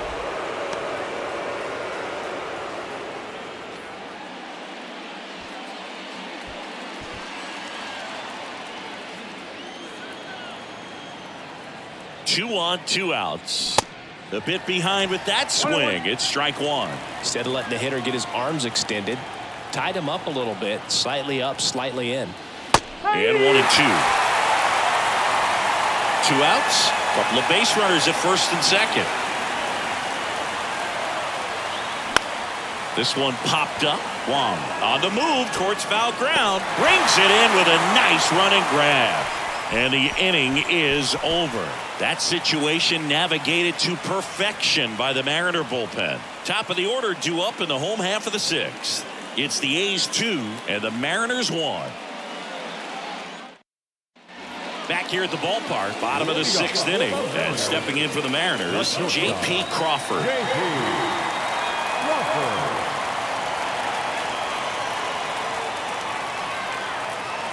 And the pitch. That's in there. Strike one.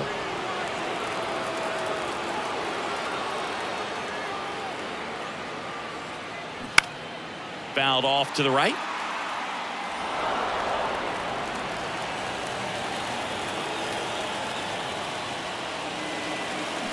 Battling here as he fouls it away.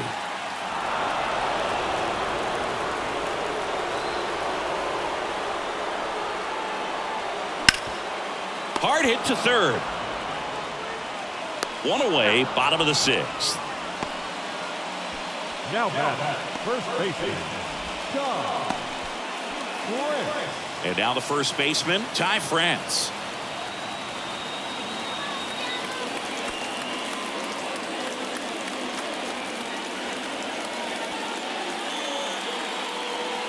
That misses off the outside edge. 1-0.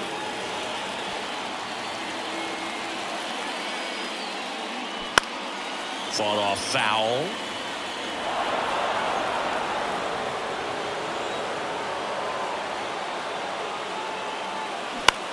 Puts it in the air out towards left center. Ruiz on the move to the right. He gets there to make the play. A nice running grab. That's out number 2. Number 44, Julio Rodriguez up next for the Mariners.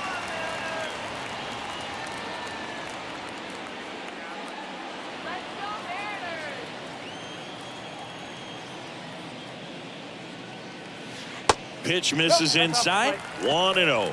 Curveball kind of backed up on him there. I think it just slid out of the hand a little bit too soon.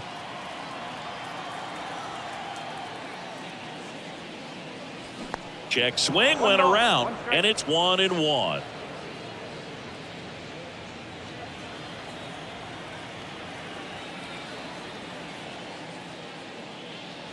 That one missed. 2 balls, 1 strike.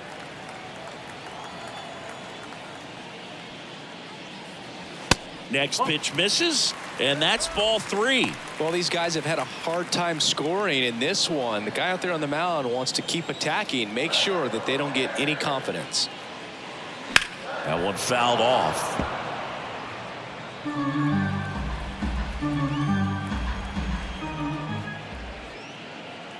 The right-hander gives up the 2-out walk. How big a deal is that walk? I don't think it's a big deal because if you pitch to the previous hitter with the power he has, he can hit a home run. I think it was a calculated walk. We'll see how it pays off here.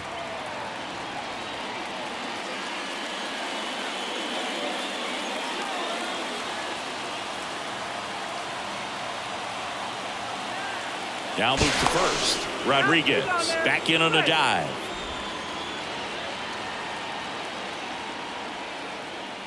Another move to first, and he's back again.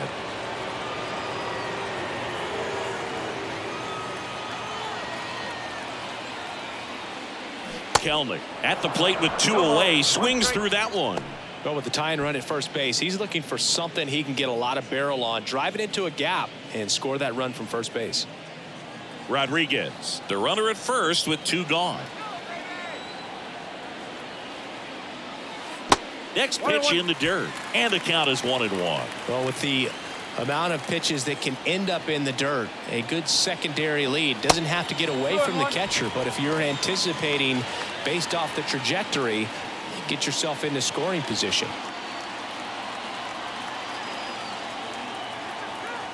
The 2-1. Runner on the go. Pitch is high. Throw there. Safe. Chris, his wheels were the difference maker on that play. Just got in there. Yeah, with StatCast's help, we see his top speed on this stolen base, and that's a big number. I mean, man, he really made his athleticism work for him on that one. Swing and a miss. Full count now. As a pitcher, you know the runner on second is ready to push things with his speed. A base hit's probably going to be a big run, so you really have to execute on the mound. Base hit! Here's Rodriguez trying to score. He'll score, and the Mariners have tied the game. It's 2-2. Love how he let that ball travel, trusted his hands. Nice job of going the other way.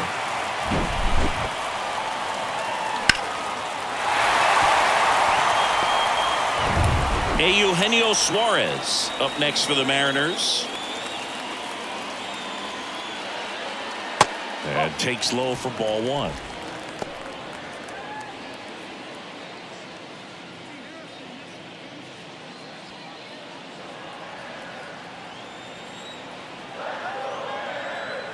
kicks and fires. Movement in the bullpen. Ken Waldachuk, the rookie left-hander, appears to be getting going. Ersig, a hard-throwing right-hander, up as well.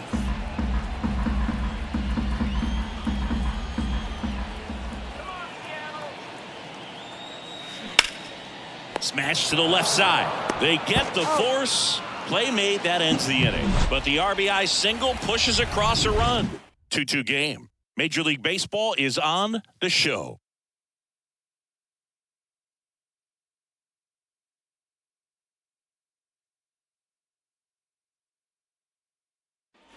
Top of inning number 7. And now the center fielder, Esteury Ruiz. It's good speed at the top of the order here. You want to get it on, see if you can get a stolen base, maybe get around the bases and pick up a run. And there's a strike.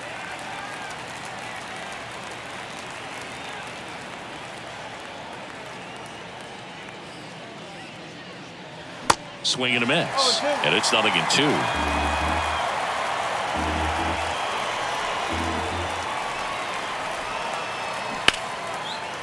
On a line, base hit.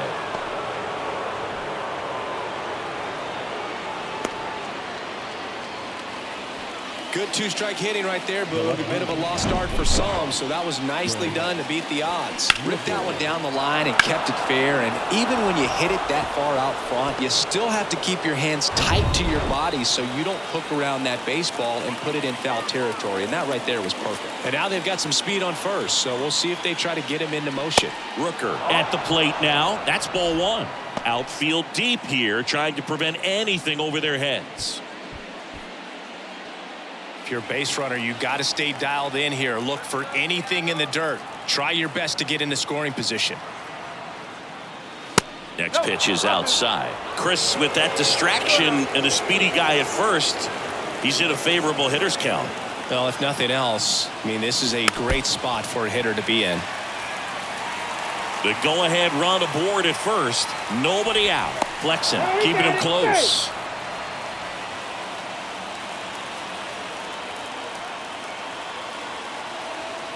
Another throw over. And he's back in that time as well.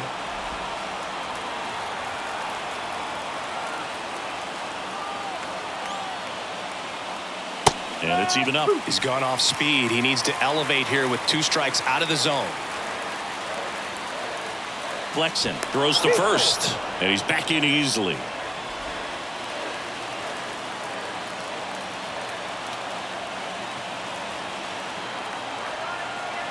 Back over to first, and they're keeping him close.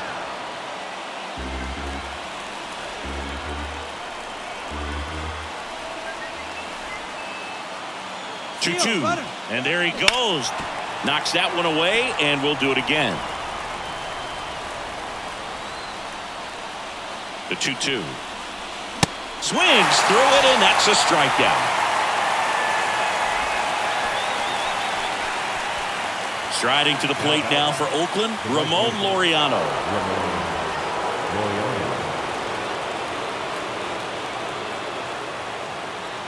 Here comes the pitch. There goes the runner from first. And that's a stolen base, not even close. 1 out. The go-ahead run is at second.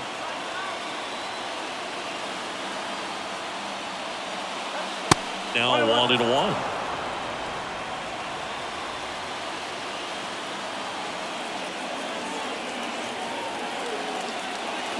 And that one is in the dirt. Now 2 balls and a strike.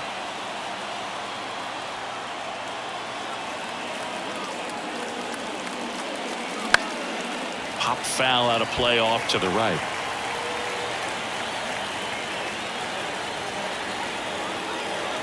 Righty to the plate. And now it's 3-2. This is a really good feeling for a hitter at this point in the ball game. You know that they don't want to walk you, so you're going to get a pitch to hit. You just better not miss it. Good plate appearance there. Able to take the walk. Man, that's a tough one to take on the full count, but I guess he saw it really well. It's a really nice plate appearance. Jesus Aguilar up next for the A's. Definitely wants to stay out of the double play here. Ball on the ground in the infield. Should be an inning-ending double play.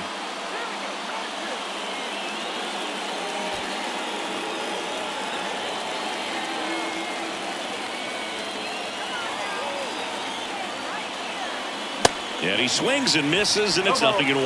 Well, a come-and-get-me fastball right there. He didn't look ready for the velocity. I think it'd be a mistake to throw him anything off speed right here.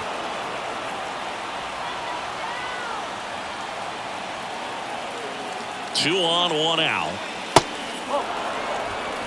It's a big opportunity right here, but I love the way he's slowing the game down. He's shrinking his zone, making sure he gets the pitch that he wants to hit.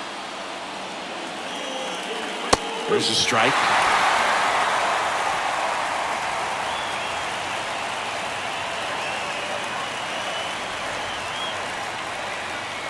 Next offering is down low. Full count now. Number 44, waiting for a turn at the plate.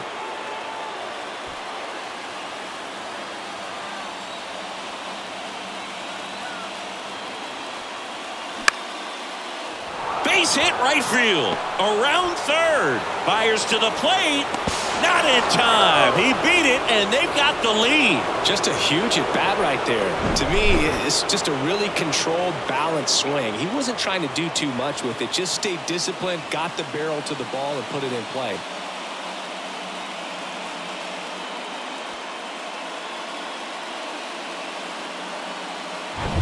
Two on, one out.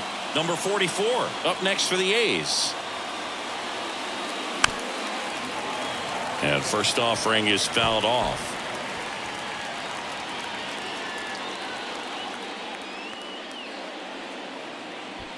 One-run game. The A's looking for some insurance.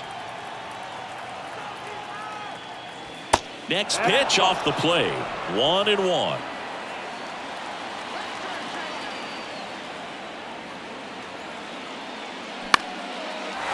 Hit to right. Hernandez ranging after it. No trouble here. Puts it away for the out. And there's two down. Now back, designated hitter, Aledmys Diaz now.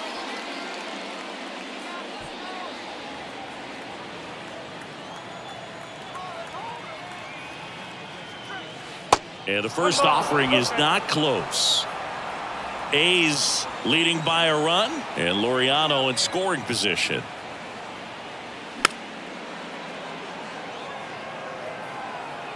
Pretty good pitch there to take a rip at. He wants to get his arms extended. He likes the ball away from him a little bit, just not able to square it up. And there's a ball. Really been able to slow down the game tonight with his at-bats, and the biggest one he's had so far. He doesn't look anxious at all.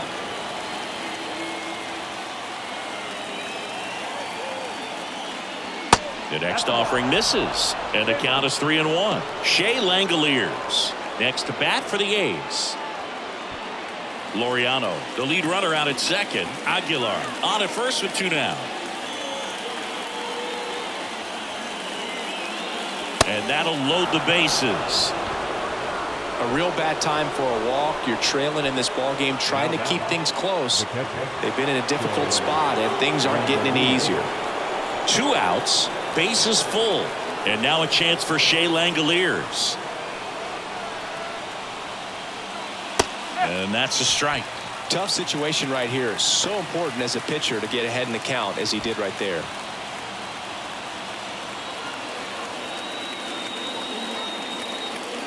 The 0-1. Up the middle. Wong. They take the force out. That ends the frame. So one run in the inning on this base hit. It's now a 3-2 ball game.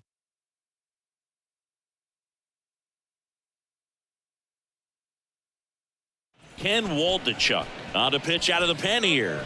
These are the spots relievers really make a name for themselves. Late and close. There's not much margin for error, but at the same time, there's a reason they're put in these situations. And now the DH, Cal Raleigh. For the Mariners, the designated hitter. The pitch. Outside corner, there's a strike.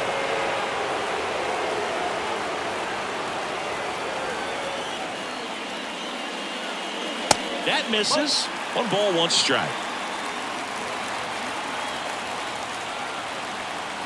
The tying run at the plate. There's a strike.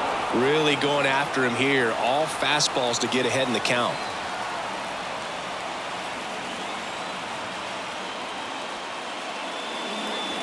Misses, and it's 2-2. Man, oh man, I don't know how you take that pitch. That's as close as it gets. Swings and misses, struck him out. A big first out here in the 7th via the punch out. Yeah, it just does so much to change the outlook of an important inning like this. When you got the leadoff hitter, so critical in setting the table when you got a tight game like this. So a strikeout really puts them on their heels. Here's Teoscar Hernandez. Swings through that one. 0-1.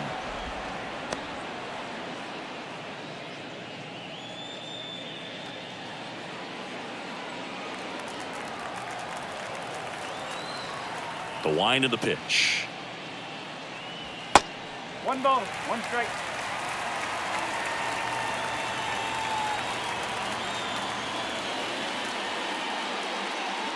On the inside corner for a strike.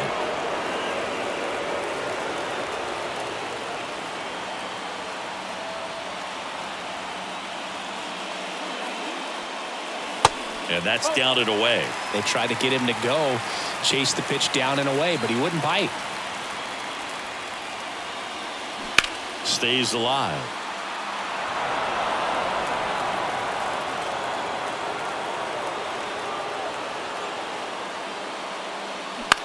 Swing and a ground ball out to short. Fires across the diamond, and that quickly 2 away. Up next for Seattle, the second baseman, Colton. And up next for Seattle, Colton Wong. You know, this is kind of a tough matchup as a left-handed hitter facing a left-handed pitcher. What you tell yourself is, I want to stay square to the plate, try to hit the ball over the shortstop's head.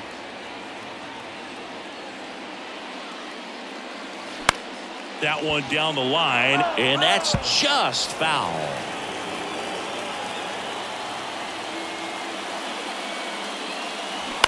High fly ball lifted in the air right field. Laureano settles under it. He's got it, and that'll end the inning. And 1-2-3 go the Mariners. They trail it 3-2.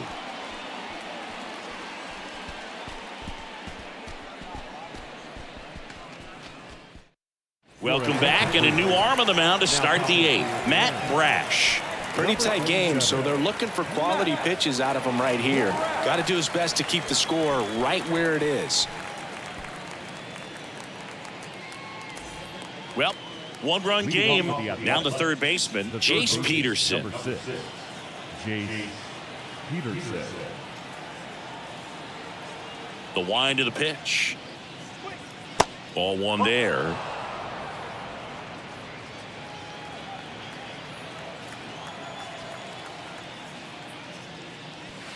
Inside, just missed. 2 balls, no strike. 2-0. Misses with the 2-0, and he's fired 3 straight outside the strike zone. In there for a strike at the top of the zone. 3-1 is on the way. And a foul ball. The kick, the 3-2. Got him swinging. Well, Boog, I'll tell you, when he goes to look at the video of that pitch, he's going to want to punch himself. That slider had hit me written all over it, and clearly he just got a little too excited and was out in front. Tell you what, when you get a pitch like that, you cannot miss it. Those have a chance to go a long way. Popped up. France gets under it. 2 down. Boy, that was a hanging breaking ball right there. I think he tried to do a little bit too much. Sometimes those eyes can get really big. I think his swing broke down as well, and that's what caused him to pop it up. Here's the center fielder, Yuri Ruiz.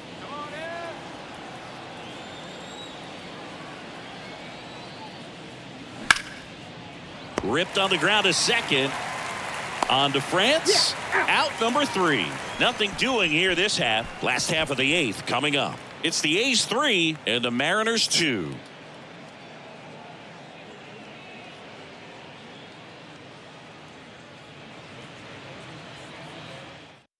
Back now, new pitcher on the mound as we roll into the bottom of the 8th, Sam Moll.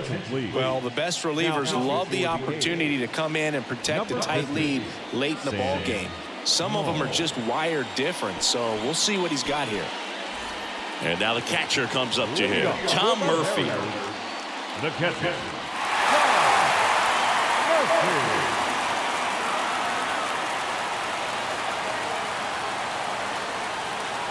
And a pitch.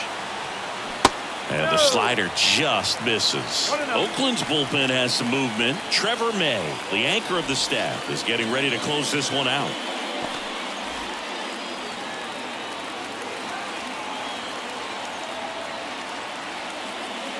That misses the zone. 2 balls, no strikes.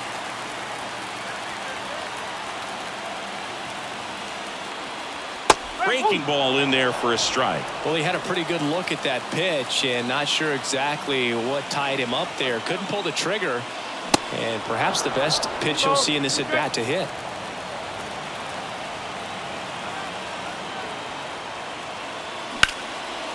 Line drive, base hit.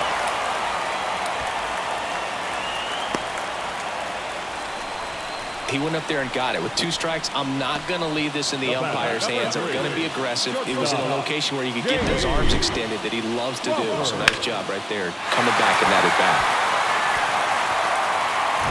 bat. Back to the top of the Seattle order. J.P. Crawford up next for the Mariners.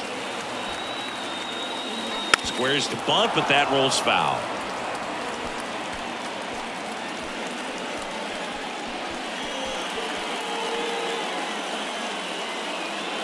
Murphy on at first, nobody out.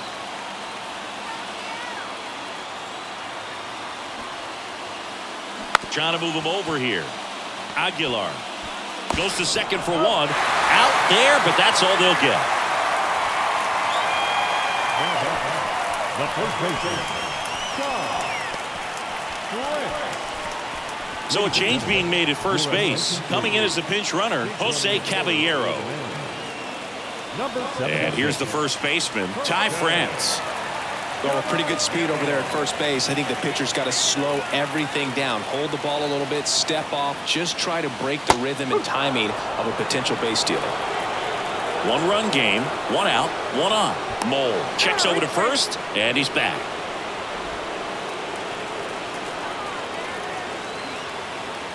Another throw over, and he's back again.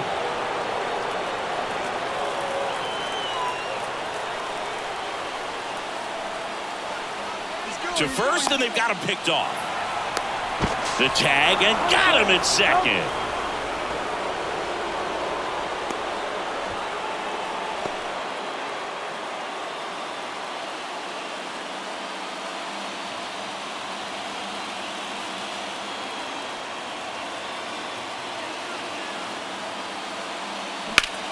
Lifted in the air, right field. Laureano trying to get there. Makes the catch, inning over. No runs, 1 hit, no errors, and no one left. Through 8 full, it's the A's 3 and the Mariners 2.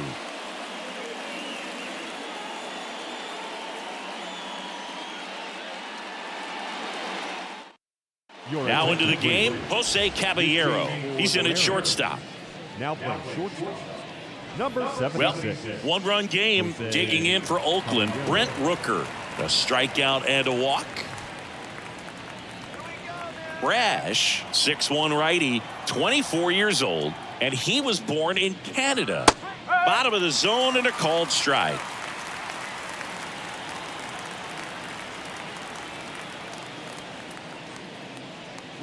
Check swing, went around, and the count is 0-2.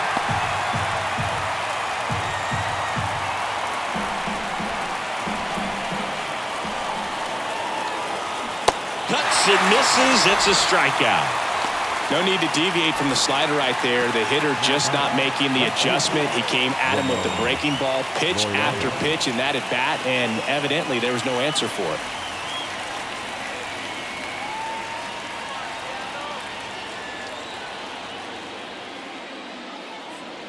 Laureano, the next to hit, takes ball one.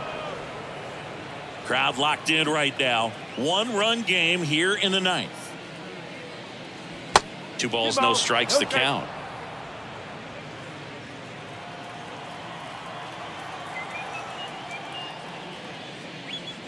Good eye right there.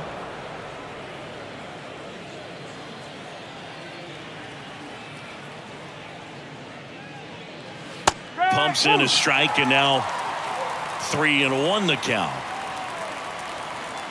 The wind and the pitch. They say it went.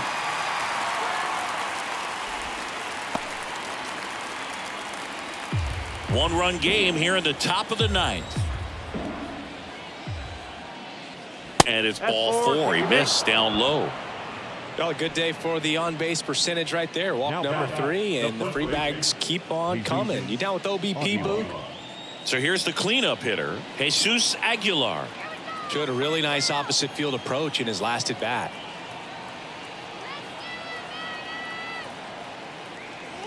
First pitch, not close.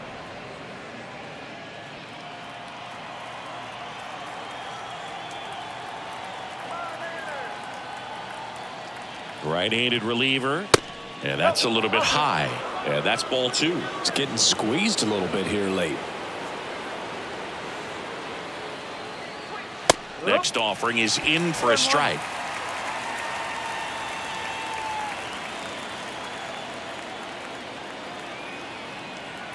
At the belt and fires. And that one fouled off.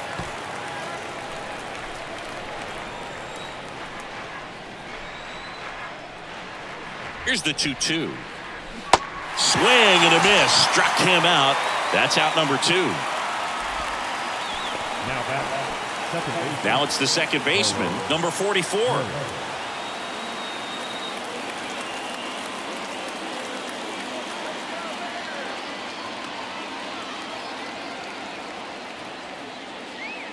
Misses outside, and that's ball 1. Pitcher doing an excellent job of working in and out. Jammed him with one pitch, now going away.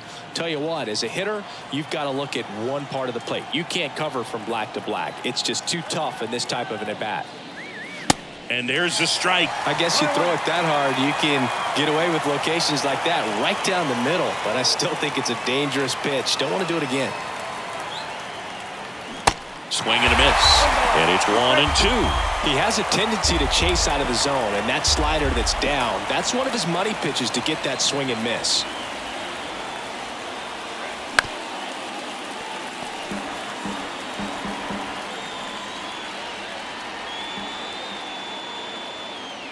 Right-hander kicks, deals. Swing and a miss. Struck him out. Couldn't catch up to the heater. So no runs, no hits, no errors, and 1 left. Heart of the order, 3-4-5 will get their shot in the bottom of the ninth. It's the A's 3 and the Mariners 2. So a new pitcher on the mound for the A's, Trevor May. A chance at his first save of the year. Your attention, please. Now pitching for Oakland, number 65, Trevor May. 3-4-5 due up for the home team. And now for Seattle, Julio Rodriguez. Well, this guy, a player that, if he gets on base, has the ability to really be aggressive getting around the base paths. The pitch. And that gets the inside corner for a strike. You know, this guy's great speed is in the back of that pitcher's mind. If he can get on, it's going to give him one more thing he's got to think about.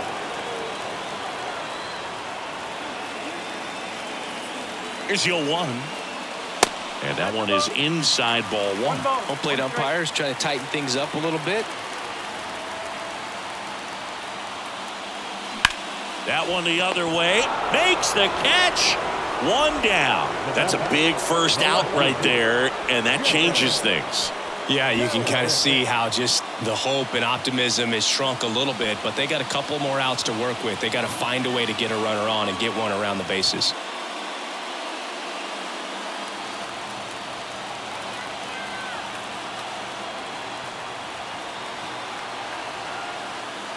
Helmet at the plate and takes high there. Home team down a run, and the home team trying to pull it out.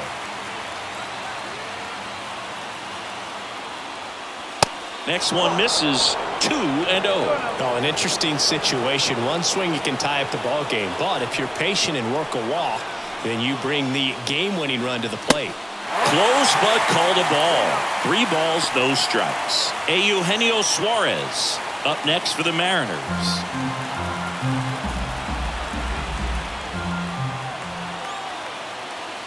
And he walked him. 4 pitches. That's an easy walk, man. He could have walked me right there, Boo. The last one wasn't even close.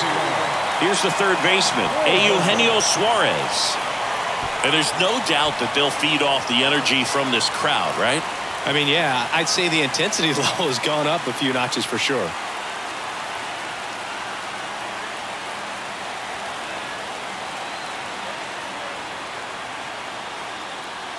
And that's in there for strike 1. One strike.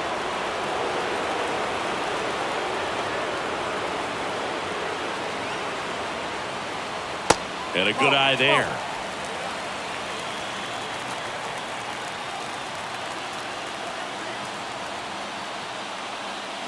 So now 1-2. With 2 strikes, may see some movement over there at first base, try to stay out of a double play here. Swings and sends a rocket to right. Squeezes it. 2 down. Now back, the designated hitter, Cal Raleigh. Big spot here. Bottom of the 9th. Down to their final out. Cal Raleigh up next for the Mariners. And things could change quickly here with 1 swing.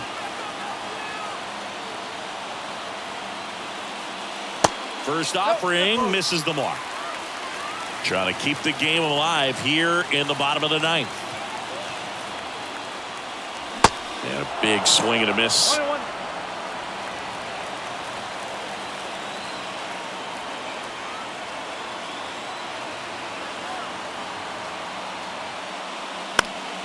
The 1-1 is fouled off. Check on the runner. Kelnick back in standing. Well, at least you got the pitcher thinking a little bit. You don't want to run yourself out of the ball game. You get thrown out or picked off, it's over.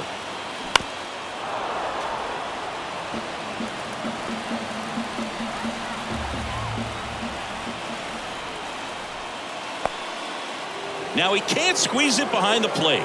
Tag, safe at second. And good hustle to move up. That's a wild pitch. As a closer, he's out there in that role for a reason, but even they lose the handle on one here and there, especially with all the nasty stuff coming out of bullpens these days. He's making it a little interesting here.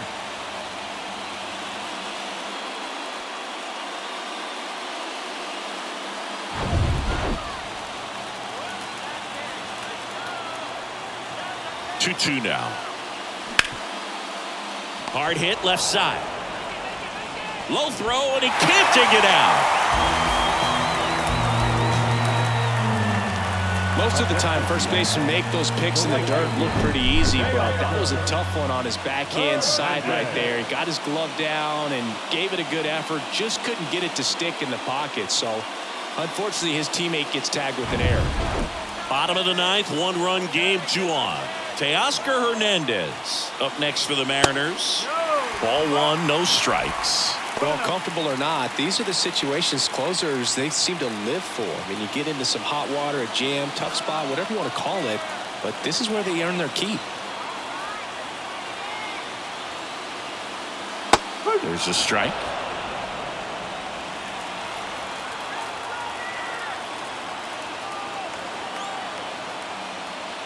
Good eye right there.